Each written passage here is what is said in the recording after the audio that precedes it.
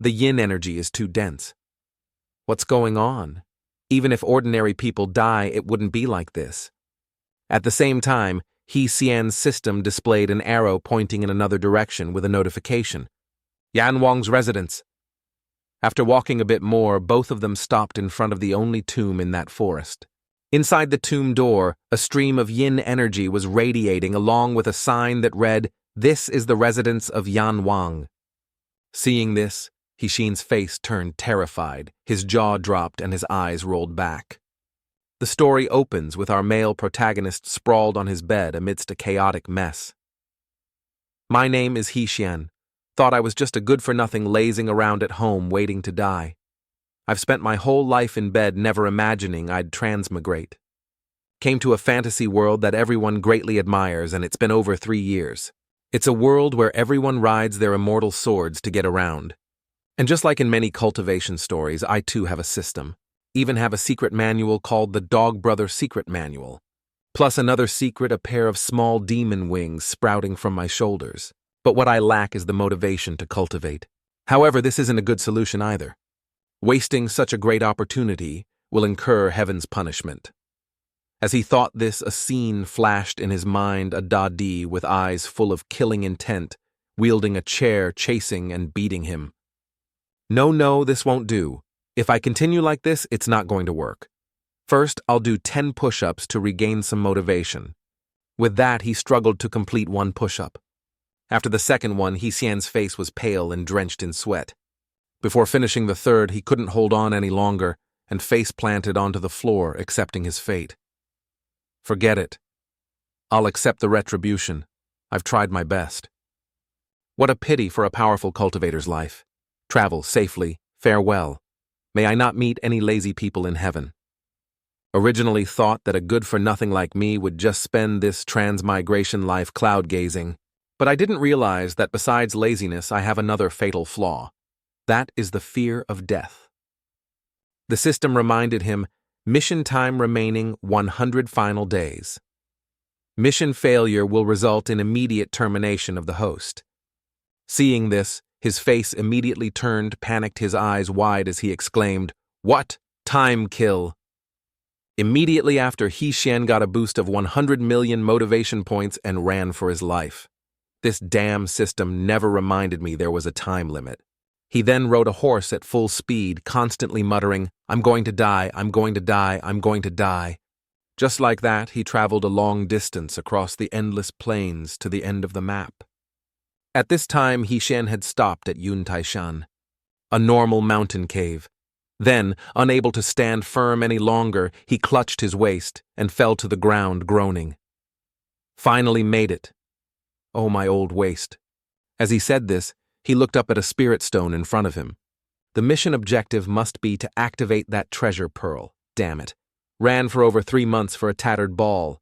Luckily, I caught up. As soon as the protagonist touched the treasure pearl, it immediately emitted a beam of energy that illuminated the entire area. Even he was pushed back by the light, squinting as he struggled to see ahead. The system then displayed a notification. Congratulations on successfully activating the treasure pearl. Next, allow me to introduce the situation of the Tiangong. The contemporary Tiangong is in the era of the Yu Huangda Di, and this era is called the Golden Age in the history of Tiangong.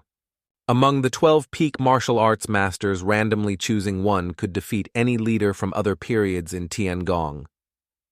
However, the entire Tiangong was still destroyed in the year 1473 of the Jade Calendar, and all 12 peak martial arts masters died in battle. The masterminds behind the scenes were 9 mysterious figures who suddenly appeared from the west, calling themselves the Black Sin Organization.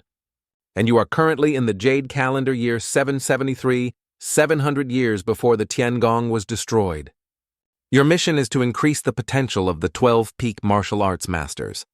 Let them surpass themselves and develop into grandmasters above grandmasters to save the common people in 700 years from now. The introduction reward is complete. Congratulations on completing the first mission and receiving the reward. Holding the reward in his hand, He Xian was surprised to see it was the Da Sheng Ge, consumable item. It can allow the user to achieve peak strength for a short period capable of defeating Buddha. The system then announced the start of the second mission. Mission objective: go to Hua Guo Shan and find Sun Wukong in his rookie stage, and increase Sun Wukong's potential value by 30%. After the announcement, the screen began to display an image of Sun Wukong enraged with bullet-like eyes growling a few times. Seeing this, the protagonist angrily threw the system to the ground and shouted, "How can you call this the rookie stage? And is it necessary to travel half the map just to watch a video? Can't I just do it directly on the system? I really suspect your system is playing dirty tricks on me. Do you know how I survived for 3 months? This is driving me crazy. Luckily, the first mission was delayed for over 3 years, and this mission will probably be similar. No need to worry about solving it immediately. This is truly the most terminally procrastinating cancer patient Wolf has ever seen." But the system said no to that and displayed another notification. Time limit to complete the mission: 3 days. Seeing this, Shen couldn't remain calm anymore, flew into a rage, gave the middle finger, and shouted, "Damn system! Are you deliberately targeting me?" There's no time to stand around talking anymore. He immediately attached an engine to his rear and sped forward, muttering 2 words repeatedly. "Dead, dead, dead."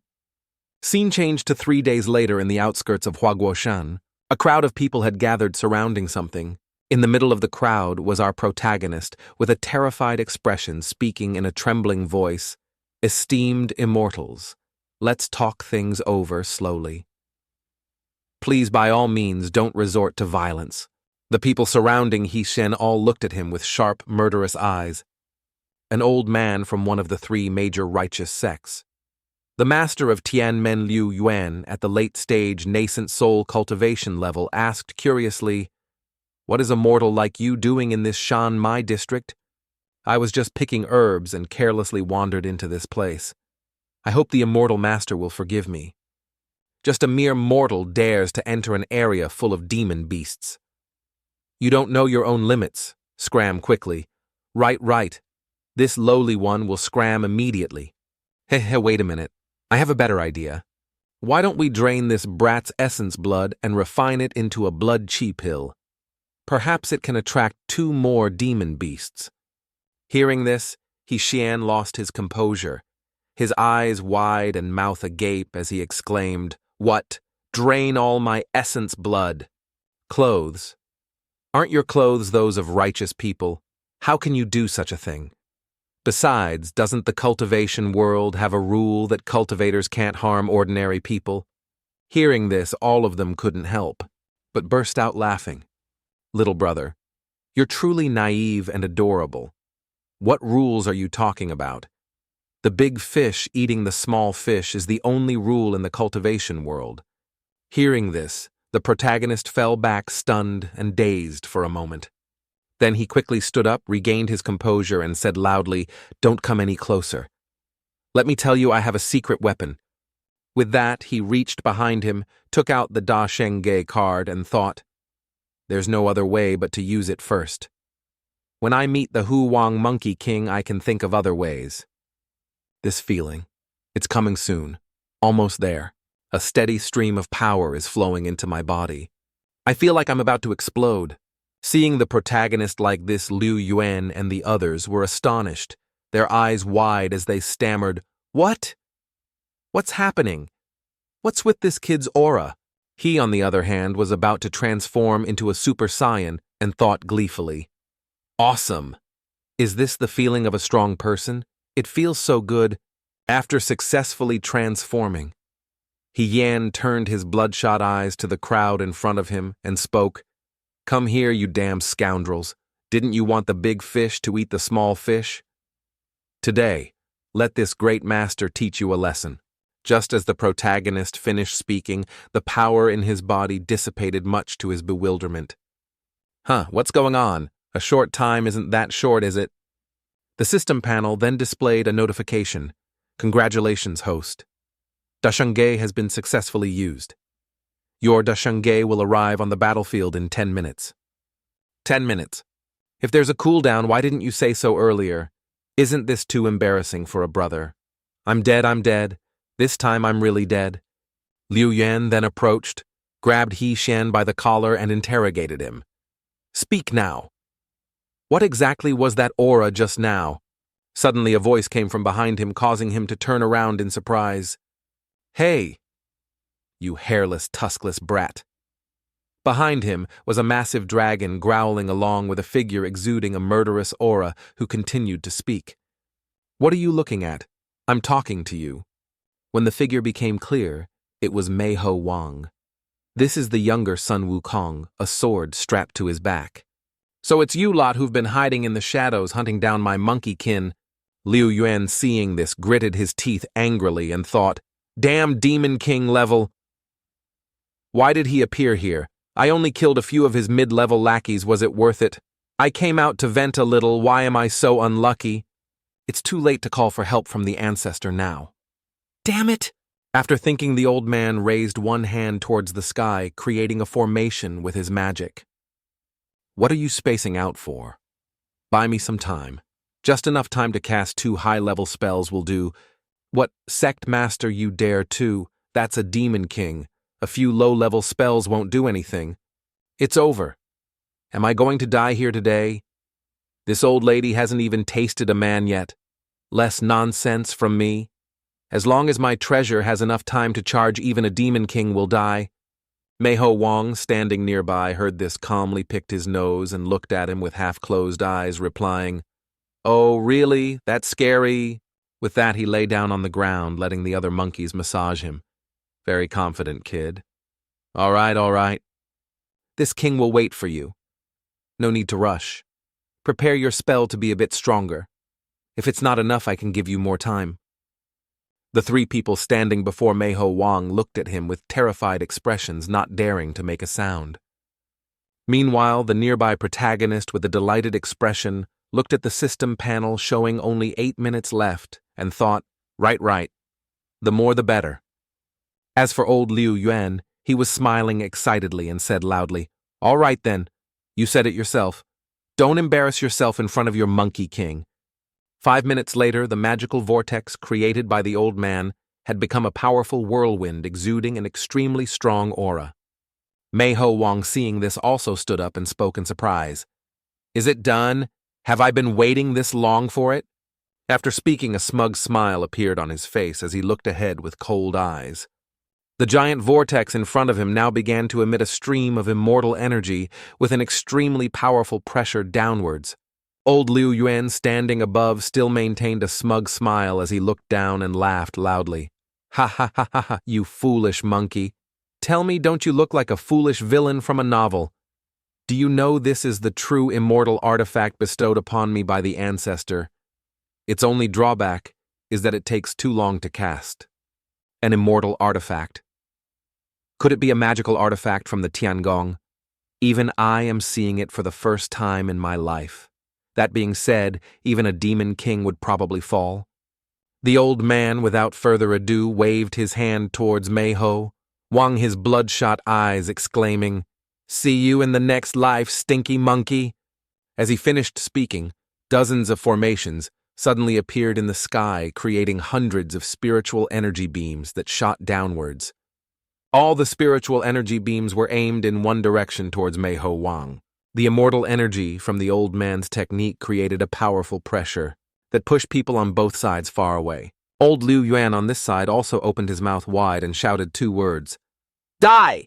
As the old man finished speaking, dozens of spiritual energy beams also shot towards Meiho Wang. Seeing this, he wasn't scared at all, turned to look at the camera and smiled confidently. Immediately after, all the spiritual energy beams created by old Liu Yuan shot straight down at him. Ha, turn into dust, stinky monkey. I told you once the immortal artifact is activated, you will surely die. Damn stinky monkey, unstinky monkey. But just as he turned to leave, Meiho Wang's voice echoed from behind. Aren't you celebrating a bit too early? When the old man turned back, he saw Meiho Wang had grown larger, growling in front of him, and exclaimed, What the hell is happening? Why isn't there a single scratch? And he's become so big. Meiho Wang then began to charge forward with sharp eyes, raising his fist. Look closely. Let me show you what true power is. As Mei Ho Wang finished speaking, his fist stopped right in front of old Liu Yuan, the force of the blow sending the mountain behind him flying. His two subordinates, witnessing the scene, were so astonished their eyes almost popped out as they exclaimed, One punch demolished the entire mountain. Mei Ho Wang then looked down at the old man with a smug expression and said, Want more? Kid. Liu Wen, now with no spirit to fight, collapsed to his knees, his face dazed and tearful. Then he forced a smile through his tears and said loudly, Great Lord Hu, one of a kind, I beg you to raise your hand high and spare this lowly one a path to live. Mei Ho Wang, hearing this, said nothing more, shrank his body and spared the old man. Suddenly his gaze caught the attention of the protagonist. He now realized Mei Ho Wang was looking at him, and his face turned pale with fright. Looking at his Da Sheng great sage, which still had 40 seconds to arrive, his whole body began to tremble as he stammered, Again. Great Lord, I wasn't with them. He ignored the protagonist's words and raised his fist in response. Just now, you kid gave me an extraordinarily uncomfortable feeling. Looking at the remaining 30 seconds, He Xian raised his hand to stop him, trying to stall for time. Wait a moment. I actually came to find the great king to become your disciple, sir. Become my disciple. Exactly. Master, please accept this disciple's bow. Since I was 3, this disciple has heard every day the mighty tales of Master Mei Ho Wang from Hua Guoshan.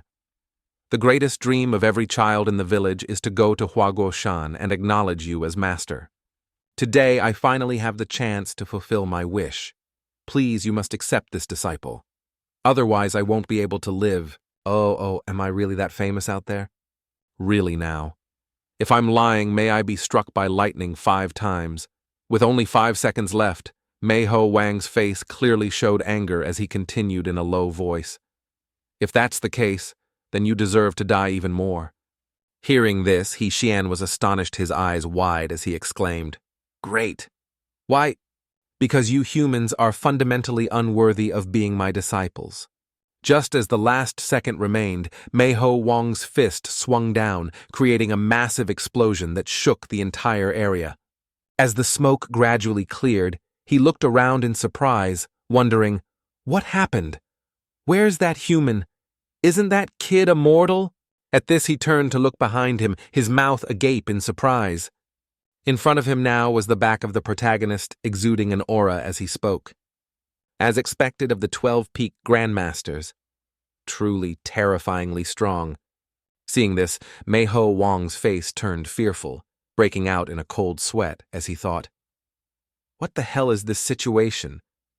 Why this familiar feeling? While he was still astonished, the protagonist suddenly disappeared from the cliff, surprising everyone there.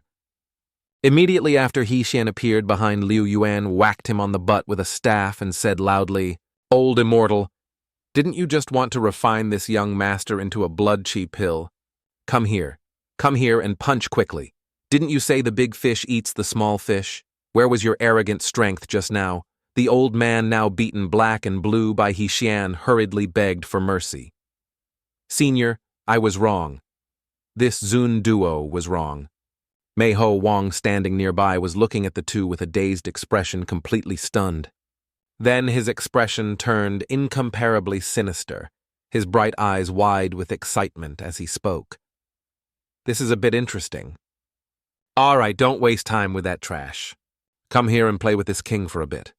Hearing this, He Xian was also a bit surprised, glancing at Mei Ho Wang and his dragon with a cold expression. Just as he was about to rush in and give him a beating, a loud voice echoed from the sky. Audacious beast. When everyone looked up, they saw a figure with an extremely powerful aura forming a circle around their body. Old Liu Yuan, recognizing it was an acquaintance, immediately opened his mouth wide and exclaimed, Immortal? Unexpectedly, it's a true immortal. Immortal, please save me. With that, the old man pointed at the protagonist and laughed loudly. Ha ha ha, a true immortal from Tiangong has descended to the mortal realm. You demons and monsters are definitely dead. The immortal above also smiled and chimed in. Not wrong, not wrong. You bunch of beasts. Seeing a high immortal from Tiangong, why don't you kneel? Tiangong, it's just a pile of feathers. When this old master has free time later, I'll carve it up there and surpass you all. With that, Meiho Wang raised his hand, gathering a stream of golden light for an immobilization spell. Then he shot a rope straight at the immortal, tying him up, while the immortal maintained a calm expression. He then glanced down at Meiho Wang with a disdainful expression, sneered, and replied, "You who don't know the immensity of heaven and earth, is this all the skill you have? Then let this revered one do it gently." As he spoke, the immortal strained backward, trying to break the rope. But looking again, he saw it was still on him, and his expression stiffened, standing there dazed for a moment. Then he tensed his butt muscles and tried again. Following that were more and more attempts, writhing back and forth, his face no longer calm as before. Realizing he couldn't break free, he accepted the truth and thought in panic, "What the hell is going on? This young master has been in seclusion for several years. Have the demon beasts of the lower realm all become this strong?" At the same time, Meiho Wang's dragon also appeared, opening its drool-filled mouth wide. Hey, I was just passing by and wanted to act tough, that's all." Before the immortal could finish his sentence, the dragon had chomped him down, leaving nothing behind, only a voice echoing out. Fellow Taoists showing off down there, be extremely careful. Liu Yue, standing below, witnessed the scene. His face drained of blood, sweat pouring down like rain as he stammered, "Hi, is the high immortal gone just like that? Isn't this too perfunctory, author?" At the same time, on the dragon's side, after swallowing the immortal's body whole, it also evolved to everyone's astonishment. Meiho Wang, standing nearby, saw this and smiled with a hint of surprise. "Ah, it can break through too." Old Liu Yan on this side had no strength left and lay on his back, helpless in the current situation. At the same time, from the dark clouds, a dragon's head changed in color, began to emerge, growling a few times. When the clouds completely disappeared, its entirely new and powerful appearance was revealed, causing those below to exclaim in astonishment, "Oh my God, it's really as big as Huaguoshan?" Wow, haha. Unexpectedly, it mutated and evolved into the Shi-Er Qi Long Wang. Refreshing. Damn, this feels so good. Now I'm the master. Even that stinky monkey is no longer... Just as the dragon thought this, a giant golden-banded staff appeared above its head, crashing straight down. Seeing this, it didn't know what to do but exclaim in panic and confusion, what the hell is that?" Immediately after, at Huaguoshan's location, a large-scale explosion erupted, shaking the entire surrounding forest. The first 12-winged flying dragon in history also vanished at the age of 765, leaving only a pool of blood at the bottom of the pit. Witnessing the scene, Meiho Wang and the others were stunned for 5 seconds before speaking in trembling voices. Huaguoshan has also vanished. Where are we sleeping tonight?" The protagonist standing nearby could only scratch his head and force a laugh, replying, "Ha, my bad. This is the first time using this Rui Jingu Bang. The size isn't easy to control. Oh dear mother. Even if I added more staff, my grandparents couldn't handle it." After thinking, he turned to Hexian and spoke firmly, "Relying on weapons doesn't count as being a hero, you know. If you have skills, let's fight hand-to-hand. Hand-to-hand combat. All right, then. What do you want to compete in? Strength, speed, or endurance? You choose whatever you think you're best at. This revered one can do it all. Got plenty of ideas. You just have a slightly more powerful weapon. What are you showing off for? Then this king will use my unparalleled speed to abuse you." Hearing this, he tried to appear calm on the outside, but couldn't help but snicker inwardly and exclaim, "You stupid, stinky monkey! I am your future. What I'm best at, I'm not even sure myself." At this moment, Meiho Wang in front of him exuded an aura and continued to speak. At the end of the continent, Penglai Shendao Penglai Immortal Island birthed an infinite colorful lotus. Do you know about it? Of course I know. Very good. Then whoever gets a petal of the infinite colorful lotus first wins. With that, he didn't even give a signal and rushed forward, leaving the protagonist behind. Then he summoned his somersault cloud and flew away. In an instant, he disappeared into the sky, only his last words echoing back, "This old sun is one step ahead." Liu Yuan and his subordinate, standing to one side, saw this, and couldn't help but exclaim in astonishment, their mouths agape, "Peng Lai Xian Dao." It's estimated to be millions of miles away. At this, the old man also turned to look towards the protagonist, but didn't see him, and was once again astonished, continuing, "That monkey has disappeared too."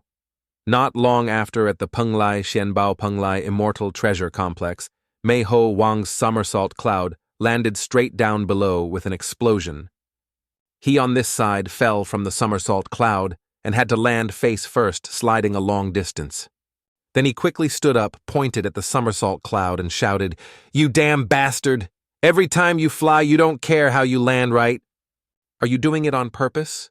This damn cloud is clearly doing it on purpose." After shouting, Mei Ho Wang finally began to notice the petals of the infinite colorful lotus.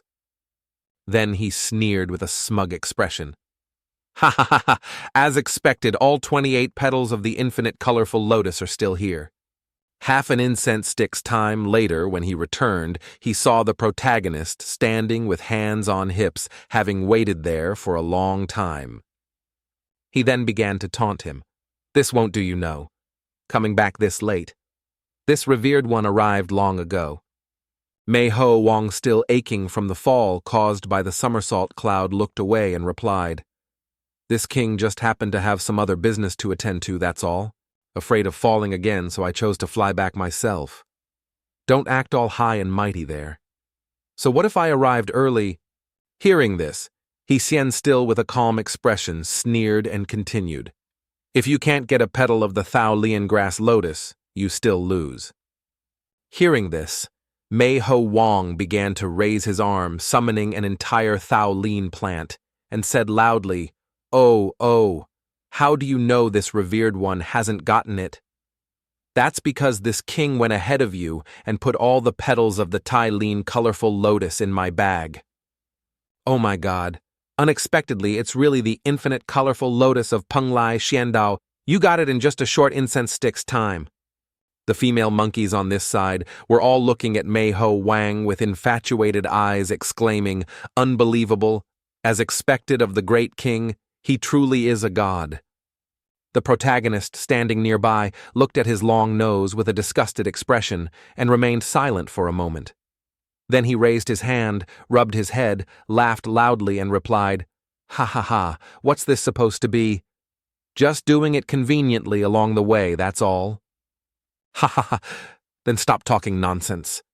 Hurry up and admit defeat. But there's a reason why this revered one couldn't get the Tai Lin. Because I truly didn't expect this body to be so fast. As soon as I ran up, I immediately attracted the attention of all the gods and Buddhas. To ensure safety, I had to stop quickly. Not going to get the Tai Lin." Those standing nearby heard this and looked at him with wide, astonished eyes, half believing and half doubting. Mei Ho Wang at this moment couldn't help but burst out laughing. "Ha ha ha ha ha! You're quite good at bragging, too. What gods and Buddhas are paying attention? Why don't you just say the Yu Huang Da Di saw you and was so scared he fell down? If you can really do that.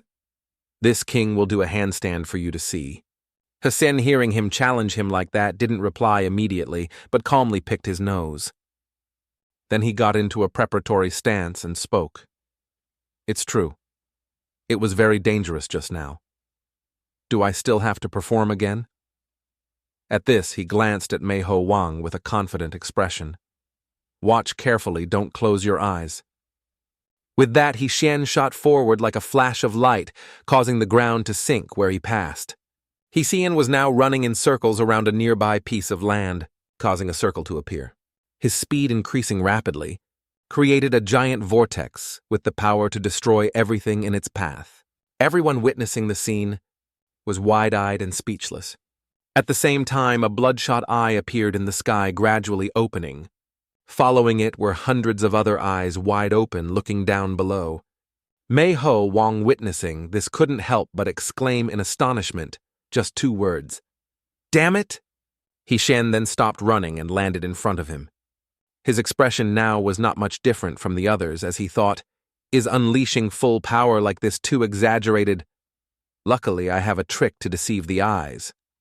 Next time I can't use it carelessly. Too dangerous. At this moment, the young Meiho Wang felt an emotion he had never experienced since jumping out of the stone. Then he realized what this emotion was called, the emotion of disappointment. Ding ding. Congratulations, host, for successfully increasing the young Wukong's potential by 5%. Current potential value 15%. Meiho Wang now sat dejectedly on the ground, a disappointed expression on his face as he spoke. I lost. But I'm not convinced. You definitely relied on those luxurious items on you. Winning without using martial arts. If you say so, can I lend you my equipment to try on? That way you won't have any more excuses, right? All right. Then give it here. Watch me beat you into a pile of crap. At this, he suddenly stopped, blushed, and unexpectedly remembered something. Then he turned back to the protagonist and continued. How about I spare you today first? We'll fight again some other day. Little brother, let's go. Hearing this, he was a bit surprised, glaring at him with a confused expression, question marks appearing above his head. His subordinates standing nearby were also surprised and spoke up in unison. Boss, this is a golden opportunity. That's right.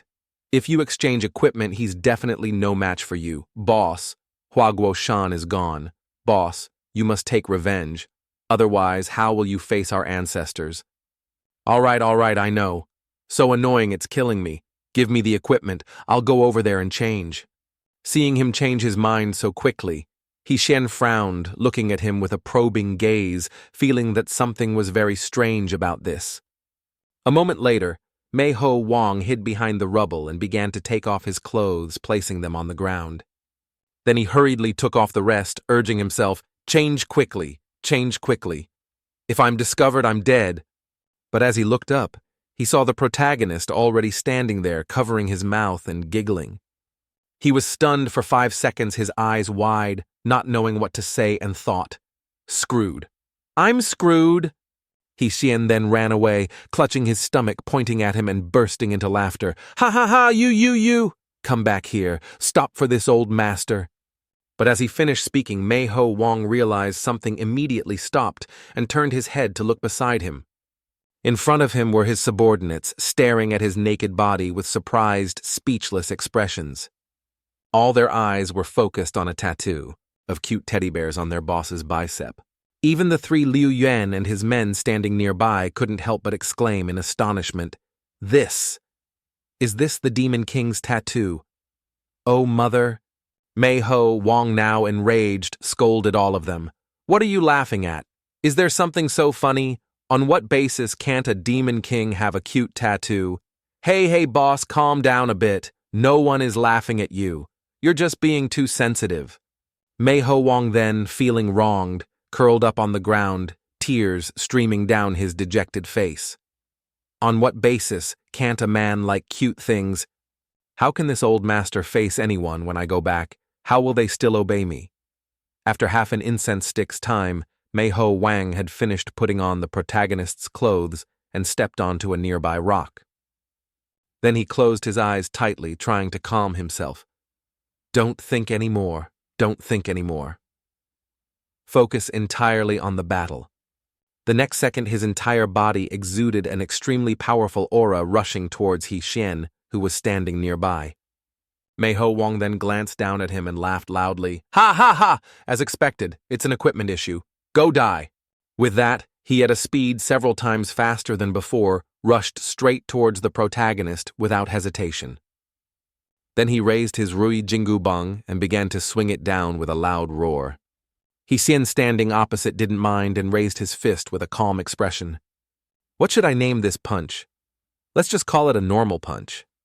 Meiho Wang, seeing this, spoke disdainfully. A move with 100,000 openings, how can it defeat me? As he finished speaking, their moves clashed, causing the surrounding ground to shatter into small pieces. Even from a distance in the air, the shockwave was clearly visible.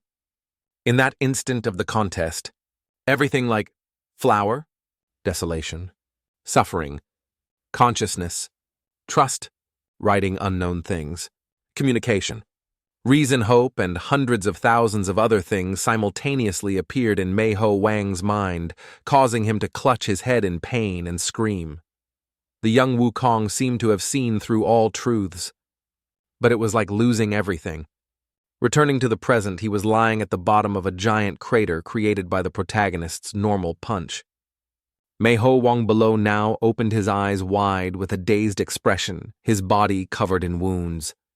He-Shen, standing at the edge of the crater, saw him wake up, smiled, and said, "Can't understand it right. What you just experienced is called Tao principles. It's a kind of realm power." Hearing this, he immediately jumped up and hurriedly asked, "How can I achieve it?" "Your martial Tao is too obsessed with perfection.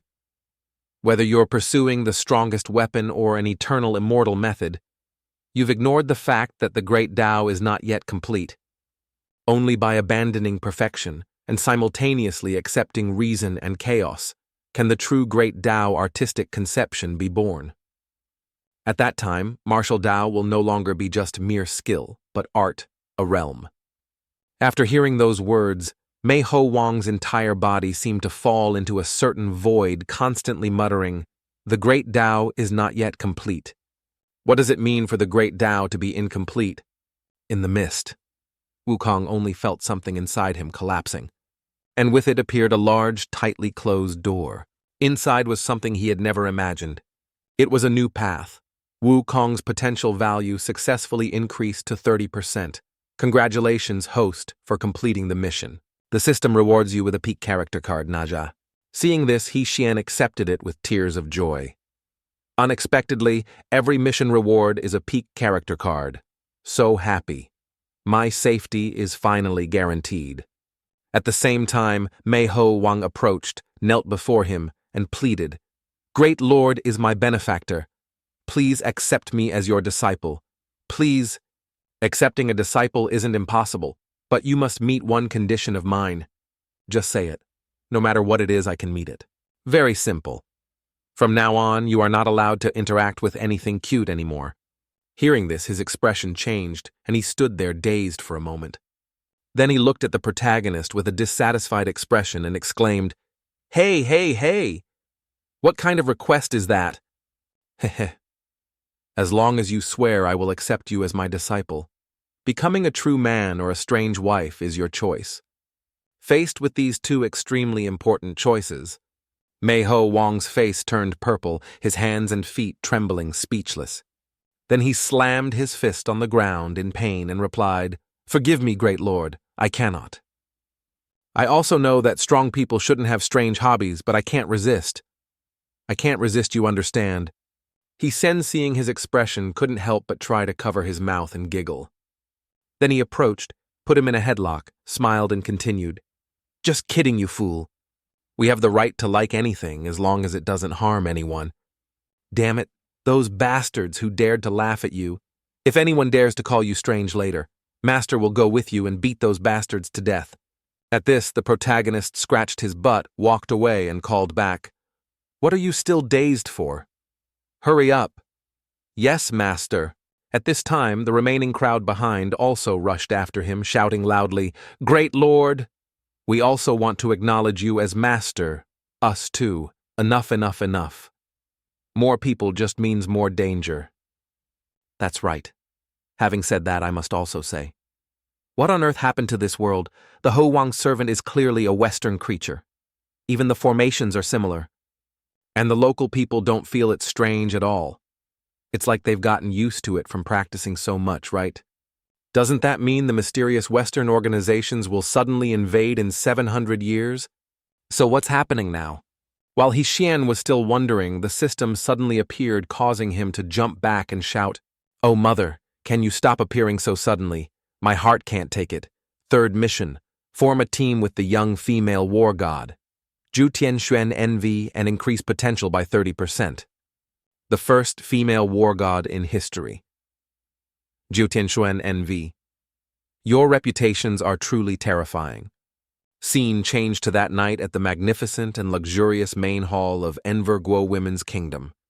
Inside is a four-dimensional space with countless formations of various sizes. On this side is a demon king tied up by chains from those formations. He then turned to look at a figure sitting on a nearby chair and spoke as expected of a country's monarch. Truly not on the same level as those minor sects and factions. The woman he mentioned is the Queen of Enverguo. Queen Shi Liang, sitting on this side, also began to reply, 3 days of hard battle to capture you, Demon King. No need to struggle anymore. The Demon King now gradually transformed his body into a skeleton with 2 bloodshot eyes trying to escape the chains. Even if you turn into a pile of dry bones, you can't escape. Once the Tianji Heavenly Secret Grand Formation is formed, no one in this entire cultivation world can dispel it. This king is this confident. The continent's #1 formation is indeed not an empty reputation. But what if this king says, I have grasped the true power of the realm? Just as he finished speaking, another dimension appeared from under Shi Liang's feet, to her astonishment. Immediately after, with its extremely strong suction force, it easily pulled Shi Liang's entire body inside. Inside now was another dimension, dark as ink, along with the Demon King's voice. How about it? Very magical, right? This is this king's realm power, domain of power. In here, this king is the true god, the lord of all existence. At this, he tied her up just as she had done to him. And you can only let this king arrange things. Kakaha, you lost. From today onwards, the entire Enverguo women's empire will be my toy. Of course you're included too. My beloved queen. Scene changed to 7 days later in the outskirts of Enverguo. Heshian's back is seen approaching step by step. He is now looking at the city gate in front of him with a dejected expression. Can I see Enverguo already? I really don't want to complete the mission at all. Meiho Wang, hiding behind a rock, peeked out half his face and spoke in a weary tone. Master, do you really want to transform into this form? Are you done transforming yet? Quickly let me see. He then stepped out in a chibi form, blushing shyly, and replied, I like cute things, but isn't this a bit too much? At this, Wukong couldn't take it anymore, covered his face with both hands and said loudly, Damn it, so embarrassing. What's there to be embarrassed about? Didn't I tell you already? This is part of cultivation. You'll understand later. When has Master ever harmed you? So lovely. Actually, Heshian's inner thought was to bring along such a harmless mascot. The chance of direct enemy encounters is reduced by 50%. While the two were talking, someone was secretly observing their every move from behind a nearby rock. He then, with an extremely cunning expression, smiled smugly and continued to observe with sharp eyes. The old man, then, along with another person, appeared and approached the two, smiling as he spoke. You two esteemed sirs look unfamiliar. You must be travelers visiting here for the first time, right? Such a tiring journey here, you must need a place to stay, right? There's entertainment too, you know. Hearing this, the protagonist stood dazed for a moment, not yet processing the old man's recent words. Then a scene of the red light district from his world flashed in his mind, and sweat poured out endlessly. He said, what the hell are you thinking? Don't bring your dark thoughts into a pure cultivation world like this. How can another world have that? Definitely not. Before he could calm himself, the old man continued to approach, whispering in his ear. All young and beautiful maidens, huh? Hearing this, all the dark thoughts in Heshian's mind were 100% confirmed, along with his dazed, questioning expression. He then quickly darted away, waving his hands in refusal. No need. I'm not of age yet. The old man now revealed a sinister expression and continued, To be frank with you, esteemed guests, Enverguo is already in the hands of our great lord. All the beauties in this entire province can do as you wish. Hearing this, Heshian was a bit surprised, stopped, and wondered. In his hands, the old man then took out a treasure pearl, presented it to him, and replied, If you don't believe it, take a look at this. At this moment, the treasure pearl in the old man's hand began to project images of girls with full figures in various poses, as if calling out to the protagonist. Seeing this, his expression turned astonished. frowning in disbelief. If you're not satisfied enough, if you want more excitement, we have that too. The more he spoke, the more smug his face became, with an evil aura surrounding his body. As for the extent, there's nothing we won't do that you can't think of. Wukong at this point couldn't listen anymore, gritted his teeth and shouted angrily, "You damn scoundrels, bastards!" As he finished speaking, his fist landed squarely on the old man's snout. The old man, one cheek swollen, said in surprise and haste, "You? What are you doing?" Wukong then jumped on the old man, grabbing his throat with one hand, raising his other fist. "What am I doing?" "Of course I'm carrying out heaven's will." Just before his next fist landed, He Shen, standing to one side, quickly spoke up to stop him. "Wukong, stop quickly." "Ha ha ha ha, my apologies. My disciple doesn't understand things and has offended you. We'll leave right now." At this, he carried his disciple, dashed off, waved goodbye, and said he wouldn't see them again. The old man, sitting on the rock behind, looked at the old man in front of him and asked curiously, "Just let them go like that?" The old man, now recovered from the wound on his face, looked at the protagonists retreating back and replied, "Forget it. That weakling isn't the person we're looking for." A while later, after the two had gone quite a distance. But Wukong was still fuming about what just happened and didn't even look at the protagonist, frowning as he looked ahead. The protagonist standing nearby also noticed this, turned to look at him, smiled, and said, "What's wrong? Angry?" "No. If what he said is true, his boss has occupied the entire enrollment.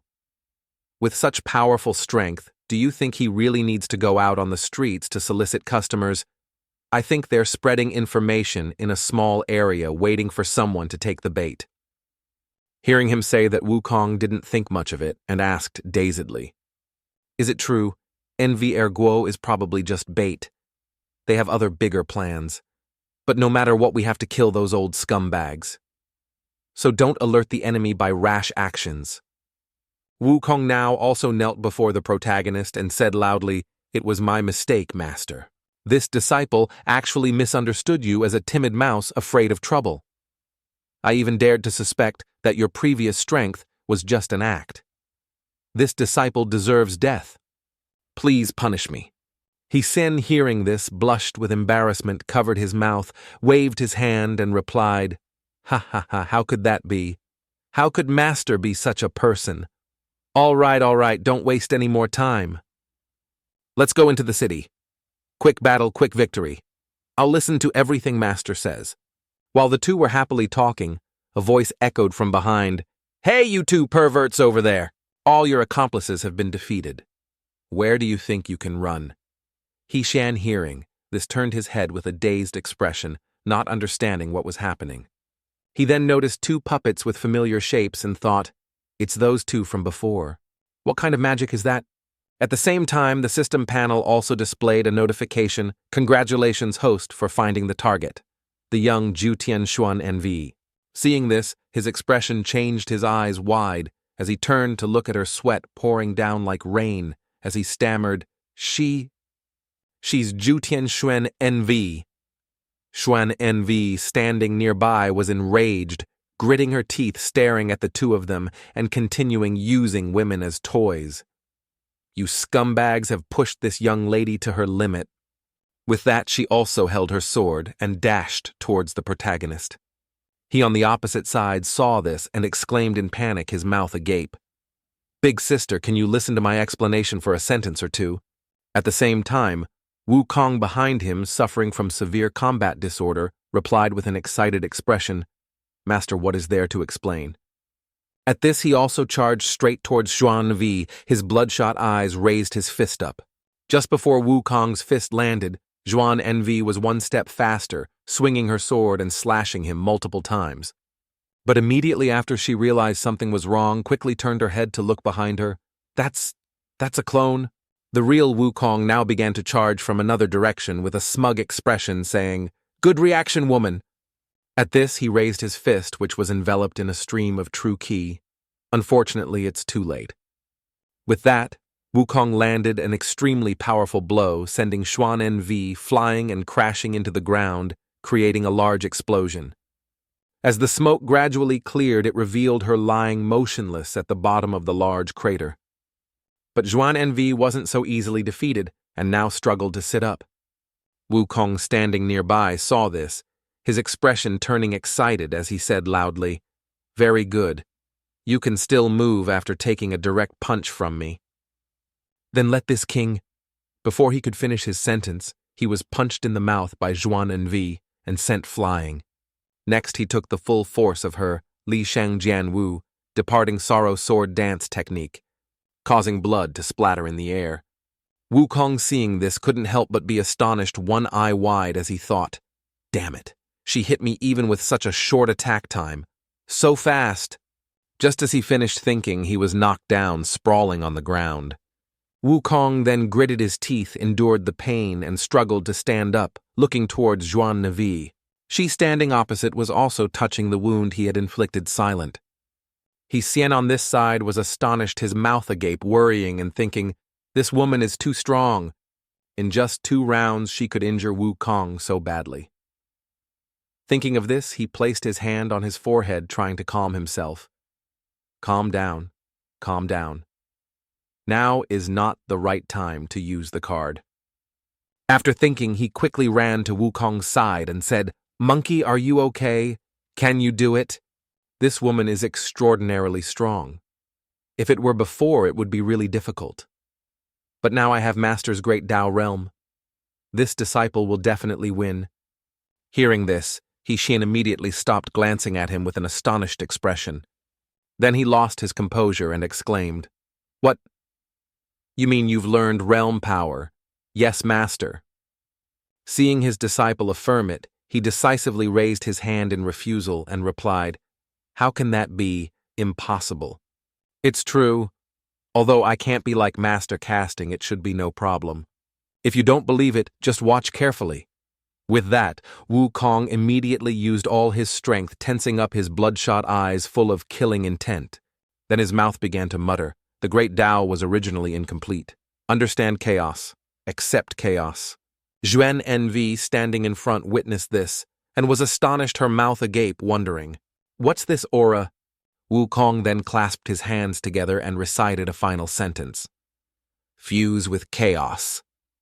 As soon as he finished speaking, he exuded an extremely powerful aura, causing the surrounding ground to crack.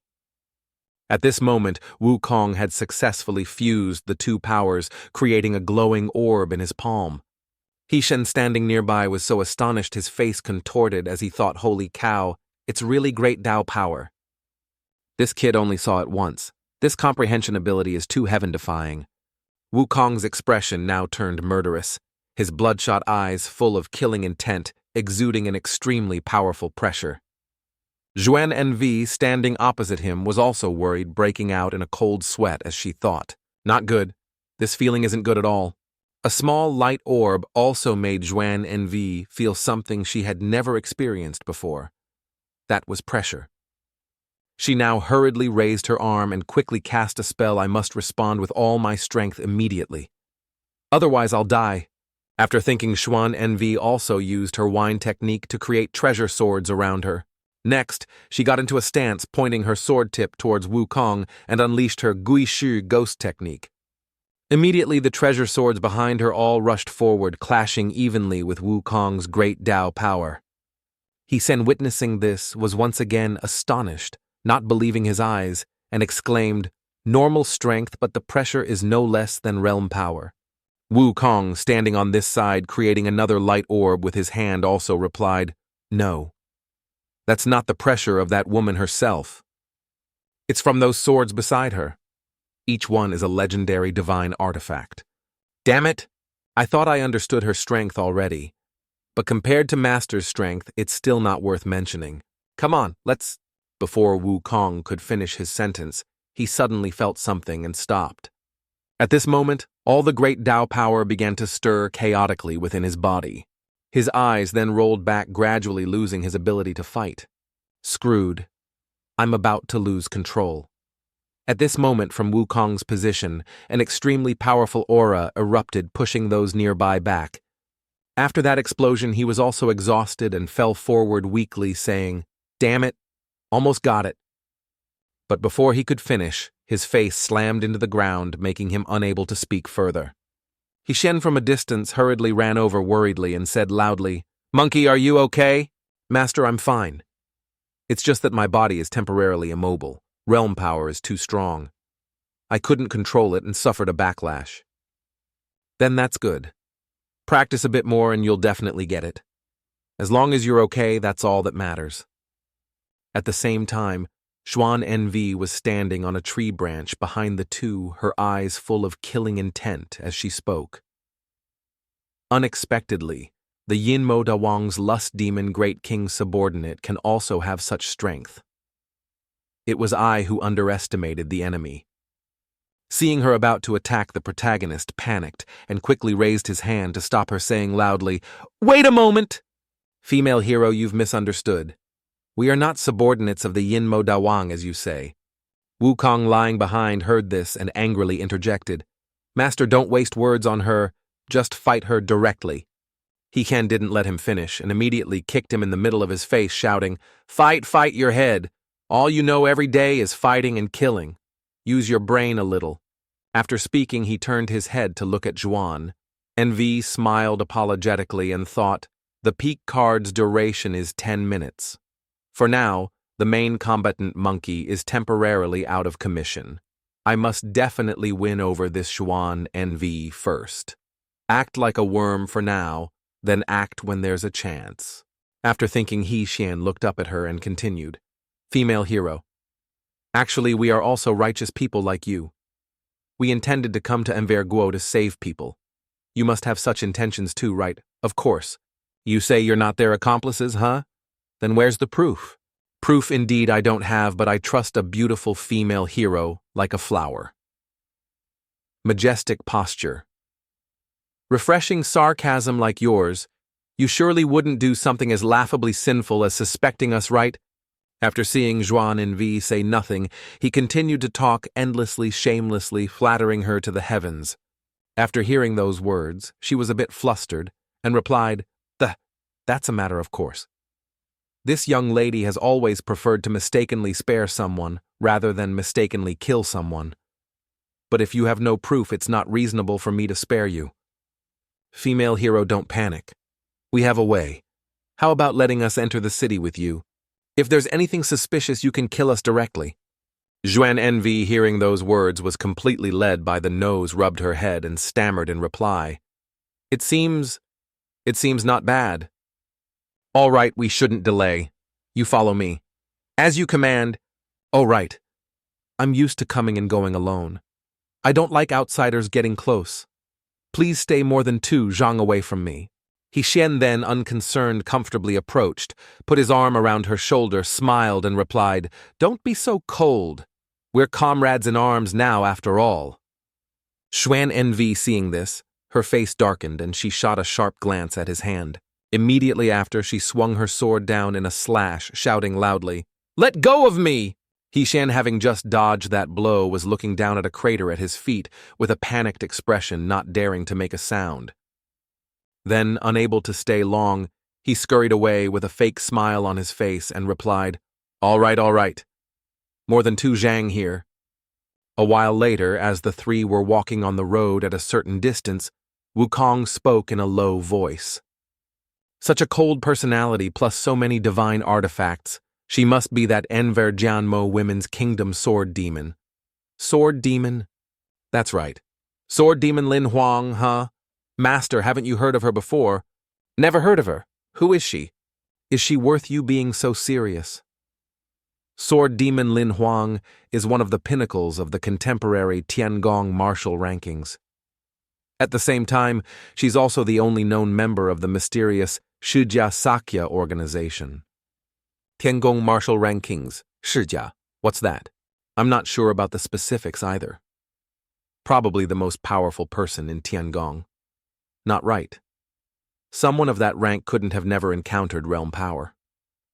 But just now she looked like she was seeing it for the first time. At this, Xian wanted to get some information from Xuan NV and called out to her, "Hey, female hero. Walking so far apart isn't good either. Aren't we supposed to fight side by side later?" We also need to discuss strategies and tactics, right? How can we do that from so far away? Before the protagonist could finish, she interrupted him, surprising him. Who needs you to fight side by side with me? Wouldn't it be better to fight together? Monkey says in a bit he will. No need, no need. I'll solve it myself with my own strength. I don't need others to interfere. Hearing this, both of them felt a bit dejected and didn't know what else to say. Wukong then couldn't contain his anger and shouted, "You're so young. What are you showing off for? On what basis do you think you can do it yourself?" He Xian at this point didn't let him say more quickly, covered his mouth, forced a laugh, and whispered, all right, don't say any more. Xuan NV, walking ahead, also spoke up, I also didn't say I would definitely win. If I lose and die, it will naturally be your turn to act. But until then, I don't need help. Hearing this, he could only remain silent and watch her walk forward step by step, looking at the indifferent back in front of him. For some reason, He Xian suddenly felt an indescribable loneliness. After walking for a while, all three arrived at the gate of Tuergo Disciples' kingdom. He Xian now with a curious expression looked at it and thought, I wonder what the scenery behind this gate will be like. At the same time, Zhuan Envy also turned her head to look at both of them and spoke. Let me remind you again, my business doesn't need others to interfere. Understood, understood. Guaranteed not to interfere. Extremely enjoy watching drama unfold eating melon. Very safe. After giving instructions, Xuan Envy pushed the gate and entered. As the gate opened, her expression immediately turned angry, frowning at the scene before her. Opposite the three was a demon beast with a strange appearance exuding an aura around its body. It then approached the three and began to speak, Ayya, ayya. Another group of fools has arrived. He Sen, seeing it, his face immediately turned panicked, sweat pouring down like rain, as he thought, it's Demon King level. Monkey can't guarantee his own safety now. I need to think of a way for Zhuan Envy to fight while protecting me. Wukong beside him was also looking at the demon beast with a disgusted expression, and spoke. Can we kick these insects out of the demon race? Damn, it's so disgusting I want to die. While the two hadn't yet recovered their senses, Zhuan Envy, holding her sword, quickly dashed towards the demon beast. Hey, big sister, don't charge forward so fast. I haven't even thought of a plan yet. What if the Demon King attacks from behind? At the same time, the demon beast also opened its mouth. Then it shot all the energy beams with terrifying destructive power straight down at Zhuan Env. Immediately, those energy beams from the demon beast crashed into the ground, creating dozens of large explosions. As the smoke cleared, it revealed dozens of craters of various sizes on the ground caused by the explosions.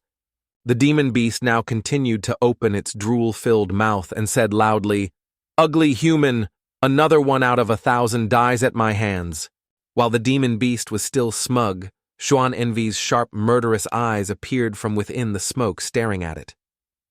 Next, she shot past the demon beast's head like a flash of lightning, leaving a large hole there. Not stopping so easily. Xuan Envy continued with a few more strikes, making the demon beast's entire body look like a beehive. Its body then exploded in midair, splattering a large amount of blood everywhere. The protagonist, standing nearby, witnessed this and was stunned, not believing his eyes. Just one strike. The Demon King vanished too. At the same time, applause echoed from the sky along with a hoarse voice. Ayya, ayya, what a pity. Hearing this, He Xian's group all turned in surprise to look in the direction of the voice. In the sky now was a figure with an extremely powerful aura surrounding his body who continued to speak. My most adorable and smug little pet. Just one slash from you and it was instantly killed, as expected of the sword demon's bloodline. Xuan Envy, standing below with a slightly surprised expression, asked curiously, Do you know my father? Not just acquainted. He and I are sworn enemies. If I can't beat the old man, this lowly one will take out a blade and slash. How about it? Am I very shameless, right? At this, he raised both hands to the sky and burst out laughing. Ha ha ha ha ha ha ha. Domain power. Open. The three He Xian's group standing below witnessed this with a shared expression of astonishment and exclaimed, "This is realm power." The Demon King then looked down at the three, smiled smugly, and continued, "Let me tell you, in this domain, this king is an absolutely invincible existence. Just moving one finger is enough to take your life." At this he waved his hand, controlling his spiritual energy ropes to bind Xuan Envy's body. Then he glanced at the other two behind her, with excitement on his face. A mortal, a heavily injured Demon King. This combination, you can't handle it. While the Demon King wasn't paying attention, Xuan Envy, though tied up, still raised her arm and began to cast a spell in response. "I don't need others to save me." At this moment, treasure swords with extremely powerful pressure gradually appeared in the sky, pointing downwards. She then immediately roared, breaking the ropes around her body, her eyes shining brightly. The Demon King, witnessing this, was astonished, his mouth agape, as he exclaimed, "How can this be? We're in my domain!" There's no absolute invincibility in this world. It's just great power, that's all. But this entire sword formation created by divine artifacts is enough to fight you. Compared to that, monkey, this strength of yours is still full of weaknesses. Wukong on this side heard this, his expression turning smug as he replied, Hey, of course. How can it compare to my master?" Heekin, hearing this, became angry and quickly covered his mouth, shouting, "Shut up. What if he hears and attacks us?" The Demon King now also landed on the ground, using his Kulu High Skull Sea Demon technique to create dozens of ferocious skulls with bloodshot eyes, all aimed at Xuan Vaz. He then immediately controlled all of them to rush towards her at high speed. Xuan Envy, seeing this, wasn't scared at all, frowned and replied, "What's the use of having a large number?" With that, she raised her sword and used her Jian Qi Ying Di Fei Wu cherry blossom butterfly flying dance, created countless cherry blossom petals. Then she struck them all towards the skulls of the Demon King that were rushing towards her. The two sides' techniques clashed immediately, creating a series of large explosions in the air. He Xian also felt this and asked Wukong beside him, "Both sides are very strong." "Hasn't Monkey recovered yet?" "Not yet, master." "Damn it. To ensure safety, I should probably prepare to activate it right, because the protagonist can't die." As he used the Naja card, the system also displayed a notification. Naja card activated. Your Naja will be on the field in 5 minutes.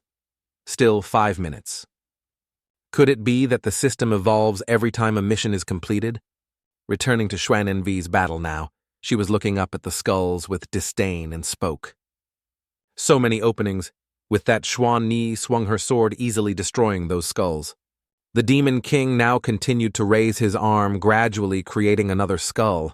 "At this moment, I'll give you this grand gift." With that, the skull in his hand grew larger, its bright eyes looking towards Xuan Envy. She, on the opposite side, had also dealt with the pile of skulls and rushed towards him. Then she began to stop and raised her sword, continuing, "Quantity doesn't equal. Then I can't lose even more." As soon as she finished speaking, a giant sword immediately appeared from the sky, crashing straight down onto the Demon King's skull. He, standing under the sword, also felt something unusual, but didn't know he was facing that abnormality. He Xian and the other standing nearby witnessed this, and couldn't help but exclaim in astonishment, "Oh my God, it's really no less than the Ruyi Jingu Bang. They're all divine artifacts after all." Xuan Envy now also coldly and decisively swung her sword down, shouting 2 words, "Huang Lo." Immediately, her giant sword also plunged straight down at the Demon King, causing a large explosion. He was suddenly ambushed and couldn't resist, only able to scream. A while later, as the smoke gradually cleared, it revealed the Demon King lying motionless in a large crater in the middle of the courtyard. A moment later, he began to struggle to stand up, speaking in a weak voice. "Damn it! It's not over yet." Xuan Envy, standing before him, now pointed her sword at his face with sharp eyes and ordered, "Raise your head. Look into my eyes." With that, a formation appeared in her eyes, causing the Demon King to be hypnotized. His body was now bound by 2 giant swords beside him. Xuan Envy, within his space, was approaching step by step, her bloodshot eyes speaking. If we're really talking about an absolute domain, my illusion technique is probably more accurate. Every second here is equivalent to a day. The mental pressure you have to endure is 100 times greater than outside.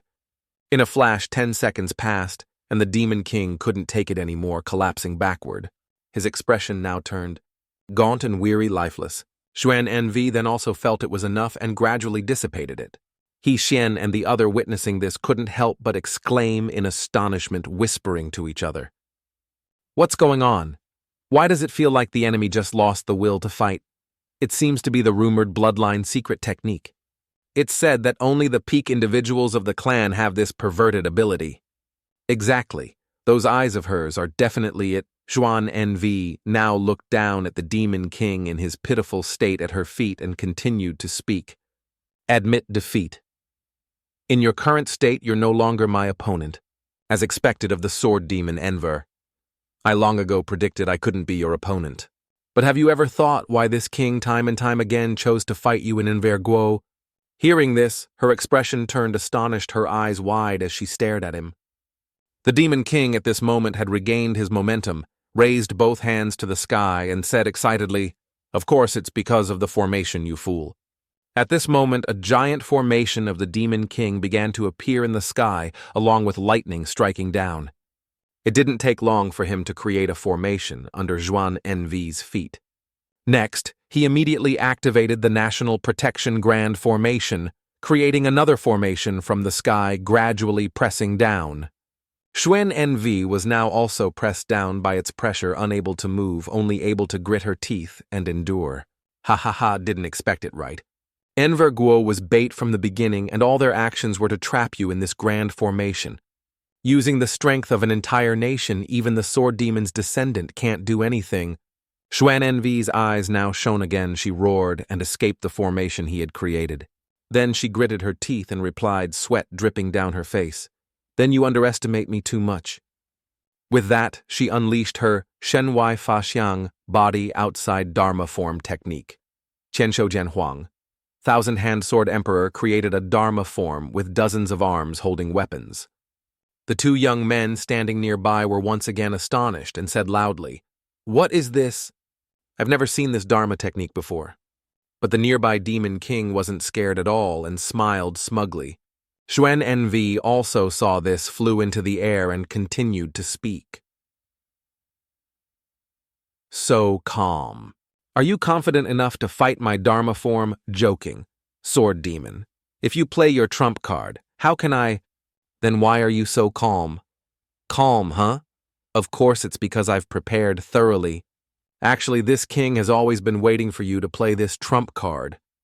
Hearing him say that, Xuan Env's expression turned surprised, frowning as she asked, "What did you say?"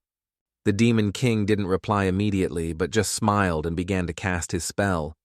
Although he said nothing, Xuan Env also realized the problem, her expression immediately turning fearful and dark. Could it be? At this moment, the ring on her finger was gradually glowing in front of her fearful face. Immediately after, long, sharp bones pierced out from Xuan Env's chest, along with a formation of the Demon King surrounding her. Hishan and the other, witnessing this, were also astonished, their mouths agape, speechless. The Demon King on this side was joyfully clutching his face and giggling. Ha ha ha, success. As expected, success. Ha ha ha, didn't expect it, right? This king actually managed to find the weakness of your trump card, which is your true body. After the Dharma form is created, if the true body suffers any damage, it will also collapse and suffer a backlash. With such a powerful Dharma form protecting you, weaknesses are considered nothing to fear. But what if this king's attack is from the inside? Hishan, hearing this thought, back to the two puppets in the old man's form that Xuan Env had quickly defeated and realized. Xuan Env put them into her storage ring. That was a trap. The Demon King on this side approached Xuan Env step by step and continued. Dharma form backlash plus the suppression of the grand formation. Now you truly... At this, he immediately swung his hands, landing a flurry of punches all over her body without any mercy. The more he punched, the more excited he became, saying loudly, "You like using special magical artifacts to turn bad people into toys for punishment. How's my intelligence? Great young lady. You don't even dare to kill people, yet you want to be the descendant of the Shuemo blood demon? Ha ha ha. At this moment, the demon king pressed her head down to the ground disdainfully and continued, Can't even last a moment anymore. Not stopping there. He continued to punch until he was satisfied. He looked at Juan Envy's pitiful state, unable to hide the smugness on his face, and asked further, Hurts, doesn't it? Regret it, don't you? My clansmen felt the same way when they met your father that year. Not calling your accomplices for help. Want to die already. She, lying before him, now resigned to her fate, replied indifferently, I admit defeat. You do it. Want me to do it? How can it be so easy? I must slowly torture you just like your father did that year. No, no. It will be more cruel. Don't act like you don't care about all that damn stuff. Fear me, fear... Or should I cripple these white thighs of yours first as an appetizer before eating? Just before the Demon King's blow to cripple Juan Envy's thighs landed, an external interference caused his technique to deviate in another direction. Seeing this, he flew into a rage and shouted, Who is it? At this moment, the person who appeared before him was the protagonist, transformed into Naja, currently riding a ring of fire on his feet. He then, like a gust of wind, rushed to hold Juan Nu in his arms, looked at her, and spoke, This guy really won't beg for mercy even if he's dying. Juan Nu was currently mesmerized by Hixian's cool and imposing face, her own face blushing.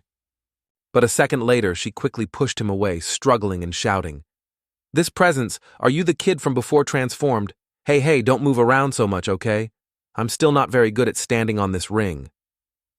The Demon King, standing below witnessing the scene, interjected with some surprise. Kid, you're indeed not an ordinary mortal. But why didn't I sense any presence from you before, detestable brat with an unknown origin? My body is too weak now. I must use all the remaining power of my realm for a quick victory. One strike to kill. After thinking this, he unleashed a full-power palm strike towards the two of them, exclaiming, All of you die for me. Zhenyu, seeing this, her face turned panicked, and she quickly said, It's the power of the realm, ignore me. Run quickly. Hixian, hearing this, glanced sharply behind him to see what was happening. Want to compare realms with me? Fine. Then I'll show you what a true realm is. As he finished speaking, he retaliated with a blow of his own, easily dispelling the Demon King's power. Xuan Nu, witnessing this, widened her eyes and looked at the male lead with an astonished expression. Meanwhile, Wukong on this side was smiling, proudly pleased with his master. The nearby animals were also terrified and quickly hid behind a rock, trembling, not daring to make a sound. Hixian didn't stop there but continued to create a Dharma image of himself with 3 heads and 6 wings. His entire body then began to glow as he looked down at Juan Nu in his hand. As for the Demon King, witnessing this scene, he was so terrified that he fell to the ground speechless. His face then softened, his eyes starting to well up with tears as he stammered, You. Hixian immediately landed opposite him, an excited expression on his face, interrupting, You what? You... Speak. Though his mouth had been open for a while, the Demon King still couldn't utter a word. In his previous life, the Demon King was a giant carnivorous eel in an unnamed fish pond. Other small fish in the pond would either flee upon seeing it, or become its food. Even if a hegemon from elsewhere came, in front of it they couldn't escape such a fate. Gradually it became an existence that other small fish dared not even discuss. Over time, life at the top of the food chain made it firmly believe it was the true strongest king of this world. Until one day, after a super strong storm hit, the entire lake was swept up into the clouds, and the great Eel King saw something for the first time in his life. The scene before its eyes now was a vast ocean with swallows gliding through the sky. After falling into the seawater, it finally understood what true ocean hegemons were at that time. It also gaped like that, staring for a long time, until it became food. Now, even though a long time had passed since that incident, it still made the Demon King once again recall the despair and insignificance of his past life and the humiliation of his self-righteousness. Returning to the present, the Demon King had bowed his head and knelt before Hixian. Great Lord, I surrender. Please spare me. In this life I am willing to be your beast of burden at your command. Hearing this, his expression became dissatisfied as he thought to himself, surrender. Are all my cards wasted like this? We haven't even fought yet, and you're already surrendering. Without much thought, Hishin immediately advanced, grabbed him by the collar, and shouted, "Stop your damn nonsense! Get up and fight me! I dare not! I dare not! I am merely an ant before the great Lord. Are you going to fight now or not? Fight or not, huh? Not fighting, not fighting. I won't fight even if I die." On the other side, Na Jia Ding Feng's incredible power also left Xuan Nu in a daze for a long time. She had only ever felt this kind of power from one person. That was her father, starting from when she was young. Zhennu had followed her father to harsh and cold places to cultivate. But such a figure of stature always left her with only a distant back view. Even during meals or sleep she wasn't allowed near. Her father told her, solitude is the most important quality of the strong. Even if it was painful, she endured. Even if she couldn't understand, she always believed in her father. One day, as usual, Xuan Nu followed her father into a forest. Suddenly she paused when she heard a sound coming from a nearby bush. Without much thought, she approached, parted the bushes with her hands, and curiously looked inside. It was a small fox looking at her with the innocent eyes of a child. One person, one fox, four eyes stared at each other silently for a long time. The fox then, without hesitation, stood up and joyfully ran towards her. That was the first time Xuan Nu had intimate contact with another living being. An unknown emotion surged into her heart. But a second later, her father's foot decisively stomped hard on the fox, causing blood to splatter everywhere. Not long after, its eyes rolled back and it stopped breathing. Xuan Nu, witnessing this, could only stare in astonishment at the fox's corpse with wide eyes. Her father, his eyes blazing with killing intent, looked at her and spoke. "What are you doing? Do you want to keep it like those low-class people? What are you standing there for? Answer me quickly." The corners of Xuan Nu's eyes began to tear up in fear as she bowed her head and replied, "Forgive me, father. You must remember, solitude and coldness are the best paths to greatness. No, it should be said, the only way is correct." After that day, little Xuan Nu no longer dared to get close to or involved with any living creature. Day after day, year after year on the vast cursed ice, the small figure was always alone. Her father's words were indeed never wrong. She had indeed quickly grown stronger. It just seemed that something had been lost unconsciously, and now looking at the unusual man before her. Clearly the low-class personality her father spoke of possessed power no less than her father's. For the first time in her life, Xuan Nu felt doubt towards her great father. So she made a momentous decision right then. She approached Hishin, who was struggling, blushed, hesitated for a moment, then spoke up to ask, causing Hishin to stop and turn his head to look at her. Zhennu, her face still beet red, glanced away shyly and continued, "Can you accept me as your disciple?" Hearing that, the male lead's jaw dropped in shock as he asked back, "Huh, what did you say?" At the same time, the system also displayed a notification. The worldview of Jutian Xuan Nu has undergone a major change. Potential value increased to 35%. Congratulations on completing the mission. Immediately after, the system rewarded him with an extremely cool Yanwang Peak card. Holding the reward in his hand, Xian's face was still bewildered, not understanding what was happening. The scene changes to an island floating in the sky called Wang Du Di Fu, capital of the underworld. At this moment, inside the palace city, two figures are talking to each other. This platinum-haired young man is holding a gem in his hand, showing it to the person in front of him. Upon seeing it, his face turned fearful and he broke out in a cold sweat incessantly. The young man then used his oppressive aura to squeeze the gem hard, causing sparks of electricity to radiate around it. Instantly, the gem shattered, erupting with an extremely powerful energy that sent the demon flying backward. As the energy gradually dissipated, the gem was revealed with cracks around it, no longer intact as before. "Oh my God. Young master, you managed to crack the dragon pearl just by using your aura. It's truly astonishing." This is the hardest natural material in the underworld. With this level of magical power, even in the heavenly palace, you could rank among the top 100 martial masters. Ha, how could that be? How could a tiny piece of trash like me compare to the great figures in the heavenly palace? But at least I won't be punished anymore, hee. At that moment, Yan Wang appeared behind him and spoke in a deep voice. What are you laughing about? Are you very happy? Seeing him, the young man's expression immediately became fearful and timid, shrinking back. Father, no, it's not like that. Yan Wang then reached out and took the precious pearl from his son's hand. Next, he looked at it with a disdainful expression and continued.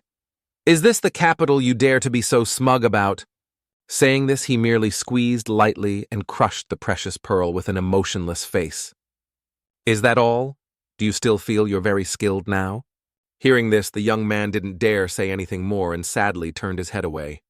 Yan Wang, seeing his attitude, glared and raised his fist. This king is asking you.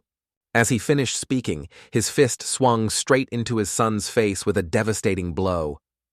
Taking that blow sent him flying backward, crashing into the wall with a loud thud.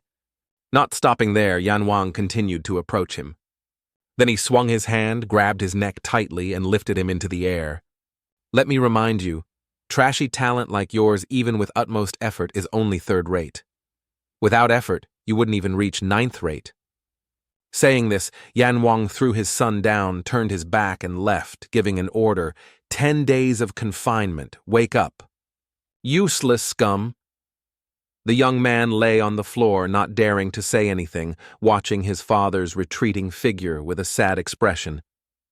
At the same time, at the temporary encampment in the mountains. On this side, 2 soldiers were standing, relieving themselves and talking. Really now? What kind of rule-breaking is this?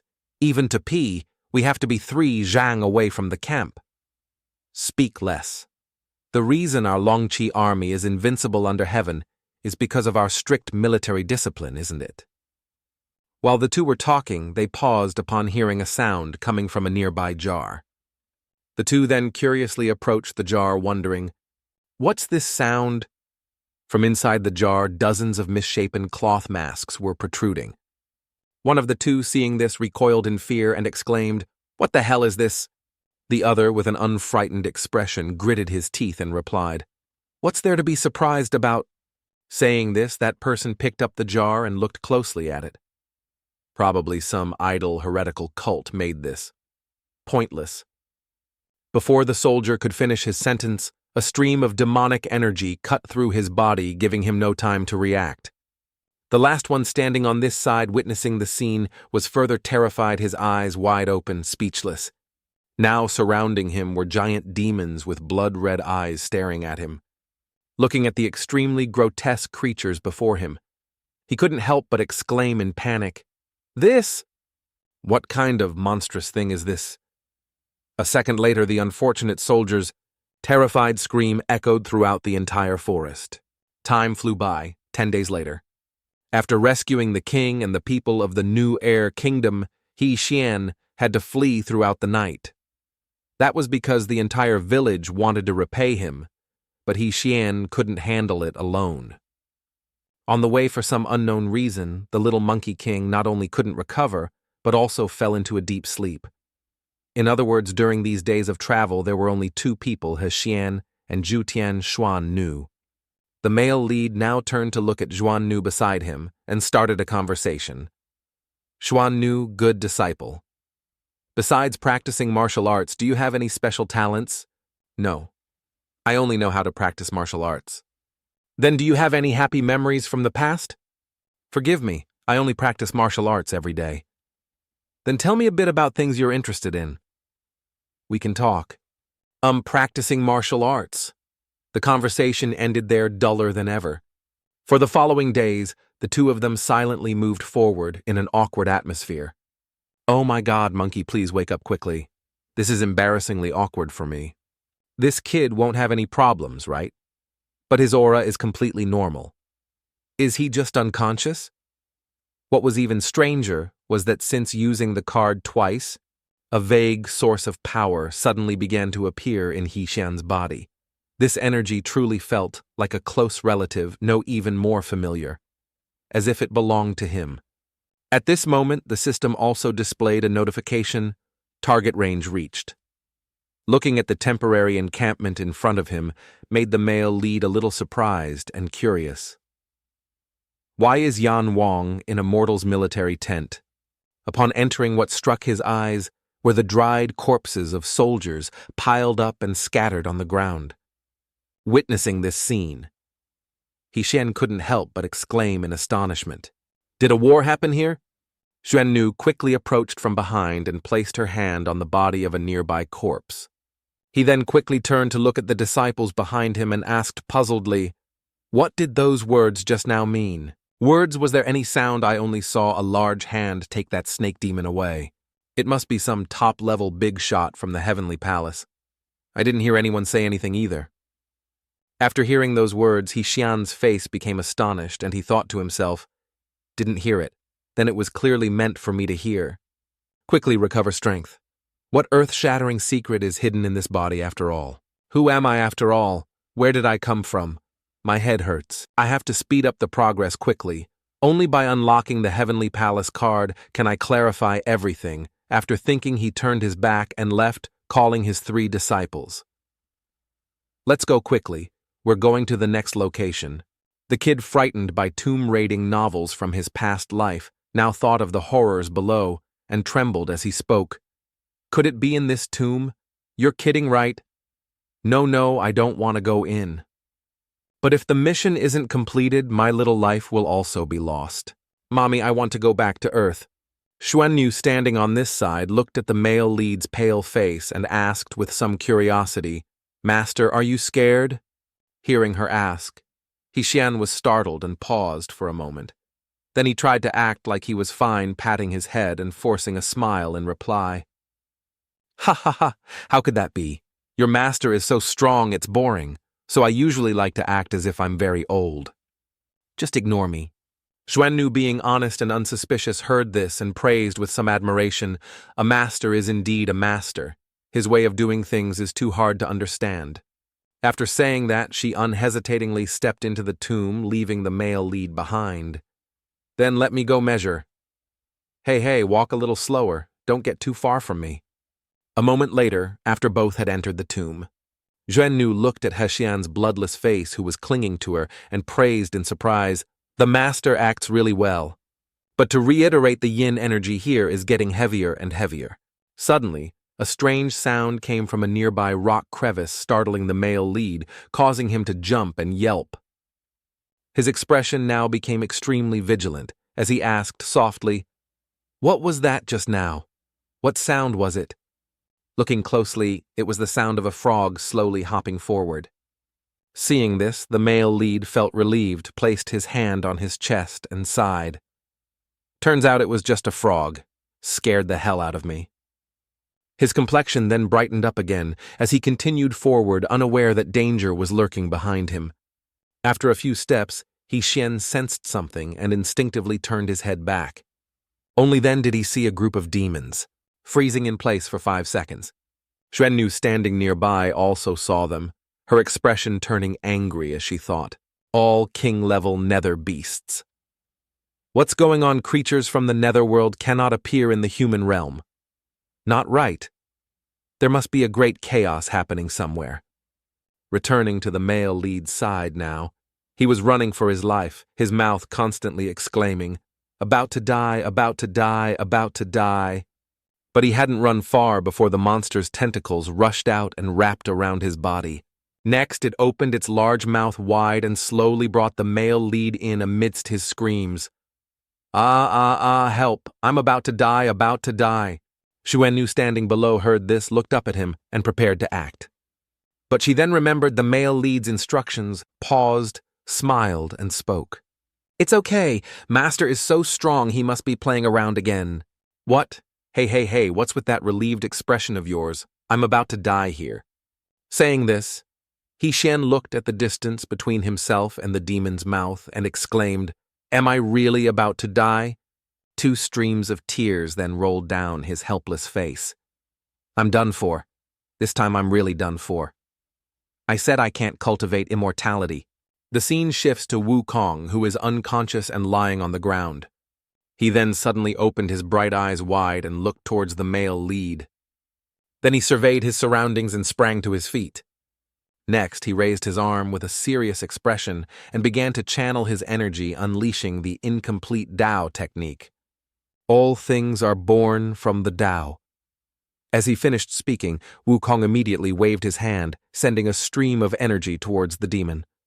The previous blow instantly created a large hole in the demon's chest, felling it.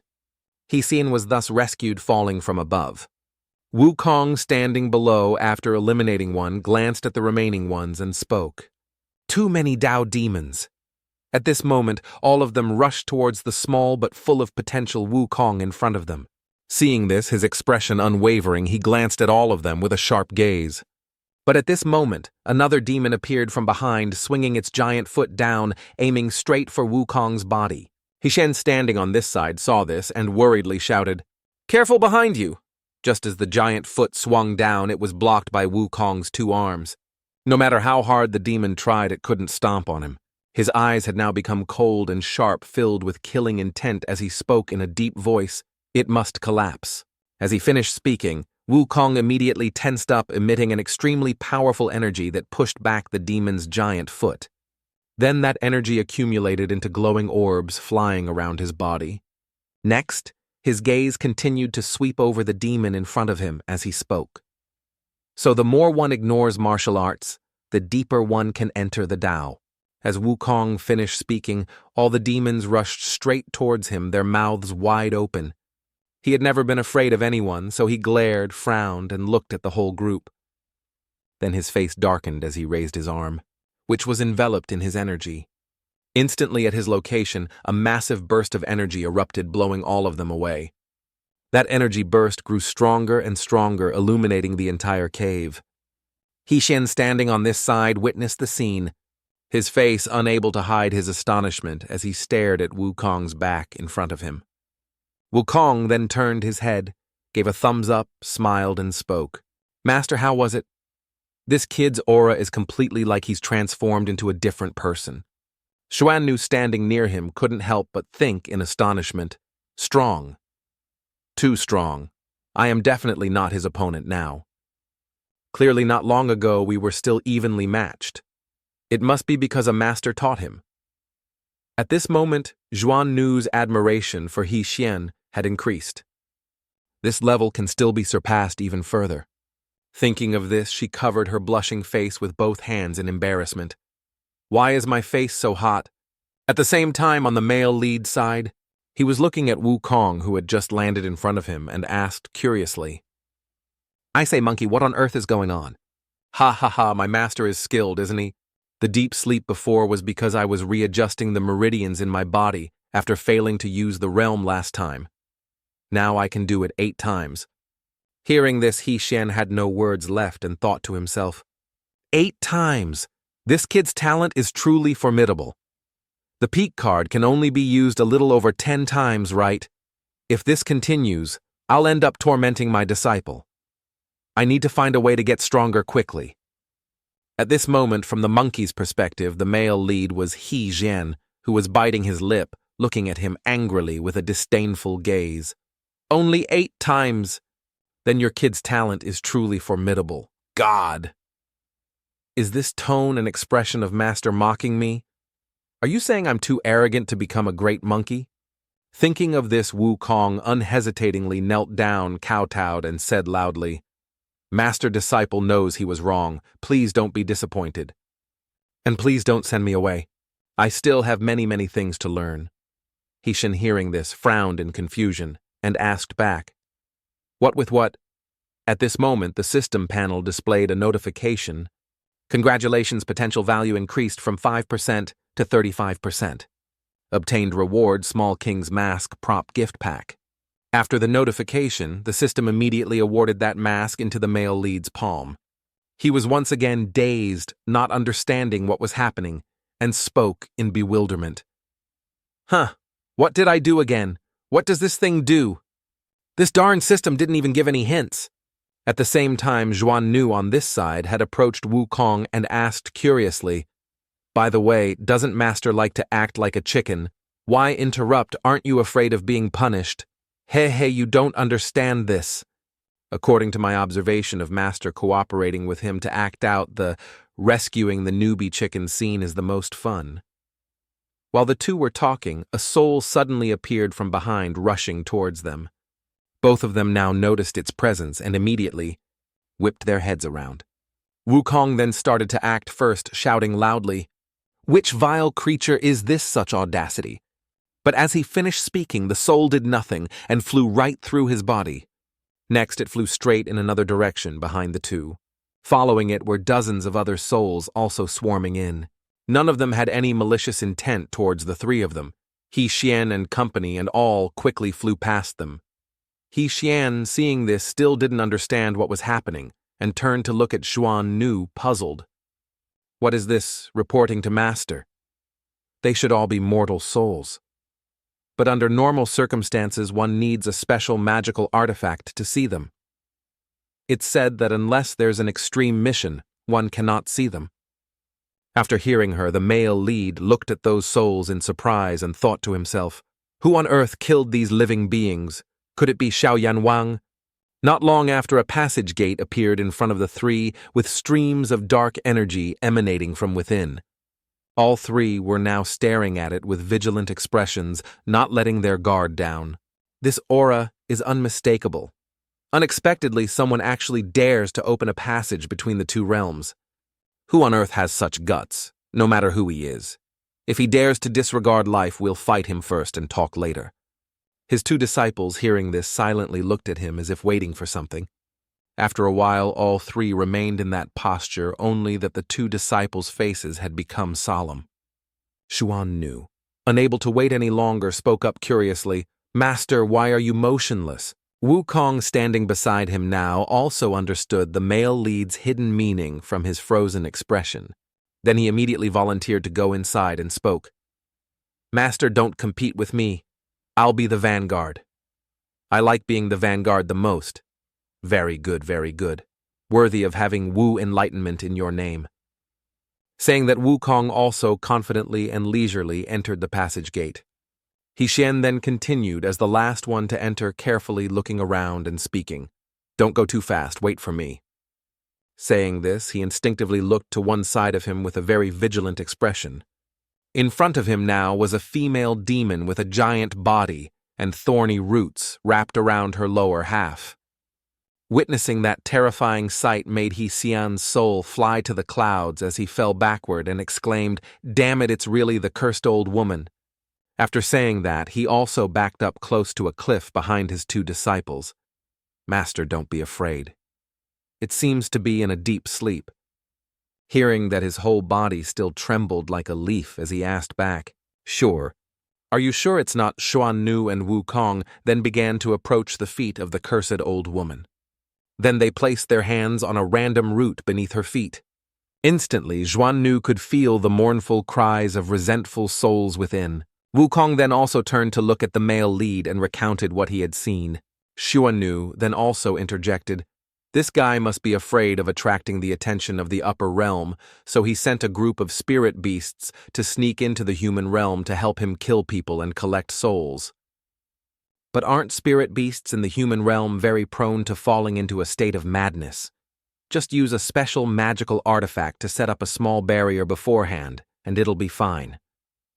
It can make a proud king-level creature become its slave. The power of this monster is immeasurable. No, this big guy is also helping someone carry out their deeds. Wukong, hearing this, gaped in astonishment, his eyes wide. "What? Helping someone carry out deeds, that's right. See the coffin hanging in its belly. The one lying inside is their true boss. Then how did you see it? I don't feel anything special. Because I recognized that its master is an old acquaintance of my father. A great figure who was once the 10th on the heavenly realm martial ranking." The two young men, hearing this, were completely shocked and exclaimed, "What, the 10th of the heavenly palace martial ranking? I didn't mishear, did I? You said he's the 10th great figure in the heavenly palace martial ranking." "That's right. I recognize the special totem on the coffin. He Shen, standing behind, heard this and quickly spoke with a panicked expression. Then what are you standing there for? Let's scram quickly. Just as he finished speaking, a voice suddenly echoed from somewhere. Want to run, try running and see. He Shen, hearing this, his soul flew to the clouds as he darted to hug Xuan Nu's body and exclaimed, Mommy, who is that? Didn't it lose consciousness? Master, it's not this big guy. It's the sound behind her. Don't panic. Wait for old son Wukong to go check first. Saying that Wukong immediately approached, looked down with an astonished expression. There really are people. In front of Wukong were the figures of two people tied up before someone. It seems like it's not just one person. The two people tied up on the vines are Hei Bai Wuchang with bruised faces. The one who had just taken care of them stood in front, smiling smugly and disdainfully speaking. The left and right arms of old Yan Wang only have this level of skill, boring to death. Don't fantasize about escaping anymore. With your strength, you can't escape. Bai Wu Chang on this side with a fearful expression quickly said loudly, That guy is really a monster. A monster, do you understand? 30 years ago, nearly 2 entire cities of common people died unjustly. It was all his doing just to relieve boredom. Do you really think such a person would be grateful to you for helping him come back to life? Stop dreaming. He'll be the first to kill you. While his soul isn't fully gathered, yet turn back while you still can. The three-eyed one, after hearing this, showed no remorse on his face. Instead, he smiled excitedly and continued, Do you really think I revived him to receive his gratitude? It's all just for chaos, my dear. Bai Wu Chang, hearing this, asked back with some surprise and curiosity, What do you mean? To make the world return to the beautiful moments of 30 years ago. What's my tiny life worth? A worthy death, my dear. Ha ha ha, just thinking about it is wonderful. This bastard is crazy. Xiaohei, let me buy you some time. Quickly, go report to the great king. It's best to still inform the heavenly court. But in our current state, how can we escape? Rest assured, my trump card hasn't been used yet. You just need to run, that's all. As he finished speaking, Bai Wu Shang instantly broke free and leaped into the air. Then he channeled his energy and unleashed a technique. 100 Ghosts, Secret Art, 33, Glass Paradise World, Seal. Instantly, the three-eyed one's entire body was frozen by Bai Wu Shang's technique. Hei Wu Shang also took that opportunity to untie himself and escape.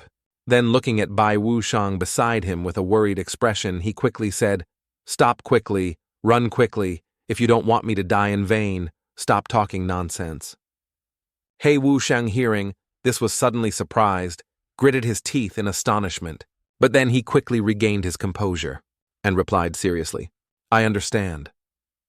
After saying that, Hei Wu Shang began to channel his energy using the crimson flowing light ghost shadow technique to create streams of spiritual power around his body.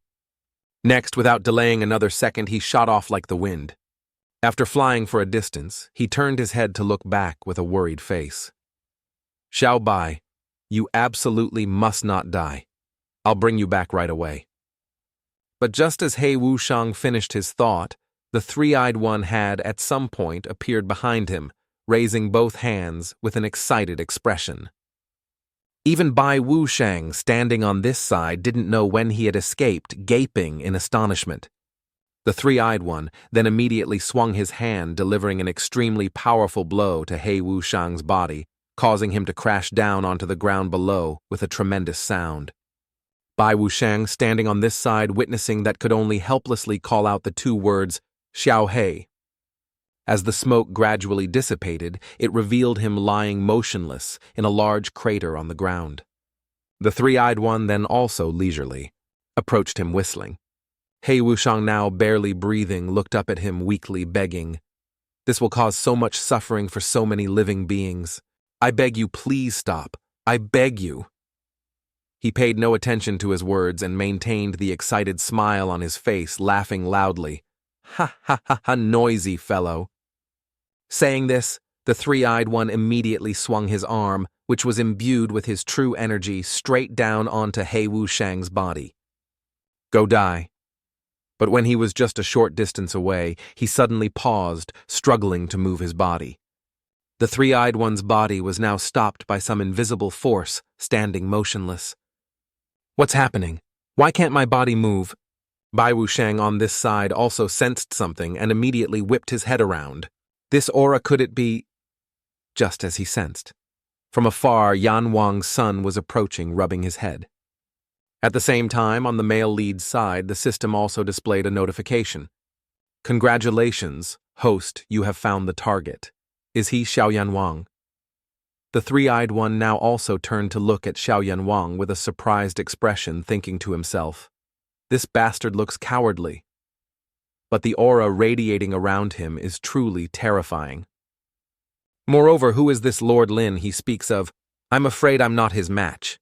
Thinking of this, he turned to look at the giant old woman sleeping behind him and said loudly, Second deity, help me. The second deity on this side, hearing this, was immediately awakened, her two bright eyes opening wide. The coffin lying on her stomach also slid off. The second deity then looked up at the sky and roared, causing the roots around her body to be released, emitting an extremely powerful dark energy. Immediately after, she and those roots began to rush towards the three-eyed one, whose mouth was wide open. In an instant, the second deity's body transformed into a stream of energy and entered his body. On his face now, half of the second deity's face had also appeared, speaking in unison loudly. My wife and I too become one, becoming peerless in the world. After the introduction, he began to lift his foot and step towards Xiaoyan Wang, with an extremely powerful aura radiating around him. Ready to die yet? But before he could be cool for 2 seconds, both he and his wife froze with bewildered expressions. Their faces then turned panicked as they exclaimed, Why can't we still move? How outrageous! Which deity are you exactly? Boo-hoo, don't play with me like this, okay? Who on earth are you? I'm really just an errand boy in the underworld. It's all Lord Qi's doing. Saying this, Xiaoyan Wang began to raise one of his fingers, creating a wave of spiritual power. If you don't believe me, I'll show you. Just as the young man finished speaking at the three-eyed one's location, a giant Qi Lin clearly appeared, holding him tightly. This damn thing is it, the legendary Qi Lin divine beast. I've grown this old and have only heard about it in fairy tales. This wave of spiritual power, even if we two deities combine, we are no match. We must find a way to escape and wait until the great senior revives. After thinking, they began to beg. Big brother, I know I was wrong. Can you spare me? Sorry, but that won't do. My father has given the order. Your father isn't here. Give me a chance. No. Father, the old master is everywhere. Hixien, standing nearby, now placed his hand on his chest and took a breath. The power of the 10th on the martial ranking is truly terrifying. Luckily, he was by the powerful Yan Wang. No, the power of that great lord hasn't even been used by a fraction. Otherwise, except for Master, everyone else would have to stand still. I affirm that. As for Master, I'm not sure either. Damn, it's that terrifying. Is he only the 10th? Wukong, standing on this side, was already full of fighting spirit, warming up his limbs with an excited expression, and spoke. Master, this person is too strong. My hands are itching too. That's good. You try against him once. Remember to be careful. Understood. As he finished speaking, Wukong immediately went full throttle, rushing straight towards Xiaoyan Wang with a belligerent expression. The young man on this side also noticed him rushing over and began to become vigilant. Just as Wukong entered Xiaoyan Wang's attack range, he was immediately bound by a ink dragon technique from him.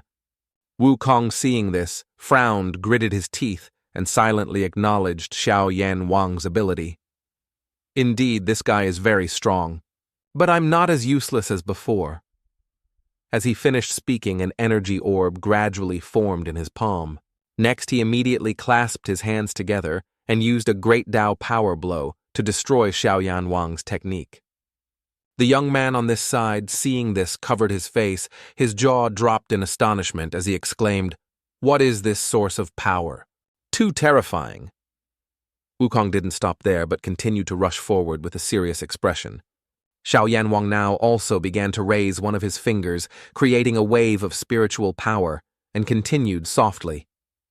So sorry, Xuan family. Divine Beast summoning Xuan Wu barrier formation. At this moment, from within his wave of spiritual power, a giant Xuan Wu black tortoise appeared, roaring a few times. Wukong, pained by its roars, couldn't bear it, fell to the ground, clutched his head, and exclaimed, "My head! Pain, pain, pain, pain." Xuan Nu, on this side, witnessing the scene, couldn't help but exclaim in awe, "All of them are rare divine beasts in the world. Each one is extraordinary. Heaven is truly unfair. How can someone with a mountain of divine artifacts criticize others? Speaking of which, one has supreme comprehension. One has supreme talent. Only my master has nothing."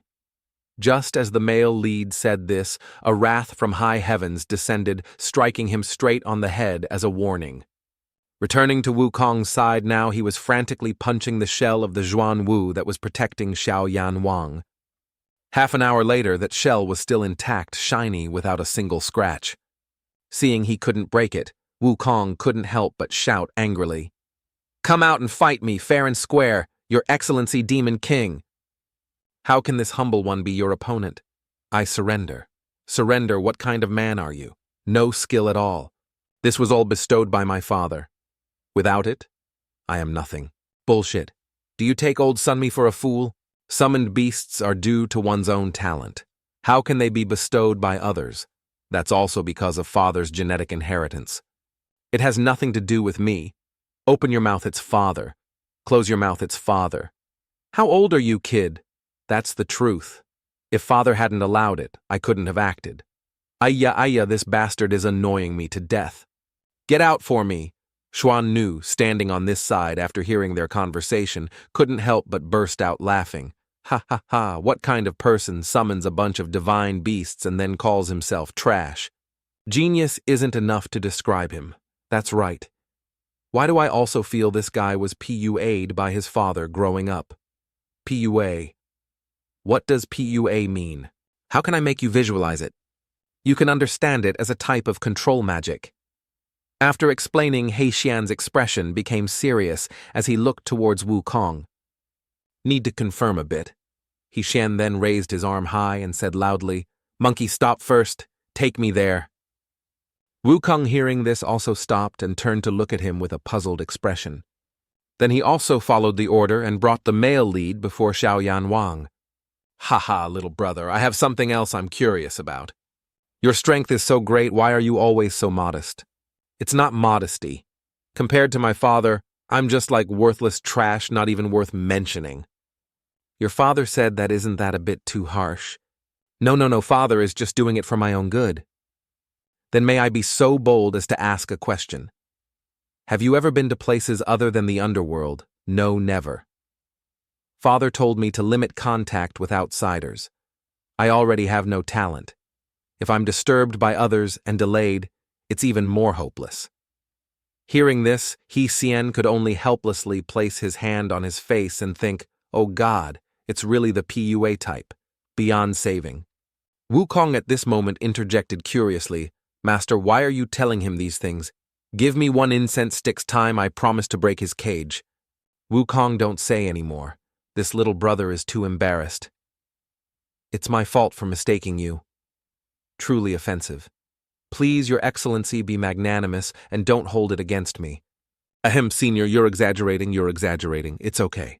If there's nothing else, I'll take my leave first. Okay. Please proceed at your leisure. Both of them then returned to their positions, watching Xiao Yanwang's retreating figure grow smaller. He Xian now turned to look at Xuan Nu and asked curiously, "Xuan Nu, are you sure your concealment artifact won't be discovered?" "Master, rest assured. This is something Father gave me. Father said that apart from those in the top 10 of the martial ranking, no one can see through it." "Aya, your father has so many treasures." Wukong, standing behind, also rubbed his head and asked curiously, "Master, then why exactly do we have to follow him? You're not planning to take another disciple, are you?" "I, of course, have my plans. This person's personality is so insecure. Even using the peak card might not increase his potential value. The key to increasing his potential definitely lies with his father. There's something else I want to say, Master. Is there something wrong with your body? Hearing him ask it made him a little surprised and curious. Why do you ask that? With Master's unfathomable strength. Before I clearly couldn't sense even half a point of spiritual power leaking out, but now I can sense a little bit leaking out. Approximately Qi condensation stage 7 or 8, something like that. Zhuan Nu, standing beside him, also interjected. I also sensed that. I thought it was my illusion. Hearing them say that, He Shan stood there blankly for a moment. Then his eyes lit up as he thought to himself, Qi condensation stage 7 or 8. Indeed, it's not my illusion. My body has become stronger again thanks to using the peak card. If that's the case, this strong sense of familiarity probably isn't wrong. Could it be that I was truly a peerless expert before? My memories were altered, and I was mixed in as a loser. While the male lead was still happily thinking about nonsensical things, Wukong beside him started pointing at Xiao Yanwang's back and spoke, Master, he's about to leave. Seeing this, he immediately dashed off, calling his 2 disciples, quick, quick, quick, following him. At the same time, in the Asura martial arts arena of the underworld, a match was being held with hundreds of spectators watching. When the signal just started, a monster rushed forward, opened its mouth wide, accumulated an orb of spiritual power, and shouted. Try this, after saying that he shot a stream of spiritual power from his mouth towards the other one. The old man standing in front of him, seeing this, raised his hand to block it gently with a smug look on his face. Not stopping there, the fat guy continued to rush forward, raising one of his arms high. Try this and see. Just as he swung his hand down, the old man in front with agile movements circled behind him and spoke. It's my turn, right, fatty? As he finished speaking, the old man immediately swung his fist, but it was quickly blocked by the fat guy. The old man then launched a kick, catching him off guard, unable to react in time, and was hit. The fat guy also didn't lose out, swinging his fist straight at the old man's face, forcing the old man to quickly raise his hand to block. The others standing below witnessing the scene couldn't hide their excitement and spoke up, worthy of being the second killing general. His strength is indeed domineering. When will we reach their level? In my dreams it seems more feasible, ha ha ha. At the same time, old Yan Wang on this side had stood up, looked at the 2 fighting in the air, and said loudly, Enough, stop for this king, a bunch of useless fools. Fighting more is just like bears fighting. The 2 of them up there, hearing this, also stopped and turned to look at him angrily, thinking, indeed the old man wants to start bullying again. Yan Wang then also began to open his mouth wide and continue shouting, With your pathetic level, you're not even worthy of this king glancing at you 100 years ago. Great king, please forgive us. It's that we subordinates didn't learn well. Don't call me great king. You are not worthy. Saying this, the old man began to point his finger at each one, giving orders. You, and you all. Come at me with all your strength. Let you remember how high the sky and how thick the earth are. What are you standing there for? Act quickly. All those people were now terrified, knelt down on the ground, bowed their heads, and said in unison, We dare not, we dare not. We subordinates absolutely dare not. Hearing this, the old man smirked and thought to himself, Forgiving you, you wouldn't dare either. After thinking, the old man's eyes turned blood red, with an extremely powerful aura, as he continued, A bunch of useless fools. If you dare to fight this king, even when you can't win, I'd still consider you men. Not like now, you are truly despicable. Damn it, believing that old bastard's dog shit. Last time the Western Ghost King believed the old bastard's dog shit words. He was beaten by the old bastard under some pretext and hasn't gotten out of bed for half a year. What the old man wants is simply the pleasure of everyone kneeling and licking his shoes. Truly an old hypocrite. Doesn't even dare to go to the heavenly palace, just madly showing off his might in his own home. He's the useless one. At the same time, Xiaoyan Wang from outside had also returned and announced, Father, your child has returned. Seeing this, the old man also glanced over and asked curiously, Finished your business? Yes, finished. Indeed, there was a demon king causing trouble, but he has been put in prison, sir. Put in prison? Didn't I tell you to bring his head to see me? Ah, didn't father say to put him in prison? Isn't this the earth prison token you specially gave me? Hearing this, the old man couldn't argue back and became furious, gritting his teeth. Then his eyes turned blood red as he looked at Xiaoyan Wang and said in a deep voice, "Are you implying this king remembers incorrectly?" "No, I didn't mean that." Not giving him time to explain, the old man had already raised his fist and interjected. "Then let me ask you, would this king give a wrong order?" As he finished speaking, he swung his fist and punched his son mercilessly in the face. Taking that blow sent Xiaoyan Wang flying far away, crashing onto the martial arts arena, causing dirt and stones to fly everywhere. As the smoke gradually dissipated, it revealed the young man lying motionless on a pile of rubble. Not stopping there, Yan Wang continued to approach his son step by step with a cold expression. The subordinates standing behind seeing this trembled like leaves, not daring to make a sound. At this moment, the old man had also reached him and looked down at his son. Then he slowly bent down and reached out his hand. Next, he grabbed his collar, lifted him into the air, and said loudly, "From now on, whoever dares to doubt this king will end up like him." "Have you all heard clearly?" The ones kneeling before the old man now also shouted in unison. "Yes, we obey, great king." Is this old man taking the opportunity to warn everyone? Even if he's wrong, he has to be right. Even a vicious tiger doesn't eat its own cubs, yet he uses his own son to kill the chicken to scare the monkey. Damn beast, with so many people around, doesn't he need to save some face for his son? Old Yan Wang now looked at his son and continued speaking.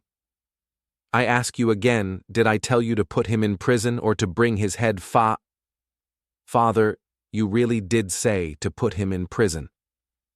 Hearing this, the old man's face turned fierce again as he stared at him with blood-red eyes full of killing intent. The subordinates kneeling on this side were also panicking for him and spoke loudly, "Young master, don't be stubborn anymore. You'll really die." Yan Wang now began to raise his fist high and ask again, "What did you just say? Speak louder for me." This king is deaf and didn't hear clearly. Just as the old man was about to punch again, a beam of light suddenly appeared from behind, landed, and stopped him. The male lead and his two disciples leisurely walked out from within and spoke. Hey, old man. I was worried there were too many people here. If I didn't save you some face, it would be a bit too much. Now it's good. You really don't need any face, do you, old man?" Wukong and Xuannu behind him also began to warm up their joints with excited expressions, looking at old Yan Wang. The old man standing on this side was also looking at the three of them with a sharp gaze and spoke in a deep voice. Where did these snot-nosed brats come from, daring to come to the gates of the underworld to cut off their own path to life? Wukong then also volunteered and stepped forward quickly, saying, "Master, let me deal with him." But the male lead now, unlike usual, replied with a serious expression. "No need. This time let me handle it myself." Hearing this, Wukong was very surprised, turned to look at him, and replied, Oh, master, you want to do it personally? I'm looking forward to it so much. I can learn again." He Shen then began to take out the Yan Wang card, holding it in his hand, thinking to himself, "The cooldown time has been shortened to just 1 minute. Next time perhaps I can cast it immediately." Just as he finished thinking, his body began to grow larger, emitting an extremely powerful aura. The form he transformed into was the strongest Yan Wang in history, Qin Guang Wang. He Xian then looked at the old man in front of him with his sharp gaze, thinking to himself, "Indeed an interesting ability. Good. This time I'll play something different with you." Old Yan Wang, standing on this side, watched the male lead slowly sit down and also thought to himself, "Transformation not worth mentioning. But what's with this aura? This isn't—" Before he could finish thinking, He Xian, sitting opposite, spoke. "Old man, this time let's play a little trick. This king will sit still for you to hit. If I move 1 step, consider it my loss. How about it? A brat like you, if you can withstand 3 of this king's moves, it's not too late to show off later." Okay. As he finished speaking, he immediately summoned a Lei Gui thunder demon from his formation. The demon species then immediately rushed towards the old man in front, raising its fist. Seeing this, the old man didn't even bother to move, frowned, and let out a heavy breath. Then he gently swung his hand, delivering a fatal blow to the demon's body. It immediately rolled over vomited blood and lay on the ground. Old Yan Wang then turned to look at the male lead and spoke disdainfully. "Is this the skill that makes you so arrogant?" He on this side, without any worry, smiled excitedly and replied, "It's not over yet." Just as Xian finished speaking, the Legui behind him had already started to get up again as if nothing had happened. Old Yan Wang then also said nothing more and turned around, getting into a stance ready to fight it. The Legui was now more ferocious than before, roaring as it rushed towards the old man. Old Yan Wang was no less quickly rushing forward, swinging his fist in an uppercut to the Legui's chin. Then he decisively threw another punch to its left cheek. Next, he threw a kick straight to the other side of the demon. When it fell to the ground, the old man became even more violent, continuously throwing dozens of punches all over the Legui's body. Finally, it was old Yan Wang's most excited stage. That was tearing the Legui's body in two. After defeating it, the old master's face became extremely excited as he turned to look at the male lead and said loudly, "Useless, I told you. You couldn't defend either." Shenyu and Wukong, standing on this side, hearing this, both looked at the old man with annoyance on their faces. Old Yan Wang then continued to speak boastfully. "Just this little bit of power is completely insufficient against me." Hassan, hearing this, didn't rush but smiled calmly and replied, "Oh, is that so?" Old Yan Wang, seeing his attitude, clearly showed his displeasure and thought to himself, "Damn it. Clearly a little brat who still smells of milk, yet always puts on a high and mighty act. Today I will teach you what is called seniority and rules. Naturally, using your life to pay the price. Sorry in advance. You're old and haven't even hit anyone of mine yet. Don't stand there crowing." Just as he finished speaking, the Legui's corpse, which had been dismembered by old Yan Wang, suddenly recovered at a dizzying speed. Seeing this, the old man couldn't help but be astonished, his eyes wide as he thought, "Super speed regeneration. How is this possible?" This is a super-level talent that only top-tier existences possess. Moreover, this guy is clearly just a summoned beast. At the same time, the other half of the dismembered body was also gradually recovering and sat up. Immediately after, the number increased to 2, both stepping towards old Yan Wang. Damn it, not only regeneration, but also splitting. I've never heard of this summoning talent. Which deity is this exactly? While the old man was still astonished, the male lead sitting opposite smiled smugly and spoke, Hey, I say.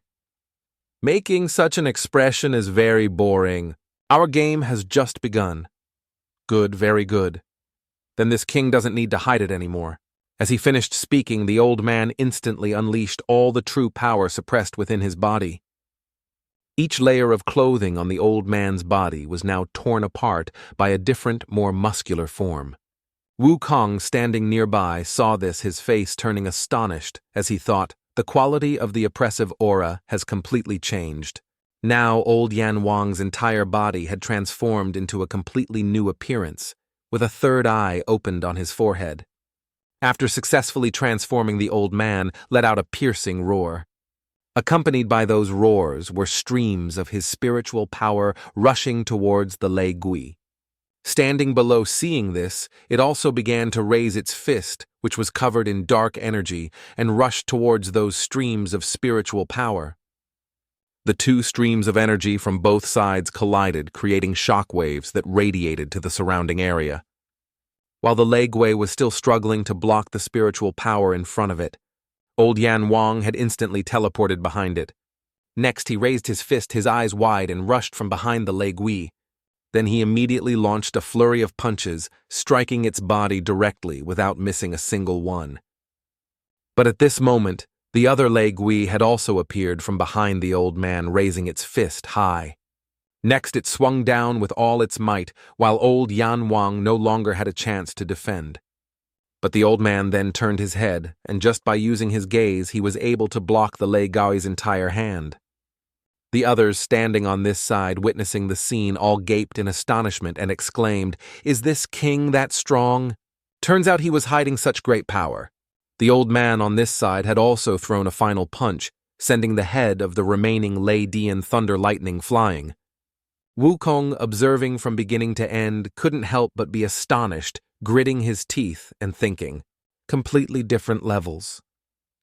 Zhuannu nearby also shared the same thought as him, looking at Yan Wang with a serious expression. The combined power of me and monkey is no match for him. At the same time, at the location of the headless Lei Gui flesh buds were gradually growing back. Seeing this, the old man's face showed a smug smile as he thought to himself, "Indeed, the recovery speed is quite slow. Ha ha ha ha, I told you so." What thing is truly immortal? The situation with this thing is just like that. Although my Asura state doesn't last long, it's enough to kill the Zhao Huang beast and then kill its main body. Thinking of this, old Yan Wang rushed towards the recovering Lei Gui and said loudly, "While you're weak, I'll take your life." As he finished speaking, the old man immediately raised both arms, gritted his teeth, and began to swing down. But at this moment the male lead's voice came from behind, stopping the old man. "Wait a moment." Hearing this, old Yan Wang also stopped and turned his head to look at him with an angry expression. "You want to admit defeat, but it's too late." No, I don't mean that. Old master, you've misunderstood. I just want to ask you, are you ready? Because I'm about to show off my might." Hearing this, the old man's face also became cautious as he stared at him. Wukong and Xuannu, standing nearby, their faces turned smug as they smiled and silently observed the situation. Returning to Hexian's side, he continued to speak. "I ask you, what do you think of our summoned beast's strength? Is that all? This king only used half of his power, enough to kill all of you." Hearing this, a gleeful smile appeared on Hexian's face as he continued, "Only half very good." Saying this, he raised his hand, creating giant lightning bolts that descended from the sky. "Come on, come at me!" Old Yan Wang, hearing this, became furious and frantically rushed forward. Trying to act mysterious to buy time or to launch a sneak attack, right? "I won't let you have your way." As he ran a few more steps, he saw something and stopped in surprise. In front of him were the remnants left by the lightning bolts that had just struck. Hexian, seeing his expression, smiled smugly and said, "Don't be so tense, okay? It's just a pile of dirt pits." The old man on this side also didn't dare to act rashly, only gritting his teeth in anger. What on earth is this kid trying to do? While old Yan Wang was still surprised, Hexian now began to raise one of his fingers to the sky. Then he created a formation that appeared on the ground. From within that formation, a polar bear stepped out, letting out a piercing roar. Its form was dozens of times larger than the male lead's transformed body. The polar bear then looked towards old Yan Wang and continued to roar. Seeing it, the old man was as docile as a puppy, sweating profusely, not daring to make another sound. Hexian sat across from him with a smug expression and sharp eyes filled with murderous intent as he smiled and said, "How about it? Just a few parts of your power. Are you sure about that?" The only thought in old Yan Wang's mind now was one word: run. His fighting instincts over many years told him he was not on the same level as this monster. Once a fight started, he would die within 3 rounds. But at this moment his legs could no longer hold firm and were trembling. "Can't even take half a step, damn it! What should I do now? What to do now?" Seeing the old man trembling before him, Hexian calmly reassured him. "Don't be afraid. Don't be afraid." After reassuring him, he continued to raise 2 of his fingers with a smug expression. "There's more." Hearing this, old Yan Wang was even more astonished, his eyes wide and blinking. "More, there's more. Hey, of course." As he finished speaking, the male lead immediately swung his arm behind him and shouted loudly, "Heavenly Seal activate." At this moment at the position, he pointed to a golden formation appeared shining brightly. A second later, from within that formation, an extremely powerful beam of light erupted, illuminating the entire sky. The people standing nearby witnessing this scene all gaped in astonishment, speechless. The power of the light beam grew stronger, causing the ground to sink deeper. A triumphant smirk was now clearly visible on Hexian's face as he looked at old Yan Wang opposite him.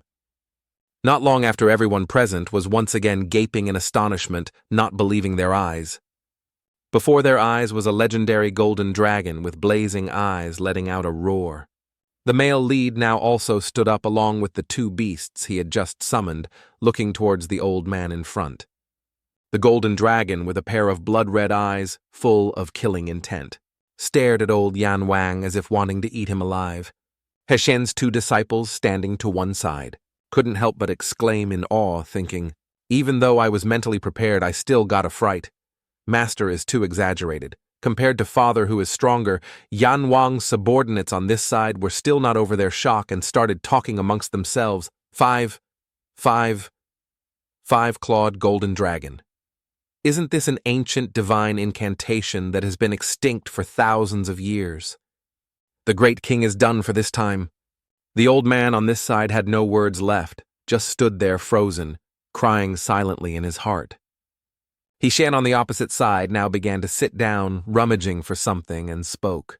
Calm down, there's more. It's just that this one needs props too. Where is it? Let me find it. You try to wait a bit, okay? Almost done. After searching for a while, he took out a fragment of something, holding it in his hand with a satisfied expression. Finally found it. This one. As he finished speaking, Hexian became serious, clenched the fragment tightly, and said loudly, "Ancestral seal open." Instantly, at a nearby location, a formation appeared, radiating an aura around it. From the sky, dark clouds were also swarming and descending with lightning bolts accompanied by an aura. Not long after, it formed a tornado with extremely strong winds sucking nearby things inside. After a while longer, that tornado had become a waterspout, sweeping away everything it passed. Hexian, witnessing that sight, was also a little astonished, sweating profusely in awe. Is this the peak of that insecure brat? I can't believe it. Everyone present now had turned to stone, staring at the scene before them with no emotion left. Wukong and Xuan Nu, standing nearby, were no exception, their eyes wide as they stammered, Shine. This creature is... From behind the clouds in front of everyone was a giant eye staring straight down without blinking. The most panicked person now was none other than old Yan Wang, witnessing the male lead and the three things he had summoned, all of which were things only seen in fairy tales. The gazes of all three creatures now also caught the old man's attention, and he didn't blink. The old man also didn't know what to do, but stand motionless, looking at the three of them with a bewildered expression. Then he tried his best, but still couldn't lift his feet. Damn it, run quickly. Move damn legs. The old man's entire body was now trembling like a leaf, his face contorted in fear as he looked at the male lead's group. Then he quickly transformed back to normal and forced a smile, speaking, "Ha ha ha ha ha ha. I wonder which great lord from the heavens descended to the mortal world to provoke this humble one. Quickly retract your divine powers, sir, what can't fight anymore. How dare I, how dare I? If your excellency raises your hand, this humble one will vanish into thin air, ha ha ha." Hearing this, Hexian began to stand up, approached old Yan Wang, and continued, "Then that's good. Now I ask you again, how does this king's strength compare to yours? How many parts? This humble one was blind before and didn't recognize Mount Tai. I beg your excellency to be magnanimous and let me go like a fart. We not even your excellency's little finger. Ah, no, can't even compare to your fingernail. As long as you wish, this humble one will become your dog in the underworld. You can command me as you please. Quite good at flattering. Very good. Then if I tell you that this king also has a special ability to summon the bodies of others in the future, and the body I'm currently using is the future body of your son, how would you feel?" Hearing this, the old man was a little surprised. His face darkened and he stood there, stunned for a moment. Then he burst out laughing and replied, "Ha ha! Your excellency, you jest very well. That brat is just trash. How can he be even 1 or 2 10,000ths of you? Joking, whether it's a joke or not, You know better than anyone in your heart. Right, father. Hearing the male lead call him that, the old man felt an oppressive aura weighing down on his body, gritted his teeth, and bowed his head. Now, do you feel the distance between you and the son you humiliated all day? Same age, too. At that time, were you even worthy to carry his shoes? Your Excellency, your special trip to my underworld this time surely isn't just to humiliate me, right? Is there any enmity between us? Humiliate you? Are you worthy? This king's purpose in coming here is to take your son away. He's not like you. He's a true genius. Following an old waste like you will only drag him down. As for you, if you don't dare to fight, tuck your tail and scram. I'm not like you. Bullying the weak isn't interesting at all. The life of someone like you is truly pathetic. After hearing those words, old Yan Wang didn't dare say anything more. His face darkened as he clasped his hands and replied, "Understood, Your Excellency. I will scram." Saying that, the old man turned and left with a gloomy expression, having no face left. His subordinates and henchmen on this side, seeing this, showed no pity and cursed, "Serves you right. A person like you who only knows how to bully your subordinates all day. Why aren't you arrogant anymore? Go crazy again. Serves you right." At the same time, Xiao Yan Wang, standing nearby, watched the old man approach with a sad expression, his head bowed to the ground. Old Yan Wang's expression on this side was also the same, not daring to look up at his son. But then the young Xiao Yan Wang mustered his courage, looked up at him, and asked, "Father, are you all right?" In response to his question was the old man's fury, shouting straight at his face, "Scram now! I don't need your pity." Saying this, old Yan Wang immediately swung his hand, throwing a punch, but the young man dodged it. "No need." The corners of the old man's eyes then gradually filled with tears as he gritted his teeth and whimpered, "Isn't humiliating me like this enough for you, damn bastard?" Hearing this, Xiao Yan Wang also didn't know what else to say. His face darkened as he looked at the old man with a surprised expression.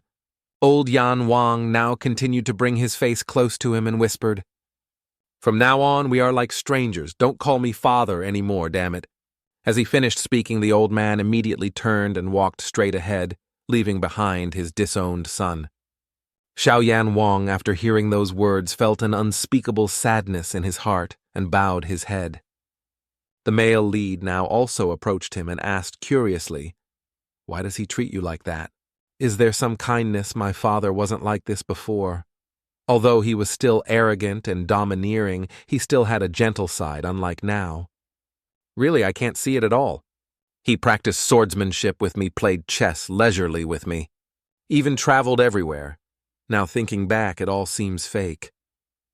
If what you said is true, then how did things turn out like this? It's because something unexpected happened once. One day, father and mother went out on an excursion to celebrate my birthday.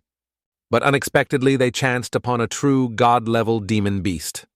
Wuku and Xianyu, hearing this, their faces turned astonished. Unexpectedly, there really is a god-level. Although it's only a low-level god-level demon beast, it's still too strong. Father had to discard all the treasures on his body to barely get mother out of trouble. I was sleeping in the camp, so I avoided one calamity. When I woke up, I discovered mother had permanently left this world. From then on, everything changed after such an unexpected incident occurred. Father started to become violent and gloomy. Cruel and bloodthirsty, he also started to be violent towards me. Then it became more and more serious, even developing into abuse. Father probably always considered me the one who caused the death of the person he loved most. "So you endured this injustice because you felt guilty?" Xiao Yan Wang, hearing this, quickly denied it and replied, "No. It's just that I feel if I lose father too, then in this world I'll truly be all alone." Husian and his two disciples, after hearing his story, all sighed sadly. Xiao Yan Wang stood before the three and began to speak again. "But now it doesn't matter anymore, the situation at hand. With father's personality, he absolutely wouldn't want any relationship with me anymore, so I don't need to hesitate either. It's time to leave. Let's look at the bigger world out there." Ting ting. Qin Guang quickly escaped the influence of his father. Potential value increased to 33%. Congratulations on completing the mission. The system then also rewarded him with a Peak Holy Fox Dodgy card. Holding that card in his hand, Sheen's mood was not happy, looking at it with complicated feelings. At the same time, on old Yan Wang's side, he was now sitting in front of his wife's grave. The old man looked at the tombstone with a sad expression and spoke Nian Nian. In the end, I still couldn't fulfill my promise to you, returning to the scene of yesteryear. When Nian Nian was still barely breathing lying in front of Yan Wang, she now opened her eyes, looked at the old man and weakly called out, Damiu. Agree with me. Absolutely do not let Guang'er know the truth of this matter. Tell him a god-level demon beast suddenly appeared and killed me. Just as she finished speaking, she vomited blood and coughed painfully and continuously.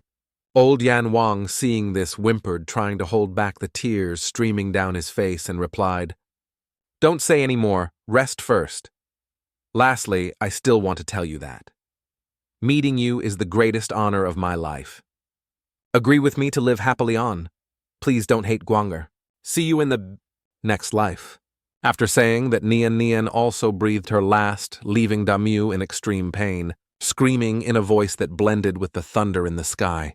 Returning to the present, he was still sitting looking at Nian Nian's tombstone and continued to speak. Perhaps that great power can deal with the monster inside it. But it no longer has anything to do with me. I listened to you and didn't let him know the truth, but I really can't not hate him. And I will hate him forever. Curse him because he took your life. Saying this, Damiu leaned back, lying on his back, looking at the clear blue sky before him. In this life, if it were always just the two of us, how wonderful it would be. The scene changes to a place called the Human Realm Immortal Hand Cliff. On top of the cliff is a coffin radiating an aura. Immediately after, that aura erupted violently, pushing back the people standing around. All of them, seeing this, were a little astonished and quickly said loudly, It's here, it's finally almost here. The great lord who was once the 10th in the heavenly palace. At the same time, the coffin was shattered into pieces from within by a force scattering everywhere. At this moment, the little demon, the inside, had also appeared with a smug smile on its face. Another guy standing nearby was also very excited and laughed loudly. Ha ha ha. Success, success. I didn't expect it to really succeed. Ha ha, great elder. It was us who revived you. As soon as he finished speaking, the sword auras slashed out by that demon immediately dismembered all of them. After killing them all, the demon's face became excited, its eyes bloodshot as it spoke. Long time no see fresh and delicious blood is here come on. Let this old man slaughter the world once more, let blood flow like a river. But then again, my best resurrection spot in the underworld was destroyed by others, those damn bastards. This old man remembers all your auras. Now this old man will find you and chop you into pieces first. At the same time, snakes appeared behind him along with a voice. Hey, old man, aren't you ashamed of talking to yourself? Hearing this, he turned around with a surprised expression. In front of him was the scout Mei Du Suo, sitting on a rock, happily raising her hand to greet him. Seeing this, the demon raised one of his fingers to gather spiritual power. Did I let a fish slip through the net just now? Before the spiritual power in his hand had fully gathered, Mei Du Suo had already appeared in front of him with a smug smile on her face. Witnessing that scene, the demon couldn't help but exclaim in amazement. So fast soon after, Mei Du Suo appeared again from behind him and spoke. Fast, isn't it? Here again. Sensing her power, the demon hurriedly rushed back to maintain a certain distance. Next, he raised a hand and gradually gathered a ball of his spiritual power. Not long after, his ball became super huge and showed signs of getting even bigger. Mei Du Suo stood on this side, unafraid, smiling as she raised 2 fingers and aimed precisely at the demon in front of her. Immediately after, she shot out a blast of energy that flew over and left a large hole in him. The orb behind him was then easily destroyed with just 1 blow from her. Witnessing this, the demon was so astonished, his jaw dropped, secretly, thinking he couldn't believe his eyes.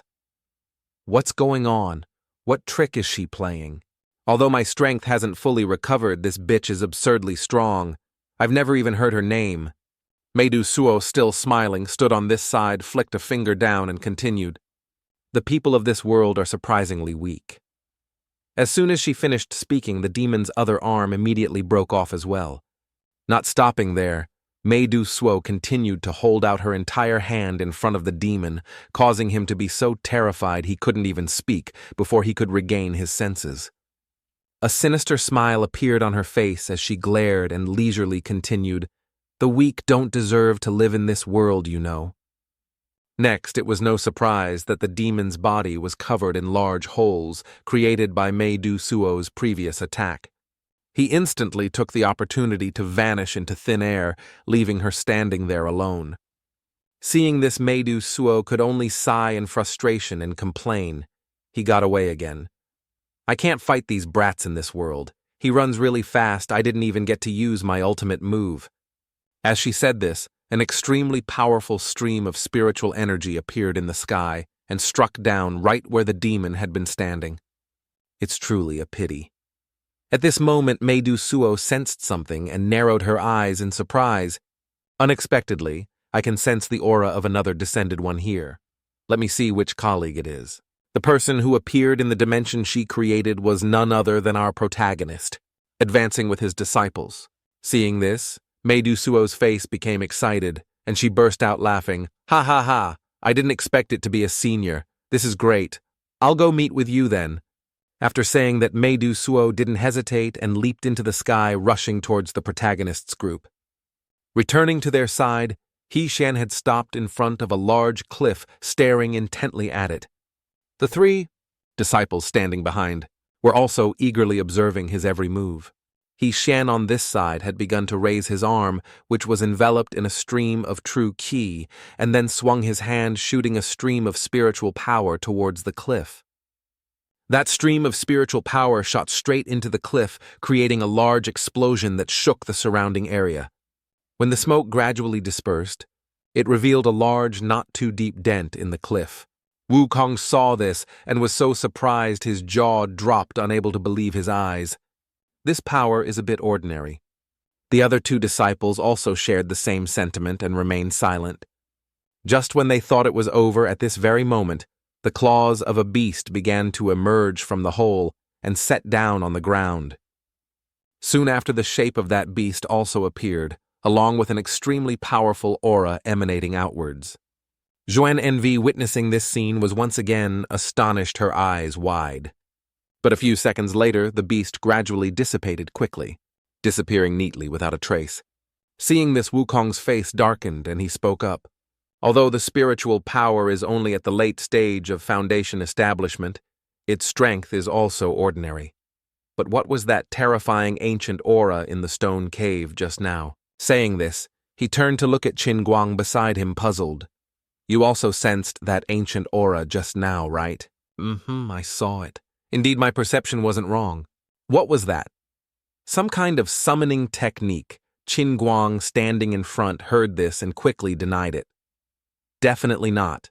Its aura is completely different from a summoned beast. Not a summoned beast, then what is it? I don't know either. After saying that, both of them continued to look at the back of the protagonist in front of them, observing. After He-Shan used the peak card for the third time, his body could naturally release power. Moreover, the familiar feeling grew stronger. Every part of his flesh seemed to faintly tell him that it originally belonged to him, but that wasn't right. I clearly transmigrated here. On Earth, I was truly just a university student who suddenly dropped dead. Could it be the hosts? But that's not quite right either. I clearly didn't inherit the original owner's memories, so how could I inherit the strength? Can't explain it, completely unexplainable. Furthermore, after each time this body releases power, what's with that aura that gives people goosebumps? At the same time, Wukong, standing behind, couldn't hide his curiosity and voiced his question. Master, what was that ancient aura just now? He-Shan heard this and turned his head to look at him, replying with a mysterious expression. This can't say. You guys will have to comprehend it yourselves later. Oh, so that's it. This is a lesson from Master. I must learn quickly. After thinking, Wukong bowed 90 degrees to thank Master for his guidance. He-Shan then turned in another direction, stroking his chin and thinking to himself, If no one has any information, there's no need to think too much about it now.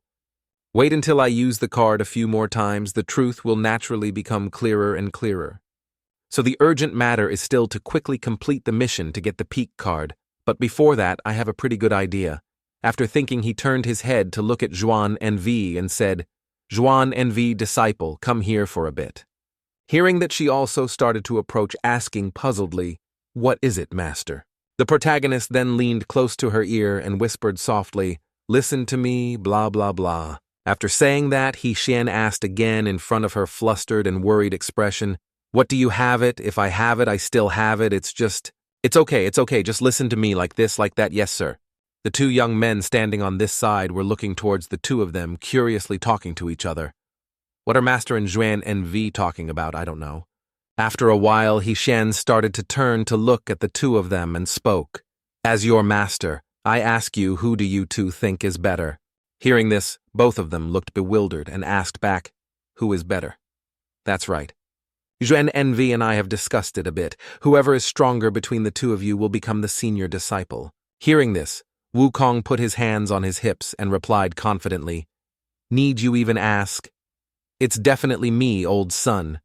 Who else could it be?" As for Qin Guang standing beside him, he was the complete opposite, waving his hand in refusal. "Senior disciple, I definitely can't do it. Just relying on words won't do. The senior disciple must have the strongest martial power, so I need you two to try a bit. Xiao Yan Wang, didn't you say before that you wanted to become my disciple?" "Ah yes, master is the most formidable expert I have ever met. Following you, I will definitely learn many things. Then don't say any more, deal with it with all your might. If you lose, I won't accept you as my disciple anymore." Wukong immediately jumped back a distance. Then he looked at Qin Guang with an excited expression and spoke. "A fair competition is coming." As soon as he finished speaking, he rushed forward and started the combat first. While Qin Guang was still surprised, he kicked the guy in the stomach. Qin Guang then regained his focus and extended his hand to use the Four Kings Beast summoning. Number 2. Wukong on the opposite side also continued to rush forward, raising his fist and shouting, "I won't let you finish chanting." As soon as he finished speaking, he launched a series of punches at Qin Guang's body, causing him to be unable to dodge and take the full brunt of the attack. At the same time, a flash of light appeared from behind Wukong, causing him to sense it and stop his attack. Then he dodged to the side, avoiding a blow from that flash of light. Because he had lost momentum, Wukong then landed on the ground below and retreated a few steps. At this time, the Mo Long had also been summoned by Qin Guang, roaring piercingly in front of Wukong. Seeing this, he couldn't help but exclaim in amazement. Has it reached the level where it can be summoned without casting a spell? Qin Guang on this side continued to extend his hand and perform another Four Kings Beast summoning move. Number 4, immediately, a Zhuan Wu with a giant form also appeared in front of him, roaring a few times. Seeing this, Wukong became dejected and sighed. The turtle monster has appeared again. Saying this, he became determined and opened his firm eyes wide. "But this time, little master, I won't spare you either." At the same time, the Mo Long was rushing down from the sky towards Wukong, opening its mouth wide. Wukong at this time also began to lower his body, gradually creating energy orbs around himself. Next, he jumped into the air and threw a straight punch into the Mo Long's mouth, emitting an extremely powerful stream of energy. Taking that extremely powerful punch, it didn't even have time to yawn before it was instantly blown away. Qin Guang, witnessing this scene, couldn't help but be amazed and thought to himself, "Just one punch defeated Mo Long." He Xin, standing on this side, was also looking at Wukong with a serious expression, realizing something. Indeed, the monkey with the enhanced barrier power. He is no longer an opponent that either Zhuan Envi or Yan Wang can easily deal with. But what if both of them attack together? Haha, poor Wukong. Why does it feel like throughout the whole journey only he is sent out to fight? After thinking, he turned to look at Zhuan Envi standing behind him and spoke. "Zhuan Envi, disciple, you can go into battle now." "Yes, master, I'm all prepared." Hey, speak softly, or those two will know." "Understood, master." As soon as she finished speaking, Xuan Envy brought her face close to a bird made of spiritual power in her hand and whispered, "You hear that? Just be careful." After saying that, she raised her arm high and ordered it to fly away. The bird she created is a magical artifact, the divine bird of the father. It then easily burrowed into the turtle shell. Wukong, facing his previous obstacle, was punching his fists together, gritting his teeth and speaking. I admit the turtle shell was indeed very troublesome before, but it's not like that anymore. These 3 realm boundary orbs are the greatest respect I can show you. You can't win. As soon as he finished speaking, Wukong threw 3 realm boundary orbs, which rushed forward at a dizzying speed. The 2 of them then could only look at those 3 realm boundary orbs, anxiously waiting to see the result. At this moment, the 3 realm boundary orbs collided with the turtle shell, creating a large explosion in the sky. Ha ha ha, you lost. You definitely can't withstand this move. After the explosion ended, it revealed the Xuan Wu still intact, without any damage, standing tall in front of Wukong. Seeing this, he was so astonished, his jaw dropped, and he exclaimed, Hey, what's going on? Why isn't it injured at all?" "That's not right. I clearly tried to attack it before. I knew in my heart that 3 destructive orbs were more than enough. There's only one possibility this guy is still hiding his true strength. Damn it now, there are only 4 left. Even if I break the shield, he still has 2 divine beasts, so it's useless. Damn it, I underestimated the enemy." After thinking, Wukong gave up and turned towards the 2 protagonists standing below. Seeing this, he also felt a bit curious and thought to himself, "Things have come to this. With the monkey's intelligence, he must have assessed the situation. He wouldn't do anything stupid, now would he?" Wukong up here was clenching his palms so tightly that his veins bulged. "I'm really not resigned, but I admit I lost." At this point, Wukong's entire body trembled. Xuan Envy, standing below, saw this and spoke with some concern. "Master is the monkey, all right, don't worry. He's the great sage equaling heaven. The more disappointed he is, the more courage he'll have." Just as he said. Wukong's expression became excited again, and he frowned and spoke, "It's getting more and more interesting. Ha ha, see. Look. Master truly has a keen eye for people." Wukong at this time turned around and pointed at Qin Guang, speaking, "Kid, listen carefully to what Old Sun says. The position of senior disciple will temporarily be yours. One day, Old Sun will take it back with his own hands and wash away today's shame. In the future, I will defeat you in the field you are best at." At this point, Wukong had summoned a supergiant dragon in his hand. Xuan Envy, witnessing this scene, was so astonished her jaw dropped and she exclaimed, "No way." And our protagonist standing on this side was stunned with an expressionless face. Then his emotions burst out and he shouted angrily, "Damn it, you kid learned to summon beasts. Isn't this a bloodline talent? Damn it, you have Sharingan, right, Kakashi?" Perhaps it was innately talented in summoning. It just hadn't been activated. Very good. Very good. You can take the protagonist position of this manhwa. I won't fight you for it. At the same time, the system panel also displayed a notification. "Congratulations to the Monkey King for encountering an obstacle. The greater the disappointment, the more the potential value increases by 5%. Xiao Yan Wang received great encouragement. Potential value increased by 5%. Seeing this, He Shen's face became smug, and he thought to himself, "Haha, indeed, just as predicted." Not long before, when he called Zhuan to his place. The words He Shen whispered into her ear were, "Does that super-powerful old father of yours give you props that can assist others?" "I do, but what does Master want to do? It's like this." The monkey is naturally quite bold. Since learning the power of the realm, he usually refuses to cultivate. Xiao Yan Wang's inferiority complex, although half of it is to go along with his father, the other half is genuine. So I think if Xiao Yan Wang can defeat the monkey, it might benefit both of them. Master's words seem to make sense. Just do as Master says. Returning to the present, he glanced at Xuan Envy with a smug expression and spoke, "So am I right?" Right. Both of them were happy at this moment and high-fived each other to celebrate their victory. He Xian then turned to look at the 2 young men in the sky and continued, All right, if victory and defeat have been decided, retract your divine powers and come down. We have to go to the next destination. At the same time, the scout Meidu Suo had also arrived, a sinister smile on her face as she spoke. Senior, are you playing with this trash to relieve boredom? If that's the case, then I'll join in too. As soon as she finished speaking, she immediately glided past Qinguang's Xuanwu and gently cut it in half.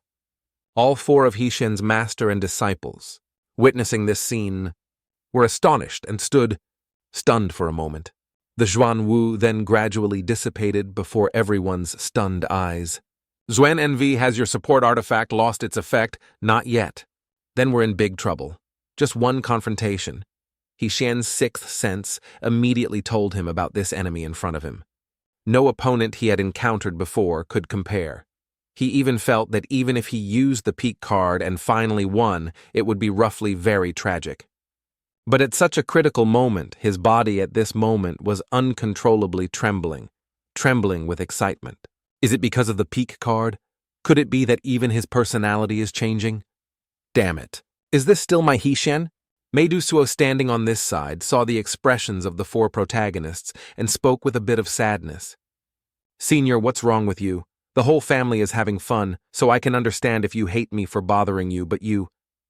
What's with this hostility and the aura of the other half of this body? The protagonist heard her say that and didn't understand anything, his mind full of question marks. Meidu Suo, facing him, put her hands on her hips and continued. Up close, I indeed feel that you seem to be a person of this world already. But the remaining half of the aura clearly belongs to a high-level person from our West. How strange. Can you answer my question, Senior? Hearing this, Hixin stood stunned, thinking to himself in amazement. She said it's the West, and her appearance. Could it be here already? Isn't it a bit too early? Moreover, she said, I have the aura of the West. Could it be those wings on my back? At this moment, Meidu Suo, standing opposite the protagonist, was also stroking her chin and thinking to herself. The more I look at this guy, the more he looks like a native of this world. No, I have to test him. Fighting will naturally reveal the nature of his energy. Thinking of this, Meidu Suo began to raise her arm and gather a stream of spiritual power. Next, she swung her palm, sending that stream of spiritual power towards Hixin. At the same time, she also created a cube around him, enclosing him inside. Wukong and Zuen Envy, seeing this, both became flustered and worried, shouting in unison, Master, be careful. When Meidu Suo's energy blast rushed over, it was blocked by the cube surrounding Hixin's body, and nothing happened. He, standing inside, was still warily looking at the cube above his head. Meidu Suo on the outside showed no movement and was still staring intently at the protagonist standing in front of her. Then she gave a sinister smile and continued to speak. I believe Senior will definitely forgive this junior's caution. This person seems to be misunderstanding me as their accomplice. If I make a move at this moment, I will be immediately exposed. Moreover, do I have to waste a peak card to deal with this guy? What about the mission? Meidu Suo stood in front of him with a dangerous expression, urging him, Senior, if you don't quickly break the barrier, the air will disappear immediately. At the same time, Wukong and Xuan Envy on this side could no longer stand still and began to rush forward with a stream of spiritual power gathering in their hands. Then they simultaneously punched the cube, causing a large explosion that lit up the entire area.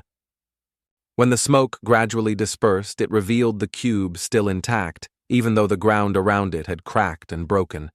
Seeing this, Wukong couldn't help but exclaim in amazement. Damn it, no way, it's even harder than Xiaoyan Wang's turtle shell. Hixin at this time had begun to take out the peak card in his hand. The monkey and Xuan Envy can't be this guy's opponents. There's no other way. There's only one way. As soon as he finished speaking, he immediately held up the peak card Holy Fox Da Ji with a determined gaze. That card at this moment was also emitting waves of shock from the inside out. Meidu Suo also sensed it and became excited, continuing. Come on. As soon as she finished speaking, suddenly an orb appeared in the sky, along with dark clouds around it. The three protagonists, seeing this, were a bit surprised and became vigilant. What's wrong with the sky? That orb at this time had begun to glow and was emitting lightning bolts around it. Medusuo on this side also sensed its aura and stood stunned, her eyes wide. Just as she turned her head, a giant hand emerged from inside the orb and rushed down quickly. Witnessing this scene, Medusuo was once again astonished. Her face darkened, and she gritted her teeth and exclaimed, "What the hell is this?" Immediately, that giant hand grabbed her easily without any extra movements. She lay in that palm like a tiny ant, helplessly gritting her teeth, unable to do anything. Then she used all her strength to open her mouth wide and scream, "Damn it, I can't escape." Along with Medusuo's screams, another voice echoed down from the sky. "I've come to buy you some time. Hurry and recover your strength."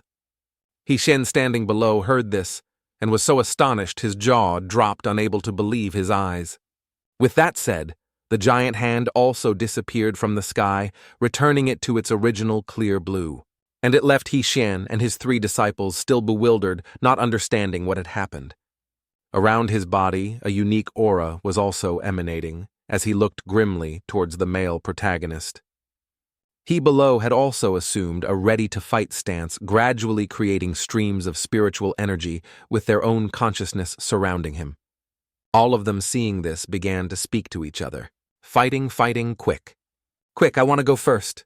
Diaoqi, standing opposite, initiated the combat with a technique called 10,000 arrows pierce the heart. He then swung his hand, shooting dozens of spiritual energy beams towards Hishin and his companions. Those streams of his spiritual energy were falling like rain with no chance to dodge. Seeing this, Hishin was not worried at all and calmly ordered his streams of spiritual energy to charge forward. Upon hearing the command, they swarmed forward like bees from a broken hive. All of them now rushed straight ahead and crashed into Diaoqi's technique, easily neutralizing it. He witnessed this scene, his mouth agape, frozen for 5 seconds, and exclaimed, "What kind of technique is this? Completely shattered so perfectly." Hishin, standing here, was also intently observing the fierce battle between the 2 techniques of both sides in the sky. His expression immediately turned to admiration when he saw that no technique could penetrate that defense, and he exclaimed, "This damn thing is truly a honky anti-aircraft missile defense system." In this current situation, thinking too much won't help. Oh, right, I forgot, I haven't checked this prop yet. Previously, it reminded me that there wasn't enough energy, and it needed a certain amount of time to absorb the energy of heaven and earth. It should be almost enough now. Thinking of this, Hishin didn't hesitate and activated it, creating a formation at his feet. Immediately, that formation appeared, revealing a gate with another dimension inside. Seeing this, he was also a bit surprised and puzzled. What is this? A door. The system at this time also displayed a notification. The user of the king's mask will have the qualification to open the king's door. In the king's space, those who enter will have infinite resurrection ability and infinite energy. There are 108 small worlds inside, including all different types, the strongest king, as well as countless small monsters, powerful bosses, infinite small monsters, infinite stamina, infinite recovery. This is the super fast experience instance, the noble experience of VIP 10. Is the DLC really that good? But currently, every time I use the peak card, I get stronger, even faster than this. Clearly, the benefits are still higher than this. Damn it. How can I waste this perverted prop? Thinking of this, he realized something and paused. Wait, if I don't use it, I can let my disciples use it.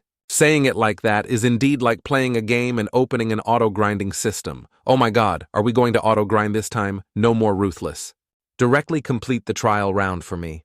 Although the system likes to play with me, it has never truly harmed me. So they probably aren't too dangerous. The system had also reminded me before. If a disciple increases by 60%, there will be a new reward. After thinking, Hishin began to look at the 3 people in front of him and asked, Hey, do you guys trust Master?" Hearing this, all 3 of them, as expected, replied in unison, "Of course we believe you.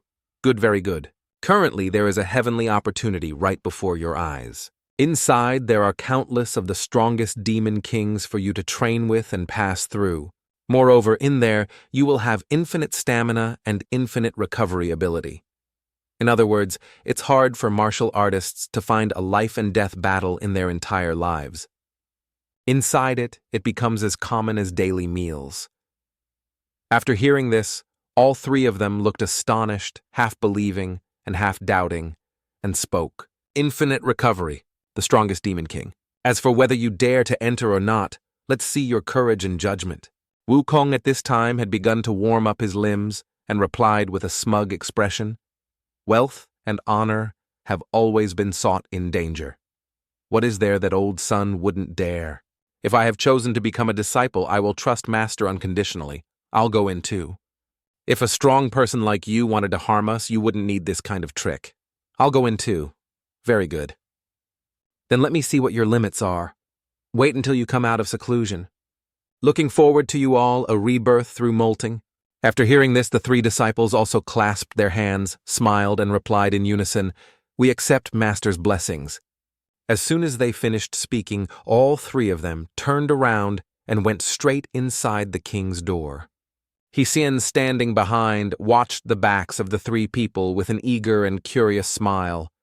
When they come out, I wonder how strong they will become. I'm really looking forward to it. Keep it up. Whether this world can be saved depends on you. I also have to quickly set off to complete the mission. Lately, I feel more and more motivated. Is this still my Hejian, at the same time in the mortal city of Tai'an? Inside the city lord's mansion at this time, a man and a woman were bowing their heads and kneeling down with dejected expressions. Lord City Lord, you must bring justice to this little girl. This beast not only violated my body, but also seized the only property my father left me. Lord City. Lord, please don't listen to her slander. She's slandering me because I abandoned her, so she came here for revenge. That garden was sold to me by her father when he was alive. I have the papers.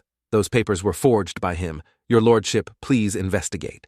The lord sitting in front of them was the young Naja, smacking his lips in reply. It's really complicated. Everyone has a point. Who should I listen to after all? Lord City. Lord, every word I say is true. If I lie, may I be struck by lightning. What I said is the truth, your lordship. A sinister smile appeared on Naja's face at that time as he continued, It's better this way you name your price. Whoever gives more money, I'll rule that person is telling the truth. Okay? Hearing this, the girl's face turned astonished as she looked at the lord opposite her with disbelief. An attendant walking beside Naja at this time also urged, What are you still standing there dazed for? Are you deaf? Hurry and name your price. All the remaining money I have for a year has been sent to pay taxes. Taxes have increased too much. It's lucky enough not to starve to death, let alone have any money. Hearing this, that attendant immediately became angry and shouted loudly, Insolent commoner. Are you blaming the city lord? You've got some nerve, you don't dare, huh? You don't dare. Even if I borrowed 100 livers, I wouldn't dare. Naja sitting on this side also turned to look at that person waving his hand and speaking. Hey, you have to be a good city lord. You shouldn't be so fierce with my people. If there's no money, then I have a proposal. If you become my concubine for a month, then I'll rule that you won today's lawsuit. Okay? Hearing this, the girl's face flushed red, and she stood stunned for a moment, speechless. Seeing her expression, Naja couldn't help but hold his stomach and laugh loudly. Ha ha ha! Do you really think this great master would be interested in a village woman like you? Ha ha ha! It's hilarious. Being teased like that, the girl couldn't help but feel ashamed and turned her face away, tears welling up in her eyes. The scene changes to a red-haired kid with his hands on his hips, fiery eyes, and an excited smile speaking loudly. Sooner or later, there will be a day when I let this title resound throughout the world. Just you wait. As soon as that kid finished speaking, the people sitting and eating in front of him turned to look at him with a judgmental gaze, remaining silent. The man standing next to him felt embarrassed for him and spoke softly. Little counter-chief. Don't say any more, it's a bit embarrassing. What's there to be embarrassed about? If you have a dream and don't even dare to speak it, how can you achieve it? In the future, I will announce it once every day to many people in the shop. Speaking frankly is my way. Xian, who was also eating nearby, glanced at him and interjected. That's really embarrassing. Let me interrupt a bit. On my way here, I saw a cultivation sect in the outskirts. Why don't you go join them? Talking here every day is useless. Hearing the protagonist say that, the red-haired guy turned to look at him with an annoyed expression. Then he approached his dining table, looked closely at his face, and spoke. This guest looks so unfamiliar. You're not a local, are you? Hearing the question, Xian didn't hide anything, crossed his arms, smiled, and replied, That's right. I'm a traveler passing through. So if you don't understand the situation, don't give others bad advice. Don't talk nonsense. What does a wanderer like you know about how difficult cultivation is? A normal outer sect disciple's listed price is 300 taels. My father left me this tavern also for only 300 taels. So isn't that just enough? Just enough, my ass? Don't I need to live? Don't I need to spend money? When I go to the sect, am I supposed to live like a poor person? What's more, even if I have enough silver, I have no connections in the sect, no backing. Without a guide, it's definitely a difficult step to take. The damn cultivation sect is definitely as dark as this old city. But no matter what, sooner or later I'll figure out a way to become stronger at the peak of the cultivation world. The protagonist listened to him rambling on, his expression showing no surprise, still dazed. Seeing this, the red-haired guy's face also became astonished. His jaw dropped as he stared at him. Then he became angry and shouted, spitting saliva. What kind of expression is that? Are you looking down on me? Do you not believe I can become a great figure? Damn it, what right does a wanderer like you have to look down on me? What the hell are you? Hey, I didn't say anything. Too sensitive, right? Stop wasting words. Your expression says it all. Saying this, he turned around to look at his accomplice and ordered, Big guy. Teach him a lesson for me, little counter-chief. That's not very good. Stop wasting words. If I tell you to fight, then fight. I'll take all responsibility. All right. Offending young Master Dong without eyes, consider yourself unlucky. Hearing this, the protagonist showed no reaction, rested his chin on his hand, and glanced at him with a bored expression. Just as the big guy was about to make a move, the outer door was suddenly blasted inwards by an extremely strong force. Following it was a scarred-faced man looking inside with a sinister chuckle, saying, Your family's protection fee seems to be 2 months late, right? Hearing that voice, the big guy immediately recognized who it was and broke out in a cold sweat, not daring to turn his head. What's wrong? Are you planning to refuse to pay? Want to fight fire with fire against us, brothers?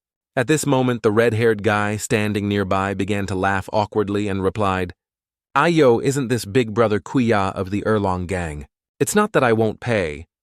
You also know that damn city lord collects taxes that are really too high. Next month I will definitely pay in full. Hearing the reasons he gave, Kuya's face darkened as he stepped towards him. Then he raised his fist high in front of the other guy's fear and continued, Hey, let me tell you. At this point, he immediately swung his hand and punched the red-haired guy straight in the face. He took the full force of that punch and was sent flying, falling heavily to the ground with a pained expression, letting out a sharp cry. The other guy standing nearby saw this, his face becoming even more frightened, trembling and stammering. Young counter-chief. Kuya? At this time looked down disdainfully at the red-haired guy at his feet and continued, Are all your family members dead? Letting a brat talk to me. What are you being arrogant about? Isn't it just because you have a gang backing you? Wait until I can cultivate in the future. I will definitely beat all of you to a pulp. Hearing this, Kuya reached out and grabbed his neck, replying, Later. Then I'm afraid you won't have a chance. Our brothers are here today to send you to see Yan Wang. At the same time, on the protagonist's side, the system panel displayed a notification. It was detected that the red-haired young man has a special talent. Upgrading potential will earn rewards beyond the DLC level. Seeing this made him glance at the red-haired guy in surprise, puzzled. Special talent, a mortal, can actually interest the system. Thinking of this, Xian began to stand up, his bloodshot eyes full of killing intent, gradually advancing towards Kuya. Anyway, the last DLC was indeed too good. After thinking, he slowly opened his mouth and spoke softly. Hey! Hey! Just as he said 2 words, Xian immediately rushed over, grabbed his head, and slammed it to the ground. So embarrassing. The only way is to wrong you. The entire tavern also cracked and shattered into pieces with a loud noise. After an earthquake from behind the thick smoke, Qiya lay motionless on the rubble. The entire tavern at this time had also been more than 80% damaged, with only the walls still swaying, not yet collapsed. The protagonist saw the consequences he caused. His face turned pale, and he broke out in a cold sweat, thinking to himself, "Oh crap, I overdid it again. This time it's over. There's nothing left to lose." After thinking, he approached the red-haired guy, sat down, and spoke. "It's really embarrassing. I don't have experience, so I didn't control my strength well. I'll compensate according to the price." He then stared at him with a flustered expression and quickly replied, "No. No need, Lord Immortal Elder. I am very honored that you destroyed my house. How dare I ask for compensation?" Previously, this humble one did not know the Immortal Elder's identity and offended you greatly. A crime deserving 10,000 deaths. At this point, he swung his hand and repeatedly slapped his own face, along with sounds of deserving death. Seeing this, Xian could only chuckle and think to himself, "Are cultivators in the mortal world respected like this? Is this the arrogant and unruly kid from just now? All right, hurry and get up. I still have something to ask you." Hearing him say that, he didn't hesitate and immediately sat up straight, obediently listening. "Now tell me what happened with that damn city lord you guys were talking about." After asking, Xian turned his head to look at the mission in the system panel and thought to himself, the system reminds that the target is in the city lord's mansion. It's very likely the city lord they were talking about. After thinking, he continued to ask, "From your tone earlier, it seems he's a bad person. Reporting to the Immortal Elder, it is like that now, but it wasn't before. 2 years ago, our city of Tai'an under his rule had abundant conditions and a stable society. The people were wealthy and happy. Since the beginning of this year, I don't know why he suddenly became numb and dull. Although he didn't commit major evil deeds, he was indifferent and didn't care about the suffering of the people, even disregarding their lives.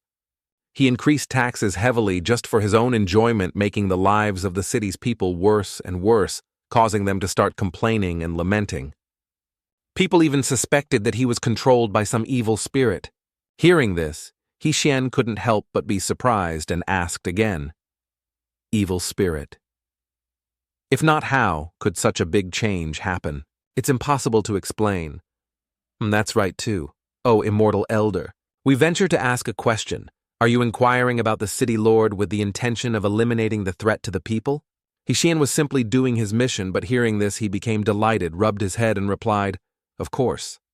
Eliminating villains for the people is an undeniable responsibility. Worthy of being an Immortal Elder, truly righteous, but I advise you 10,000 times not to do so." "Why? Don't you really hate that city lord? He is indeed very hateful, but that city lord is not as simple as you think." Oh, go on. The city lord, he is also an immortal.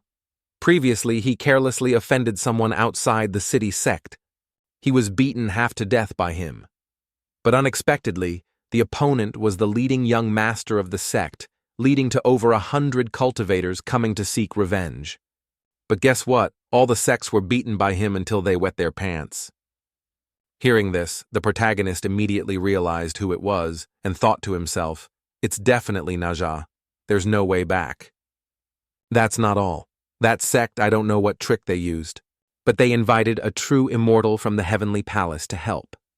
But that immortal, seeing our city lord, kowtowed and knelt down. "I know you immortal fairy definitely don't believe me, but I saw this with my own eyes. Ha ha ha, how could I not believe it? Who would dare not to kneel before the son of Li Tian Wang? But that's not right. Why did he come to this mortal city to be the city lord? Moreover, what demon would dare to possess him?" Without thinking much, he immediately stood up, pointed forward, and spoke. "All right, I know. Let's go. You lead the way to the city lord's mansion. What immortal elder? Didn't you hear me just now? That city lord is an existence that even the gods in heaven can't mess with." Hearing this, Xian, unafraid, turned his head to look at him and replied, "The person I'm looking for is him, and he's busy accepting disciples. Hearing that the counter-chief was extremely surprised, his eyes wide. Accepting disciples? Am I meeting a true great master immediately after he quickly chased after the protagonist in joy? Come on, I'll take you there. After moving for a while, He Xian's group arrived at a magnificent, splendid, and luxurious city. The red-haired kid then also eagerly introduced himself, Immortal Elder. My name is Lu Shu Yi. You can call me Ah Yi. Hearing this, the protagonist replied indifferently, Not interested in knowing. Just lead the way for me. Hearing this, A Yi eagerly ran to the front and shouted, Don't be so cold. I know a great figure like you must have long since decisively cut off all worldly desires. But that's so boring. Immortal Elder, you must have come from some famous cultivation sect, right? It must be so. Your background really makes people admire you. You could enter the immortal path since childhood. Those of us from the lowest class are not as lucky as you. Our parents are just ordinary small merchants. Wanting to cultivate is truly impossible. Hearing these words, He Xian frowned in annoyance and spoke. Hey, are you listening to me? I said I'm not interested. Born in a bad place and then met this useless city lord. Everyone says that my fate is decided by me, not by heaven. But for people from the same low class as us, what choice do we have? The class barrier was long ago crushed to death by the upper class. Hearing this, the protagonist put his hand on his forehead, angrily gritting his teeth. Enduring it, he's still a child. His vision network of relationships and way of thinking are all far inferior. But before he could calm down for 3 seconds, Ah Yi spoke again, making He Xian's blood boil, and his face turned green with anger. Other people's starting line is even our finish line. Sometimes we can never even reach it. First fate, second luck, third feng shui. Ranking fate first is not without reason. Before he could finish speaking, the protagonist angrily kicked the stone repeatedly, causing him to sit down on the ground in fear. I said, I'm not interested. Are you deaf or something? Seeing that scene, Ah Yi was so scared he broke out in a cold sweat and shouted with his mouth wide open, I know, I'll shut up. With that said, He Xian's group continued to advance. But after walking for a while, Ah Yi spoke up again and asked Immortal Elder, Do you really not want to chat? Mortal life might help you achieve enlightenment and breakthroughs in cultivation. As soon as those words were finished, the protagonist angrily held his head and shouted loudly, Oh my God, why did I pick up such a talkative monster? It's truly the complete opposite of Zhuan Navi. The scene changes to the schoolyard behind the majestic and large city lord's mansion. At this moment, a beast with a burly body and gleaming eyes was standing opposite a small boy in green. A moment later, it fixed its murderous gaze on Naja and growled, Little Naja, your father sent you to the mortal world to train not to be a meritorious official. Hearing this, Naja showed a disdainful expression and snorted coldly. That's what those commoners deserve to endure. Upon hearing those words, it became enraged, its entire body emitting waves of killing intent. Commoners, previously. Although you were arrogant, you wouldn't say such things. If I weren't standing in front of you right now, I would really suspect you were possessed by some evil spirit. Hearing this, Naja clenched his fists and asked coldly, Master Hu, since when did you become so talkative? What exactly are you doing down here? Are you following my father's orders to bring me back? Facing his question, it replied seriously, It's nothing much, just that the heavenly king sent me to wake you up. Hearing this, Naja fixed his sharp gaze on it, a thrilled smile appearing. Is that so? Then that's great, because this disciple has long wanted to find an opportunity to truly spar with Master. Hearing this, it unleashed powerful streams of spiritual energy towards Naja, shouting loudly, Then do as you wish.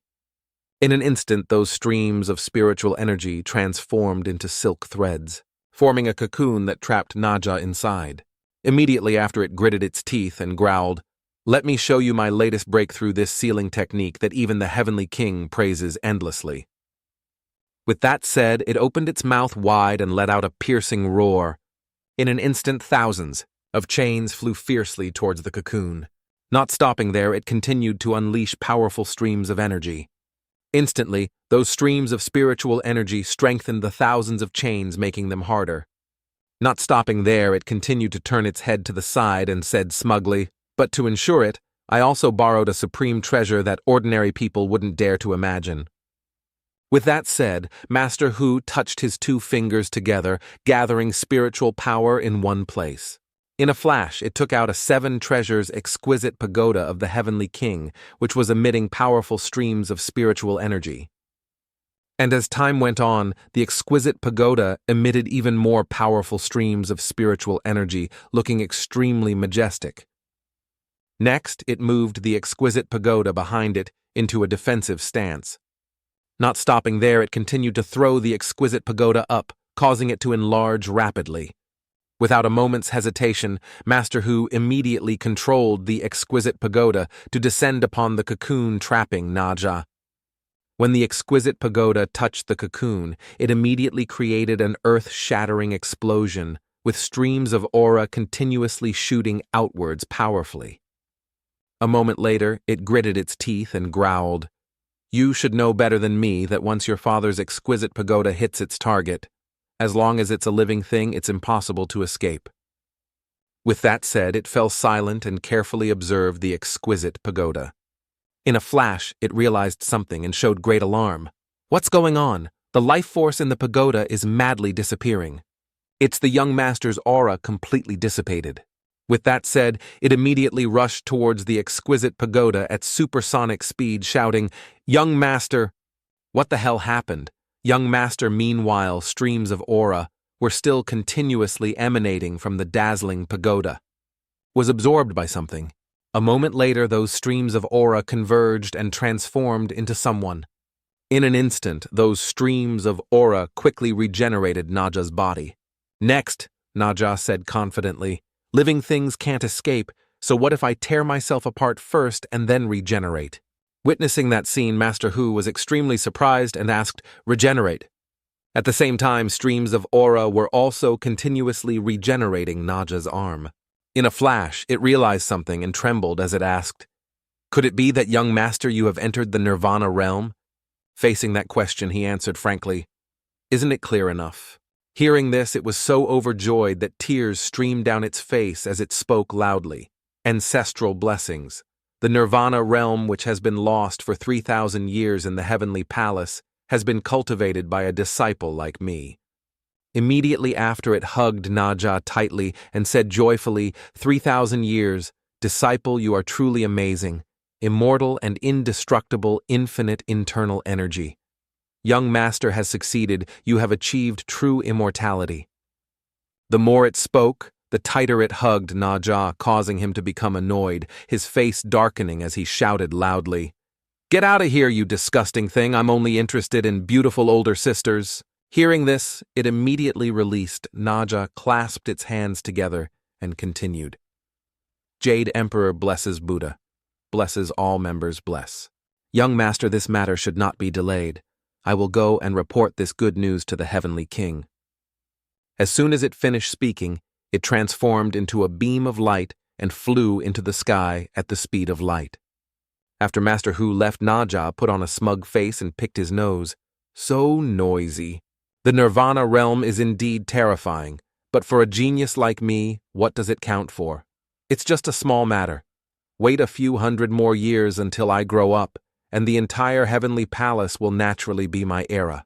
Cultivation is truly too simple for this young master. It's not as fun as finding little older sisters to play with. Let's go home and play with the little older sisters.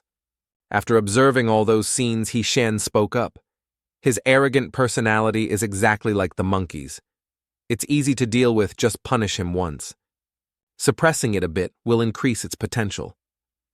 Next, the protagonist took out a card with a picture of a beautiful fox girl and held it between his two fingers. It's just that this name later meets the monkey. It's likely that they are like fire and water, both believing themselves to be supreme. Let's go. Let's begin. As soon as the words finished, an extremely powerful beam of light descended from the sky onto the protagonist. Immediately after, the clouds also gathered in one place, making the scenery here extremely majestic, causing Naja to be so frightened that he turned his head to the side to observe. In a flash, Hishan transformed into a fox girl with 9 tails and firm breasts, looking extremely beautiful and no less majestic. Not stopping there, Hsian's face was no less impressive, with thick eyelashes and rosy lips that enhanced the charm of her snow-white face. Seeing this scene, Yi was so astonished that his face darkened and sweat poured down, leaving him speechless. Seeing his expression, the protagonist immediately asked disdainfully, "Tell me, is it a bit strange for a great man like me to transform into this appearance?" Facing that question, he quickly covered his mouth, but saliva still kept flowing out as he stammered in reply, "No, not at all, Lord Immortal." Hearing this, the protagonist's face immediately darkened. Oh my God, luckily my university friends from my previous life didn't see me. Otherwise, I would definitely be played for a fool. At the same time, Naja also approached Hishan, his entire body emitting waves of cold, killing intent as he spoke in a cold voice. "Where did such an eyeless little thief come from, daring to sneak into my house?" Hearing this, the protagonist immediately turned his head to the side, revealing his seductive face. Causing Naja to stand frozen on the spot, his face completely blank. But very quickly his heart was made to beat erratically by Hishan's beauty. His cheeks flushed red as he exclaimed, "This older sister is so beautiful." Hearing this, the protagonist became angry and forced a smile. Quickly end this damn embarrassing feeling. With that said, the protagonist immediately got into a horse stance and erupted his spiritual power furiously like Son Goku. And as time went on, those streams of spiritual power spread around more and more fiercely, but Naja still showed no fear. In an instant, something happened that made the protagonist's eyes widen in surprise. When he noticed that the streams of spiritual power had dissipated, Hishan immediately became alarmed, his face turning purple. "What's going on? Why don't I feel any power?" Immediately, the system displayed a notification, "Holy Fox Da Ji in its daily state has no power and needs to absorb a large amount of external spiritual power to fill its dantian. Only then can it enter a combat state and unleash its divine power." After hearing these words, the protagonist's face became lifeless, his throat constricted, and he said nothing. But very quickly, Hishan became furious and shouted with his mouth wide open, "Damn it, is this a late-game hero? Are you playing me again? Why didn't you tell me sooner? Now where do you expect me to find a large amount of spiritual power for you? Give me another card." As soon as the words finished, the protagonist angrily turned his head to the side and thought, "Damn it, the only way is to anger Naja and make him unleash his ultimate move, then absorb his energy." After thinking it through, Hishan clenched his palm and rushed towards Naja, shouting loudly, "That ugly stupid brat take a punch from me." With that said, the protagonist threw a punch at Naja, but he was unharmed and still stood motionless in the same spot. Next, Naja looked down at the protagonist and said nothing. But Hishan on this side was extremely scared, sweat pouring down. The next second, the protagonist collapsed and knelt on the ground, lamenting. "It's like he's acting spoiled stupid." Seeing this, Naja smirked, a sinister smile appearing. "All right, stop wasting time. This young master can't stand it anymore." Hearing this, Hishan was terrified and retreated, asking, "Can't stand it anymore. What do you want to do?" Facing that question, he slung the protagonist over his shoulder and replied loudly, causing Hishan to panic, "What am I doing? Of course I'm making rice." Upon hearing those words, Hsien's face turned deathly pale, devoid of any blood. "Damn it, what should I do now? The greatest crisis in history. The scene changes to a majestic and magnificent building. Seeing Naja carrying the protagonist, the soldier was extremely surprised. Immediately after, their group clasped their hands behind their backs and bowed respectfully. "Welcome back, your lordship." But he didn't care about those words and directly walked forward without saying anything. At this moment, their group also realized something and spoke in surprise. "What's the situation?" His lordship has always only used charm to conquer women. Why is he using such a strong move this time? It's the first time I've seen something so strange. After entering the building, Naja closed the door. Without a moment's hesitation, he immediately threw the protagonist to the side. A moment later, Xian sat up, his face purple with fear, and shouted, "Don't come here! I'm telling you I'm a man!" Hearing this, he fixed his murderous gaze on the protagonist and said with a darkened face, "Shut up and be quiet for me. Don't say anything." Hearing this, Xian bit his lip tightly and said nothing. At the same time, Naja was also extremely vigilant, as if he had sensed something. Not stopping there, he continued to get into a tense fighting stance, looking around. After a while, Naja gritted his teeth and looked up intently.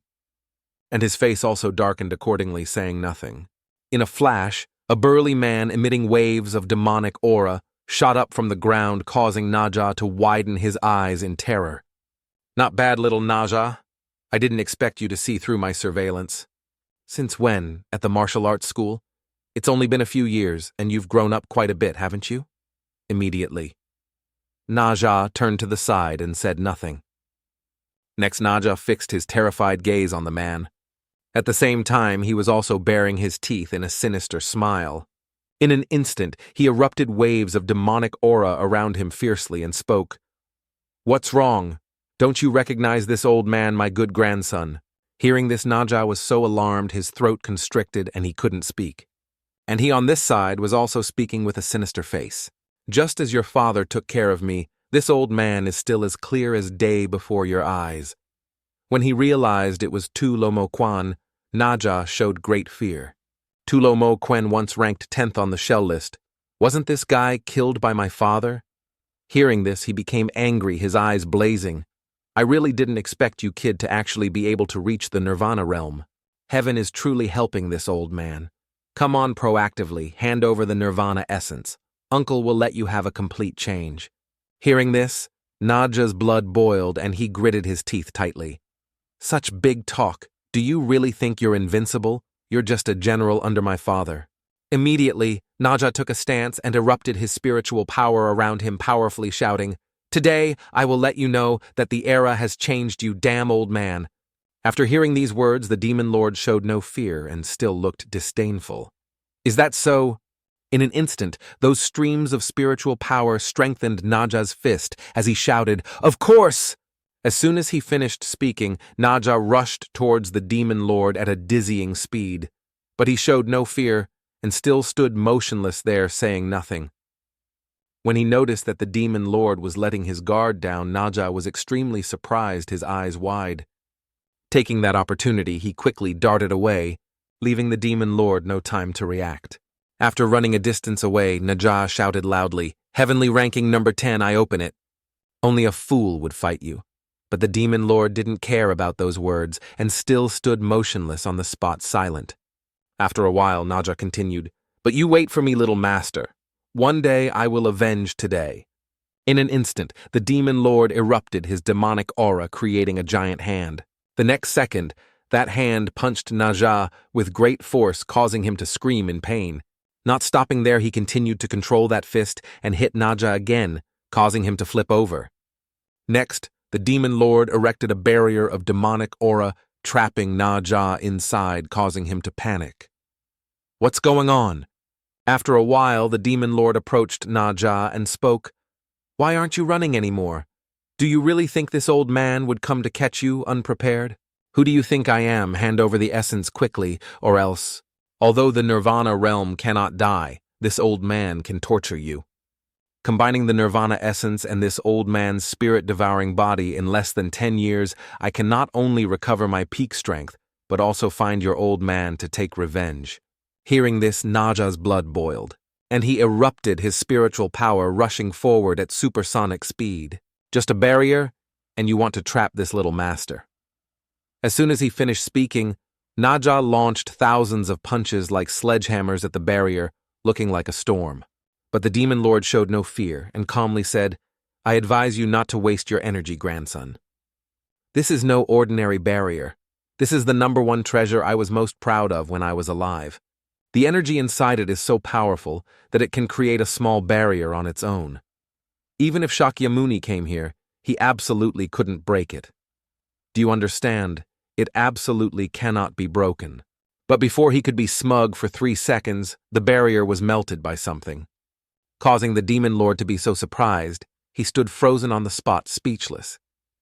Meanwhile, the protagonist was also powerfully absorbing the demon lord's barrier. And as time went on, He-Shen absorbed more and more frantically.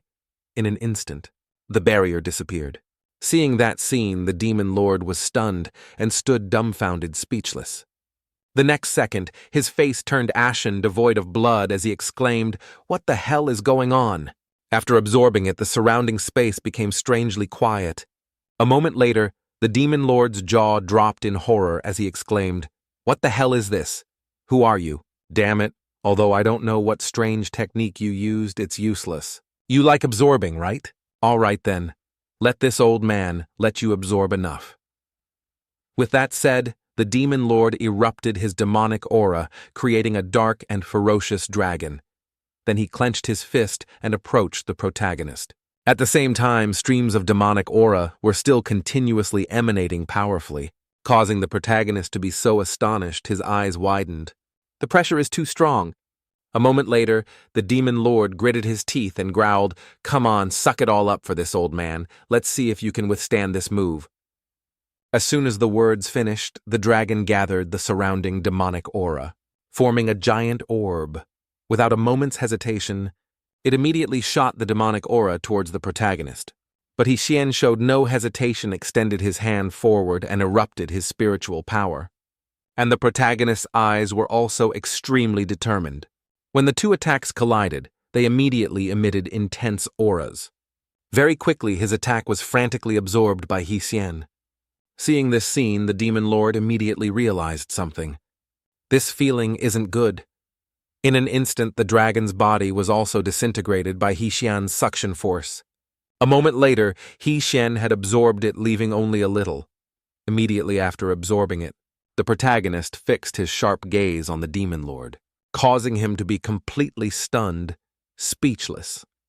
The next second, the demon lord shouted in terror, "Damn it, even my dragon was absorbed. Impossible, absurd." And Naja on this side was also stunned and speechless. Not long after, the protagonist, Naja, and the old man stood dumbfounded in one place, saying nothing. After calming down, the protagonist looked at his arm, which was emitting streams of spiritual power. This absorbed energy seems to be able to be actively released. Thinking of this, He-Shen fixed his sinister gaze on the demon lord and smirked. "He he. Then this will be fun." Seeing that expression of the protagonist, the demon lord was so scared that sweat poured down. "What's with this expression of yours? What do you want to do?" But the protagonist didn't care about those words and said coldly, "Come here, be our guinea pig. Okay, let me check how much energy I can absorb after all." With that said, He-Shen powerfully absorbed the demonic aura from the demon lord's body. Causing him to be terrified, his face darkened and he gritted his teeth. And as time went on, He-Shen absorbed more and more fiercely, leaving the demon lord unable to resist. Not long after, his eyes rolled back in pain as he screamed miserably. After a long while, his face became gaunt, looking extremely horrifying. Meanwhile, the demon lord's body had also withered, causing him to be unable to stand firm and fall face down on the ground, his butt in the air, dying instantly. But the protagonist on this side was still very calmly releasing streams of spiritual power around him. Seeing this scene, Naja immediately exclaimed in amazement. "Just one technique has drained one of them dry. The battle is over. What damage is the room preparing for? Who on earth is this guy? I've never heard his name." Seeing that the energy flask was still not full, He-Shen spoke in annoyance. Hey, it can't be like this, can it? The enemy is dealt with, but I haven't absorbed enough energy yet. Is this absorption amount too heaven-defying? Is Daji this strong? What should I do now? The system doesn't even remind me if Naja's potential has increased. It must be that the swaying power is not enough. But this person is already dried up. Where can I find more energy? In a flash, the protagonist realized something and turned his head to the side. No, isn't there still a little bit here? When he noticed Hachien fixing his sinister gaze on him, Naja showed great alarm. Next he opened his mouth wide and shouted, "What are you looking at me for? I just did that to you to confuse the enemy. It's just a misunderstanding." Hearing this, the protagonist's entire body emitted waves of killing intent as he said with a darkened face, "Don't be so tense. I'm just borrowing a little bit of your energy to use." Without a moment's hesitation, the protagonist immediately shot streams of spiritual power towards Naja, shouting loudly, "Be good now." With that said, Xian immediately absorbed his streams of spiritual power towards himself. Noticing this, he immediately got into a horse stance, gritted his teeth, and resisted stubbornly. In an instant, Naja's eyes flashed as he shouted loudly, "Damn it! I'm not as weak as that 10th-ranked seriously injured guy. Don't forget, Little Master is now in the Nirvana realm, with infinite energy." As soon as he finished speaking, Naja erupted his spiritual power, creating a large and majestic spirit beast. Next, Naja opened his mouth wide and shouted smugly, "Infinite energy, do you understand? Is it you?" But before he could be happy for 3 seconds, the protagonist increased the intensity, causing Naja's face to become distorted, and his body also became limp, as if he had lost his soul. After stopping, Naja's face became limp like mud as he struggled to speak. "Damn it, this woman sucks too much." As soon as he finished speaking, Naja tiredly lay down on the ground, his whole body trembling. Meanwhile, his face also turned pale, his eyes white, and he said nothing. Seeing this, the protagonist panicked and helped Naja up. Hey, don't die, I've stopped." "You're the mission target." At the same time, the system also displayed a notification. "Energy is full." Seeing this, Xian was extremely surprised. "It's enough. It seems like there's a surging source of energy in my body that's constantly increasing." After thinking it through, Xian spread his legs wide and clenched his fists into a stance. Not stopping there, the protagonist continued to erupt his spiritual power around him, powerfully like a storm. In an instant, Xian's entire body was enveloped in streams of spiritual power. At the same time, the system also displayed congratulations to the host for entering Daji's spellcasting state. Holy Fox Daji is the only soul-type mage in the Heavenly Palace. Her attacks ignore defense and directly strike the soul, causing the mentally weak to collapse and the strong to lose their minds. Moreover, she can also invade the target's sea of consciousness and distort their memories. After hearing about such overpowered skills, the protagonist was extremely surprised. Distort memories, is this a movie or something? Such an overpowered ability. If that's the case, then I don't need to pretend anymore, right? Directly using divine powers to change. Naja's memories might even increase his potential. That's theoretically feasible. Let's try it. As soon as he finished speaking, the protagonist walked over to Naja, who was lying motionless on the ground. Immediately, Xian performed his technique, causing his eyes to shine brightly. At the same time, Naja's eyes also flashed due to the protagonist's power. The next second, dazzling beams of light shot out from somewhere. In an instant, the protagonist had entered Naja's mysterious sea of consciousness. Seeing this, Xian was extremely surprised. This is Naja's sea of consciousness. In an instant, something caught the protagonist's attention. Seeing a hideous monster emitting waves of demonic aura, Xian was extremely surprised. Seeing a hideous monster emitting waves of demonic aura, Xian was extremely surprised. What is this again? Could this evil thing be the source of malice in Naja's heart? Let's go in and see. As soon as he finished speaking, Xian walked towards that evil object with an extremely imposing manner. A moment later, the protagonist jumped onto its body, which was emitting powerful evil auras. Seeing this, Xian's face immediately darkened, and he said nothing. After a long while, the protagonist placed his hand on its body and spoke. The evil aura is too strong. When it sensed the protagonist's presence, it became enraged and emitted dazzling beams of light, causing Xian to be blinded and cover his face with his hand. And as time went on, the beams of light spread around more and more fiercely. At the same time, Xian had also escaped Naja's sea of consciousness in a squatting position. Not long after, a girl with pink hair also walked by, catching the protagonist's attention. Noticing He Xian staring at her, the girl uncomfortably turned her head to the side. Seeing such a beautiful girl, the protagonist immediately clasped his hands and exclaimed loudly, "Little sister is so beautiful." The pink-haired girl at this time, with a dejected expression, didn't dare to look up and said shyly, "I'm very sorry, Lord Holy Master. I refuse." Hearing this, Naja frowned in surprise and asked, "I didn't hear wrong, did I? You must have heard about my strength, right?" Many people wouldn't even dare to dream of such an opportunity. Do you understand? The protagonist, standing on the side, witnessed this scene with a bewildered expression, rubbing his head in confusion. Can't they see me? Am I in Naja's memories now? It's so real, isn't it? Returning to their conversation, the pink-haired girl continued to speak. "I know you are a noble immortal in the heavenly palace, but my mother taught me since childhood not to take advantage of others." Take advantage of others? What are you talking about? I just want to accept you as my disciple. You waste so much of your precious time and energy, and I can't repay you for anything. This is taking advantage of others. That's not right. Mother also taught me. I've heard people say that your mother is indeed a famously good person. This holy master also respects your choices, but it's truly a pity to waste such talent. How about this? The time I spend teaching you to cultivate, you come and serve me. That way it wouldn't be considered taking advantage of me, right?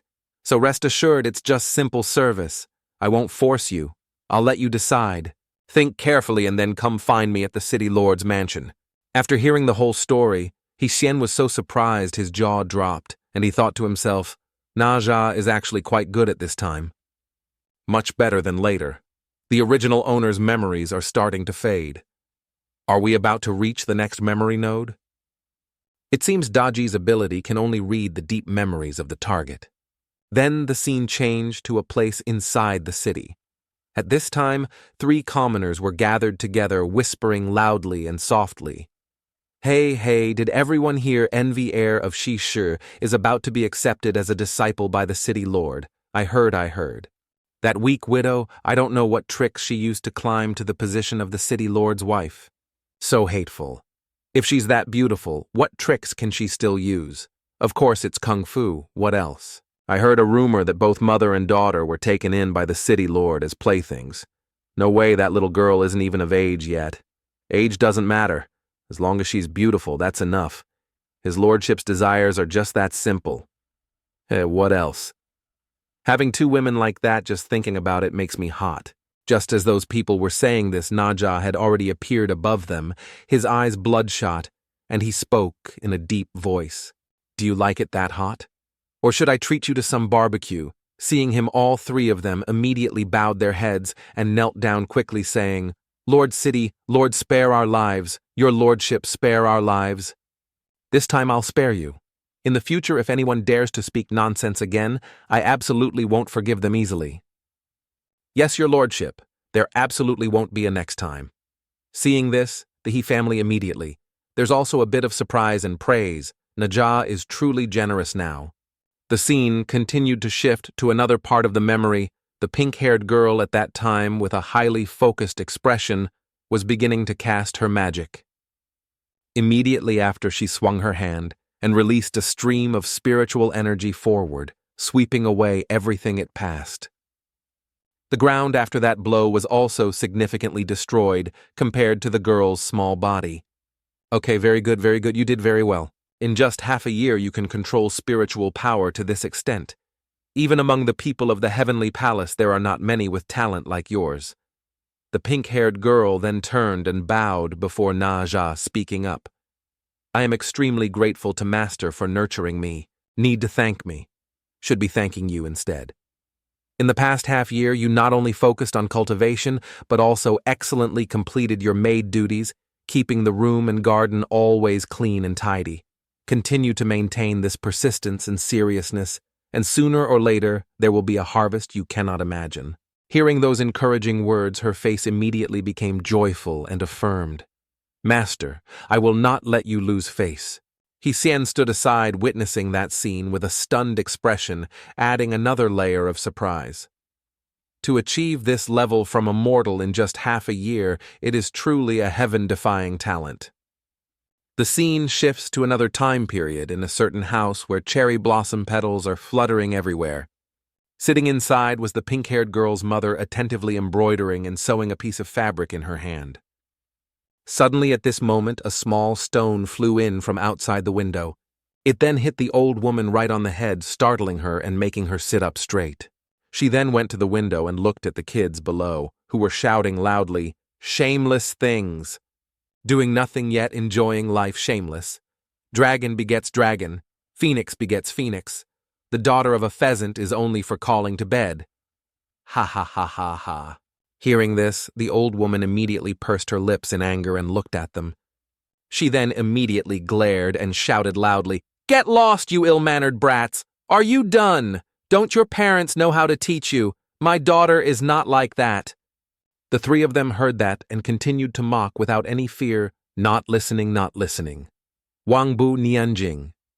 But immediately after, all three stopped abruptly when they saw Naja appearing standing tall behind them with sharp eyes full of killing intent.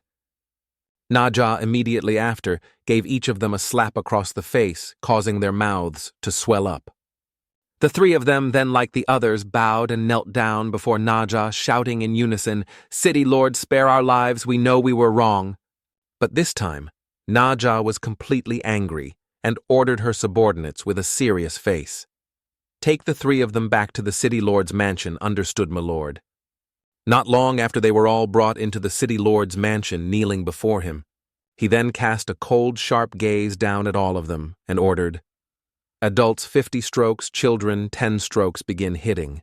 An old man among the three elders heard this, and his face immediately turned panic-stricken and fearful, speaking loudly. "My lord, they are just children." "Right, that's why I'm giving you 50 strokes, isn't that right?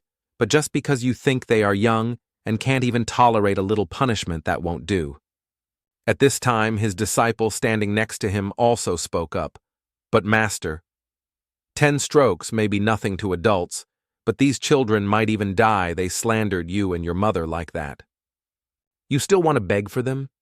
"Not begging, I just think that using words to hurt others shouldn't cost a life." That would be too unfair to them. Hearing this, Naja didn't make things more difficult, but closed her eyes and reduced the punishment. "It also makes sense. So the little ones change to 3 strokes, just don't let them die. Remember? It is you who fabricate injuries to others, repaying kindness with enmity. I saved a life for your children." Hearing this, they all bowed their heads down and said loudly in unison, "Thank you, female bodhisattva." After hearing those words, Naja didn't want to see their faces anymore and immediately spoke to dismiss them. "Get lost, you insolent brats."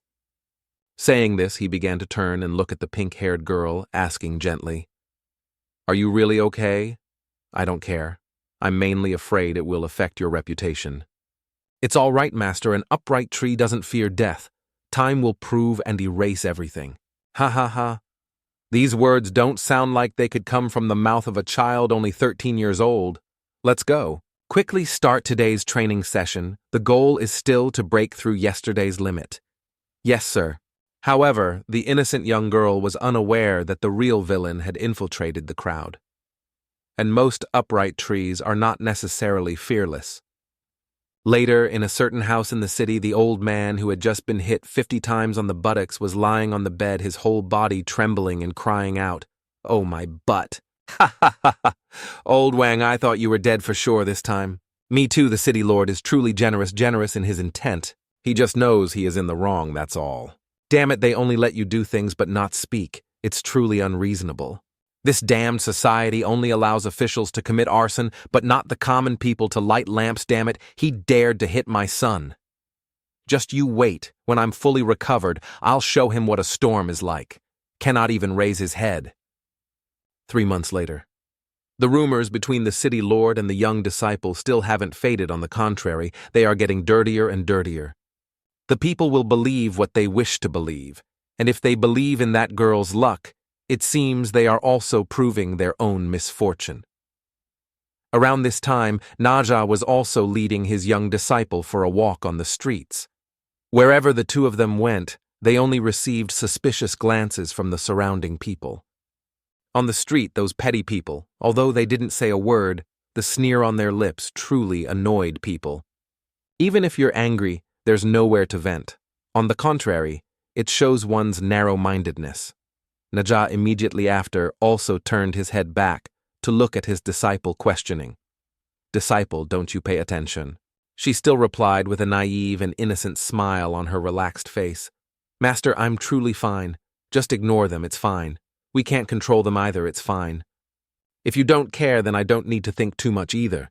It seems that even as a master I cannot be as generous as my young disciple, huh?" The young girl at that moment revealed an optimistic smile that made Naja feel very relieved. But no matter how optimistic she was still just a child, only 13 years old. One day, half a year later, when she was found, her body was in the cold, swift-flowing river. Before dying, there wasn't even a slight sign. Only thanks to someone who left a letter for her master. "Master, I have some personal matters that require me to leave for a while to handle alone. Please don't worry about me, goodbye."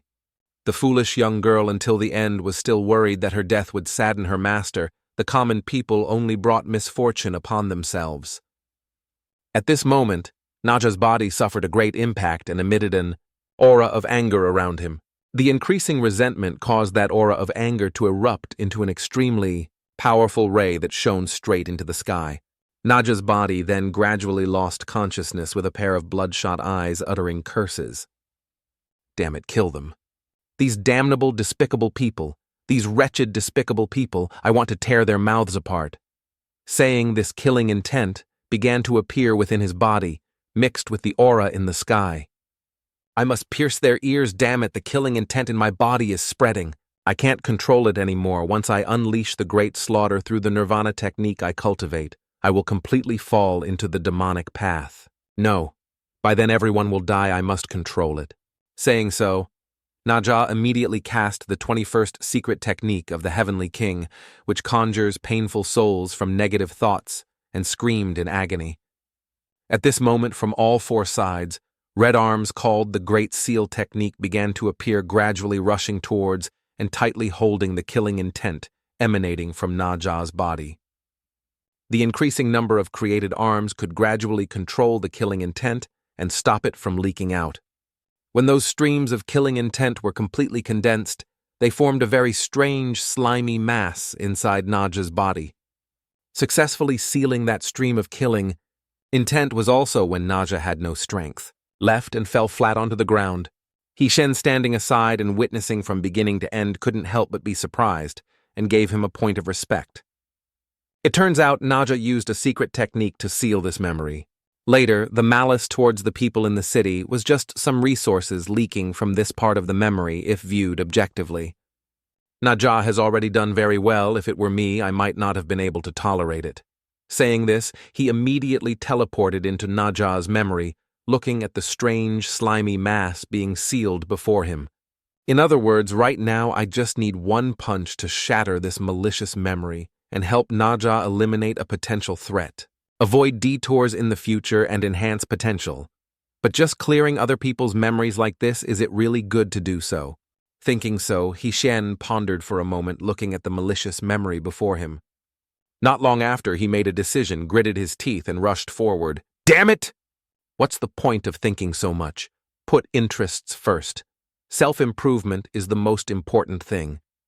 At this moment, Hishen gradually raised his fist, which was enveloped by a stream of his spiritual energy. But just as he was about to punch, he stopped his hand just a short distance from the boundary.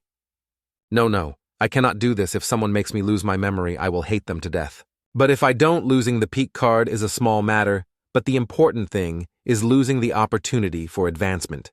That is absolutely not allowed. Calm down, must think it through first.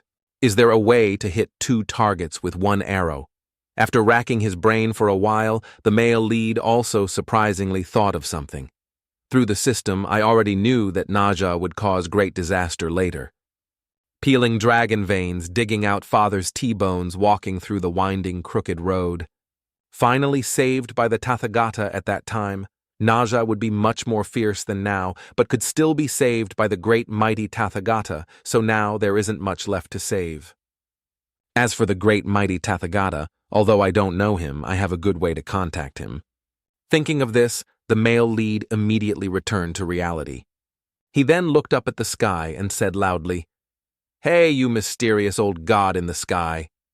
I know you can definitely hear me. Can you help me bring the brat Naja before the great mighty Tathagata? This matter should not be difficult for you, right?" But at this moment only a silent space and the sound of black crows flying by and cawing answered him. Seeing this, He-Shan lay down on the floor, picked his nose, and acted shamelessly. "If you don't care about me, then I won't level up anymore. Go figure it out yourself. Let's see who's better." After speaking, he gritted his teeth and glanced behind him, thinking to himself, "Patience there was clearly a way to track and protect me when you saved me in time before." Just as he was thinking about this, a figure appeared from behind, climbing in through the window. It was a Yi with a joyful expression, quickly speaking up, "Immortal Chief, your servant Liu Shi has come to save you." Liu Shi saving me. This brat's lie is a bit bold. Ever since I entered that room with Naja, I realized he also followed, always hiding under the window. At that time, his expression clearly seemed to say that if I died, he would coldly turn around and leave. Seeing the situation change, he would immediately adopt a righteous demeanor, not hesitating to sacrifice himself to help and showing panicked concern. I must admit this kid is young, but his acting ability is truly no less than that old fox. Really can't like him. Damn it, I have to help him to get the DLC reward. What to do now? Suddenly an idea came to me. Let's try it. I don't know if it will work or not. Thinking, He-Shan took out a gem given by the mysterious woman and brought it before Yi, speaking, "True friendship is known in times of trouble. Very good, this reward is all yours. With it you can cultivate 10 times faster than others." He then didn't hesitate to extend his hand to receive it with a satisfied smile. He then bowed and knelt down before the male lead and said loudly, "Thank you, Immortal Chief. I can never repay your great kindness in this lifetime." Saying this, his crocodile tears flowed profusely, making him more engrossed in his role. "You are my reborn parents." Outwardly, he acted like that, but in his heart he was secretly grinning with satisfaction. It is indeed as my data predicted. The Immortal Chief is really easy to deceive. Give more to this poor kid. At the same time, on He-Shan's side, the system displayed a notification. "Congratulations on completing the side quest. The potential of the person with special talent will increase by 85%. Received DLC item Crimson Magic Bell." Seeing this, his face immediately became sinister as he looked towards a Chiang, thinking to himself, 85% of a mortal's potential value is indeed a lot. Next, let's do the experiment I came up with. He-Shan immediately rushed forward and decisively snatched the gem from Yi's hand, surprising him. "Give it back to me." At the same time, the system panel displayed a notification. The potential of the person with special talent decreased by 5%. But at this moment, the magic bell in his hand was still unharmed and remained on it. Seeing this, He-Shan seemed to have struck gold and laughed excitedly. Ha, it is indeed as my data predicted. Even if it decreased, the reward was not taken back. In that case, the whole problem cannot be solved. Got the DLC again, no need to worry about future consequences. After thinking, he turned to look at Yi and continued, "Okay, the auction is over. Thank you, brother, for your help. We'll meet again if fate allows. I still have things to do. I'll go first." At this moment, he could only stand frozen and blankly stare at his back with question marks appearing in his mind. Auction. What kind of situation is this? In this lifetime, Liu Shi could never realize how many opportunities he missed due to his bad impression. Luckily, he wasn't seriously harmed. Oh no, it seems I've also lost a little.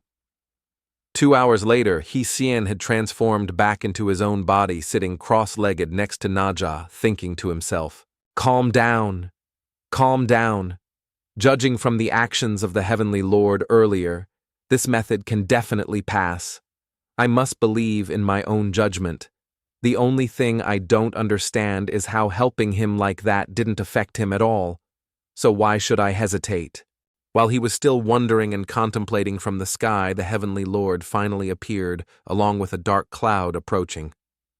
From inside the cloud at this moment, a beam of light began to shine down, illuminating the entire area.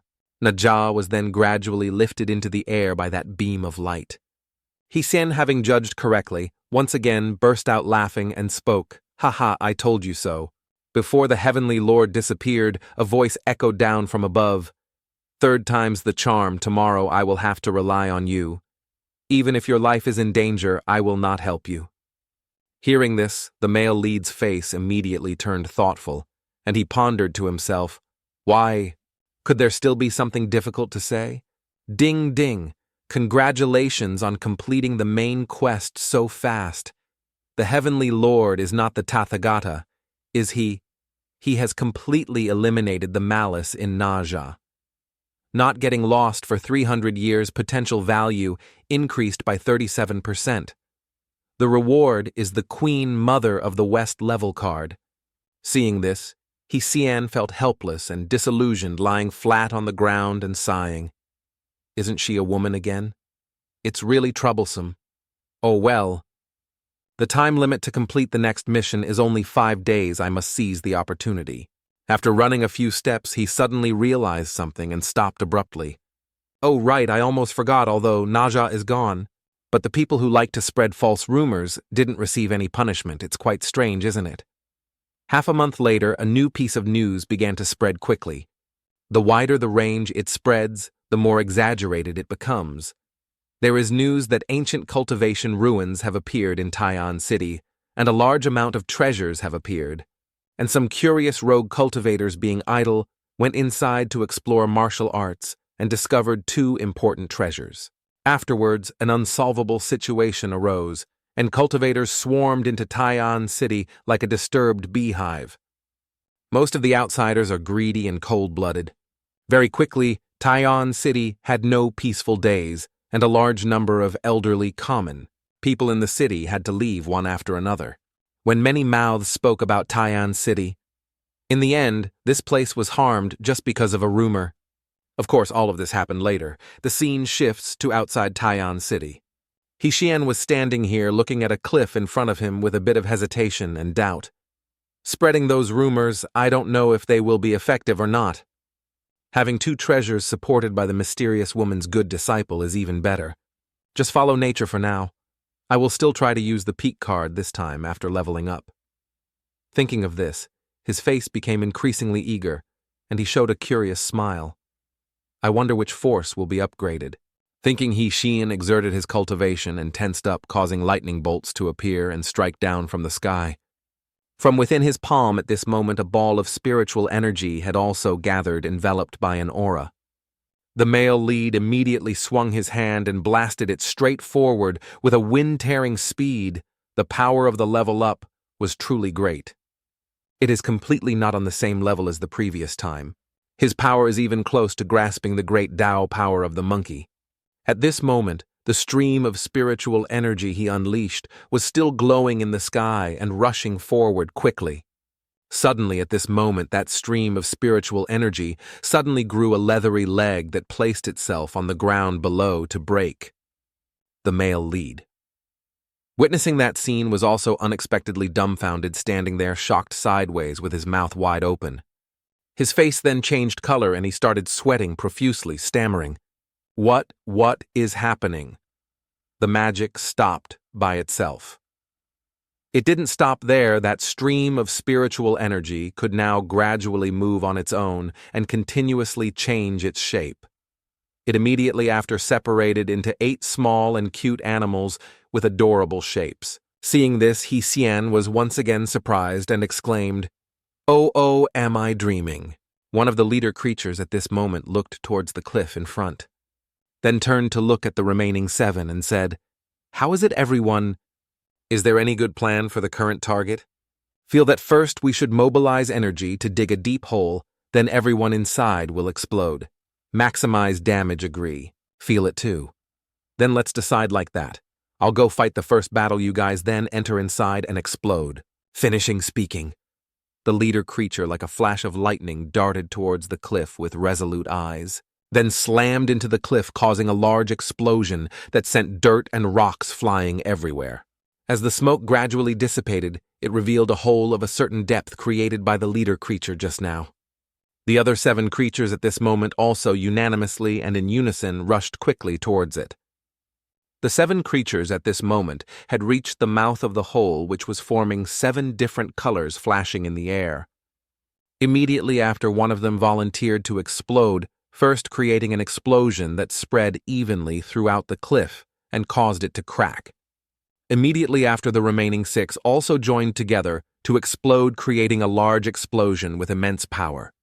The entire cliff at this moment could no longer withstand the power of the explosion and gradually showed signs of shattering.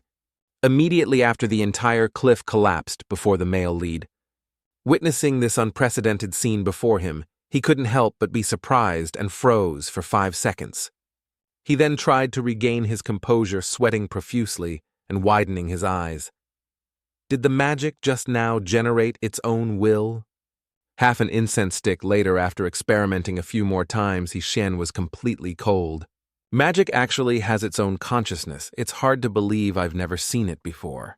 What kind of powerful being was the predecessor of this body? At the same time, the system panel displayed a notification of a new quest. The target of the quest is the descendant, Tai Diao Chi. The current identity is the city lord of Langjiang City, currently in the Wulong Mountain camp on the eastern outskirts of the city. A descendant. It's a city lord again. Why did he run to the mountain stronghold? The scene shifts to a moment later, at the houses located beside the cliff. Inside at this moment, 3 mountain bandits were whispering and discussing with each other. What on earth happened that the chief suddenly summoned everyone back? Haven't you heard anything yet? No, what on earth happened? In the camp, some brothers found the city lord of Langjiang, who was seriously injured by someone in the forest. The other 2 heard this and widened their eyes in surprise, asking back, "City lord, the boss plans to extort the city lord's mansion. Once we get the ransom money, we quickly disperse and run. From now on, we won't worry about food and clothing extorting the city lord's mansion." As expected of a big brother with charisma. The male lead, hiding behind a bush nearby, heard the conversation of the 3 mountain bandits and surprisingly stroked his chin, thinking to himself. Seriously injured, so he was captured by the mountain bandits. No wonder his location is inside the camp deep in the forest. My current mission is still to ambush and get close to the descendant first. Understand his true personality and then prescribe the right medicine. To understand the target better, I cannot reveal my strength and attract too much attention. Let me think. That's fine. Pretend to save someone and get locked up with the target, then judge their behavior later. Once the detailed plan was prepared, Hishen immediately stood up and revealed himself, speaking. "Hey, you wretched bunch, quickly tell your boss to release the city lord, otherwise don't blame me for being impolite." The 3 mountain bandits heard this and all turned their emotionless eyes to stare at him. Not long after, Hishen was roughly kicked into the prison by them, then looked at him with a contemptuous expression and spoke. "Even a mortal without cultivation wants to come and save someone. Truly overestimating yourself. Lock him up together. You should feel lucky that our boss doesn't kill." Sitting next to the male lead at this moment was the descendant Tai Diao Chi. The city lord of Langjiang City is also the target of this quest. Diao Chi then looked at Hishen's back and asked curiously, "They said saving someone, are you here to save me?" Hearing this, he suddenly remembered his mission and turned his head in surprise. He then played the role of a fan and spoke. "You are the city lord, aren't you? I have admired you for a long time. I accidentally heard them kidnapping you in the mountains, so I fought with them. My lord, no need to thank me, these are things I should do, contrary to the gentleness of the male lead." Zhao Qi replied with an angry expression, repeatedly kicking him. "I thank your head. What are you, a mortal like you, showing off? You yourself have no power. Don't you know to go report to the city lord's mansion? This time it's great. What's the use?" Hishen then sat up with lumps on his head, trying to force a smile, even though tears were flowing, and replied, "My lord, I know I was wrong. I single-mindedly wanted to save my lord. The intention is good. For this mission's reward, I must bear it, but this guy is too violent. It always feels a bit wrong, Diao Qi, standing here, also replied to his previous words with an angry expression. Shut your mouth, you fool. A moment later, when it was mealtime, a chef appeared from outside holding a plate of food, opened the door and entered. He then bent down and placed the plate with the food, which was still hot on the ground, and spoke. This is your dinner. Saying this, the chef immediately glanced outside the door with a vigilant expression. Seeing that the guard was not paying attention inside, the chef, seizing this opportunity, quickly whispered softly, City Lord, I am the chef here, one who admires you. I intend to rescue the two of you. In the evening they will hold a feast. By then I will bring food and drug them to make them pass out. Wait for my good news, please be assured. Saying this, the chef immediately turned his back and left as if nothing had happened.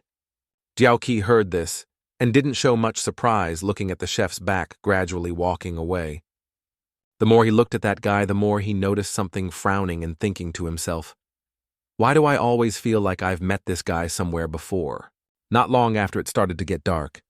Just as the chef had said, all the mountain bandits at this moment were happily holding a celebratory feast together. At the same time, inside the kitchen, the man had begun to take out a bottle of medicine he had put away earlier and held it in his hand.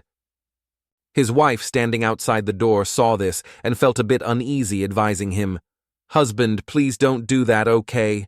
These bandit brothers are our saviors. If they hadn't intervened to help, we would have been killed by those evil people that year. You are now repaying kindness with enmity. The chef heard this and turned to look at the woman, replying, No matter what they are, bandits, but they are good people who only rob the wicked. Didn't you say these things? Don't talk anymore, my heart is set. Only like this is there a chance to escape the bottom layer. To make your life better in the future, I must definitely stand on others. This might be my only chance, I must seize it. The chef's wife heard this and said no more, silently observing the man. A moment later, a tall, slender, familiar figure appeared from the stairs, rushing down below. The chef had now unlocked the door to the male lead's prison cell and announced, My lord, it's all taken care of, let's go quickly. The two inside heard this and glanced towards the man, silently rating him highly in their hearts. The three then walked out of the dark cellar and looked at all the mountain bandits who were sleeping soundly before them. Diao Qi then turned to look at the chef and spoke words of praise. Very well done, this city lord always repays kindness. Upon returning, there will definitely be a great reward. Thank you, city lord. But there is still a small matter that requires you to do. Please tell me. Don't say one thing, even 10 things are not a problem. Diao Qi then, with a sinister expression, made a hand gesture across his neck, indicating and continuing, Go kill them all. This is the only way to cut off their ability to pursue. Hearing this, the expressions of all three people present became shocked, and they stood frozen, unable to speak. Hishan then also broke out in a cold sweat, thinking to himself, What's with this guy? This personality is much more vicious than Naja, decisive killing or indiscriminate slaughter. Diao Qi, at this moment, seeing that the chef wasn't answering, continued speaking. What's wrong? Can't you do it? The chef's wife, standing behind him with a frightened expression, quickly spoke up to advise him. Husband, you cannot. If you do that, there will truly be retribution. This is an opportunity to rise up. Don't miss it at all costs. I know these guys, although they are bandits, have a very good reputation, but I want them dead. How will you choose? The chef, standing before two choices between his conscience and the opportunity to change his life, was hesitant and lowered his head still without an answer. Hishan, standing on this side and looking at the situation before him, was also a bit confused and thought to himself, This guy is so brutal. What should I do? Thinking of this, he began to cast magic to create some ropes on his hands. Although these bandits captured me, I deliberately provoked them. They also planned to get the ransom and release me. Those ropes were now connected to the bodies of the bandits lying behind, along with a thought from the male lead appearing. The artifact given to me by the strong little Yan Wang can be used now. In a short time, I can enter a state of feigned death, and then, no matter how severe the injury, it will recover. These guys just hoard money and resources. Their crime doesn't warrant death. At the same time, Diao Qi, who was standing nearby, continued to urge him. What's wrong? Are you done resting? The chef then made his decision and opened his mouth to reply. As he spoke, he drew the blade from its sheath with a timid voice. Having thought it through in an instant, the chef took the lives of all the mountain bandits present there.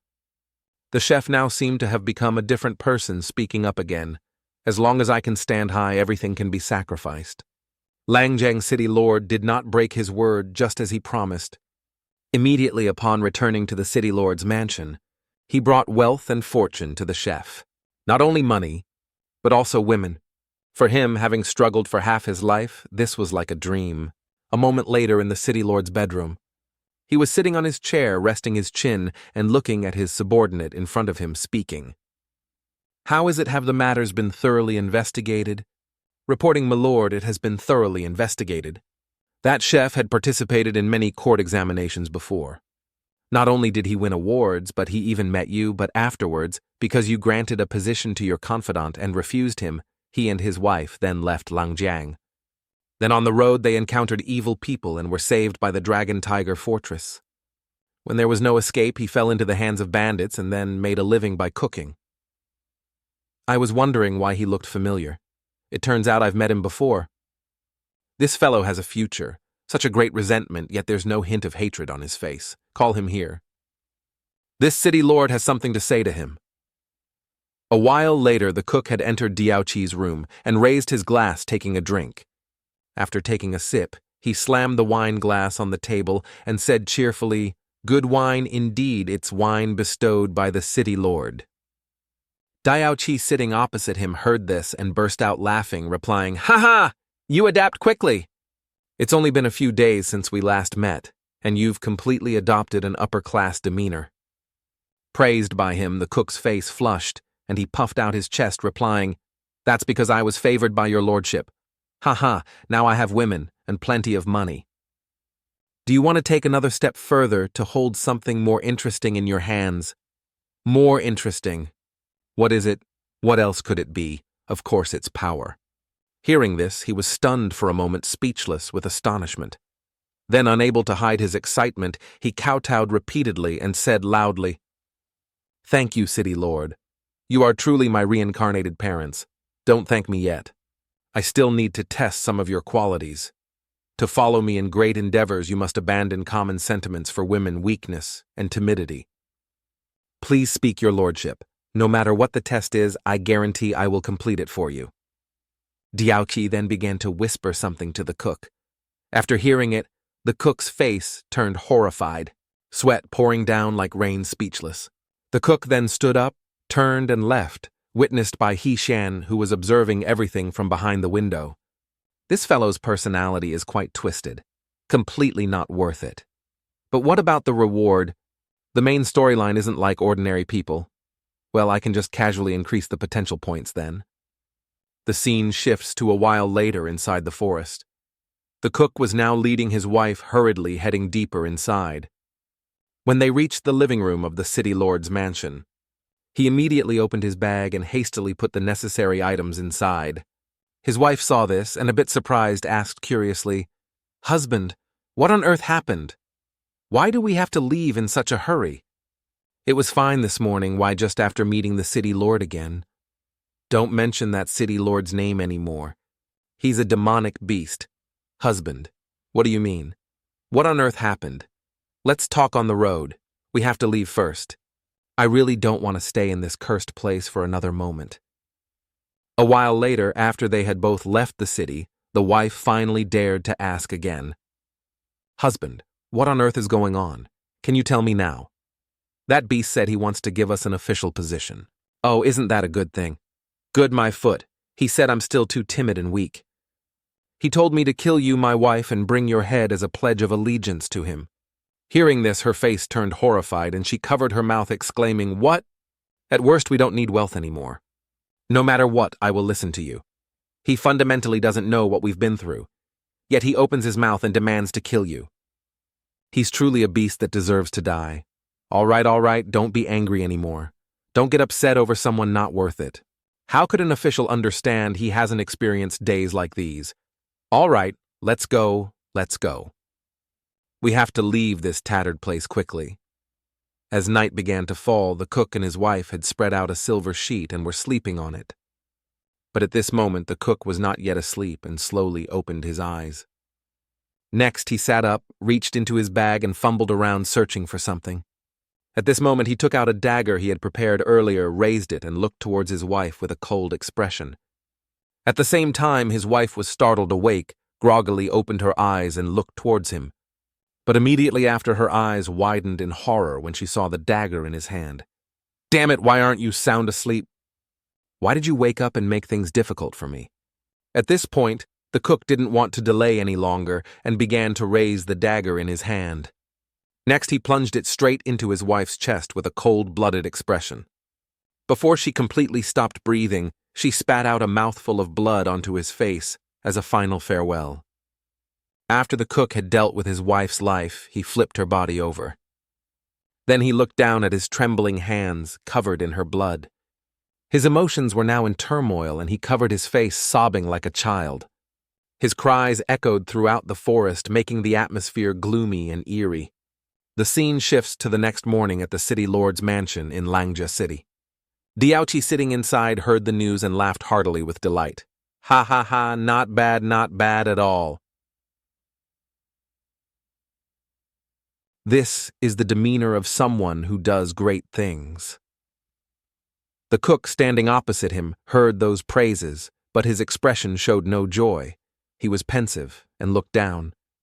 At this moment, in front of him was the box containing the head of his unfortunate wife, still dripping blood. Diaochi then spoke, ordering his subordinate beside him. "Xiaoqi, take him to change into the deputy official's uniform."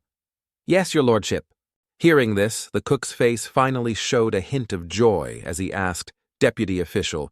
But before he could be happy for 3 seconds, Diaochi had changed his mind and called him back. "Oh right, wait a moment.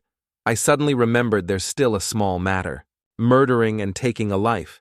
Isn't that a violation of my Langjiang laws?" He, standing here, heard this, and his expression immediately turned dazed, frozen for a moment. Then beads of sweat began to pour down, along with fear clearly showing on his face as he hurriedly said, "Your lordship, what do you mean by this? Didn't you tell me to do it?" Not long after, the cook was tied to a cross, his body covered in wounds. He was now still trying to muster his weak strength to speak. Why on earth, why plot against a mere servant like me? I don't understand." Diaochi, standing before him, calmly stroked his chin and replied, "Since you're going to die anyway, I have these words for you. I plotted against you because you are too much like me, although I was born in the noble city lord's mansion. But I am an illegitimate child of the lowest kind.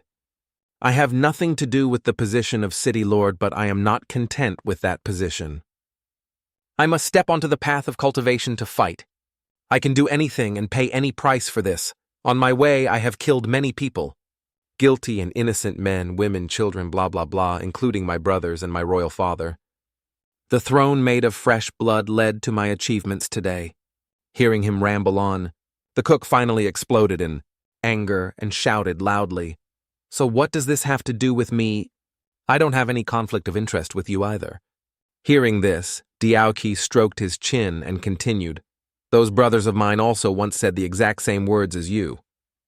But I killed them all, because hungry wolves like us will never be content to be beneath others. Am I wrong?" As soon as he finished speaking, Diaochi began to smile, raising his arm, which was enveloped in a stream of flames.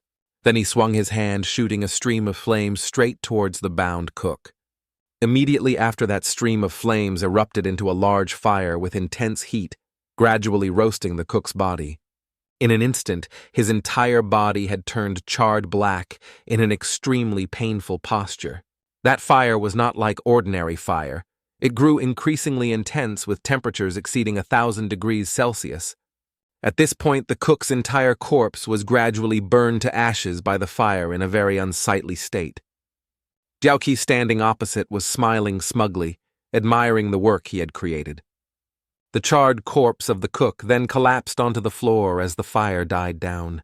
He Xian, hiding nearby and witnessing everything, was a bit astonished, thinking to himself, "The cook's wife has been saved by me. Inside the box is an illusion spell. But I really don't want to let these two guys off. But for an unrelated matter, not only is there no reward, but I also have to waste a card. It's not worth it at all." Just as he thought of this, Diao Qi in front of him had turned to look at him and spoke. "Hey, I say, have you watched enough of the show? Looking at you, you're probably not just a mortal, are you?" He Xian then didn't bother hiding anymore and calmly stepped out, glancing at him. Jiao Qi then began to extend his hand, accumulating a stream of spiritual energy, and continued, "No matter what your identity is, let's die together." As soon as he finished speaking, he rushed forward with his fists and streams of spiritual energy surrounding him. He Xian immediately didn't stand still either and jumped into the air, easily dodging that blow. Next, he landed back on the ground and slid a long distance. At this moment, his expression turned serious, and he glared at Diao Qi, thinking to himself, "If that's the case, I don't need to force myself to find a reason anymore. Let's see if I can rely on my own strength to resolve this." Thinking of this, his entire body began to emanate an aura, along with a clear change in strength. His current body had far surpassed his former self. At the same time, Diao Qi had shot straight into the sky and began to use an earth element technique.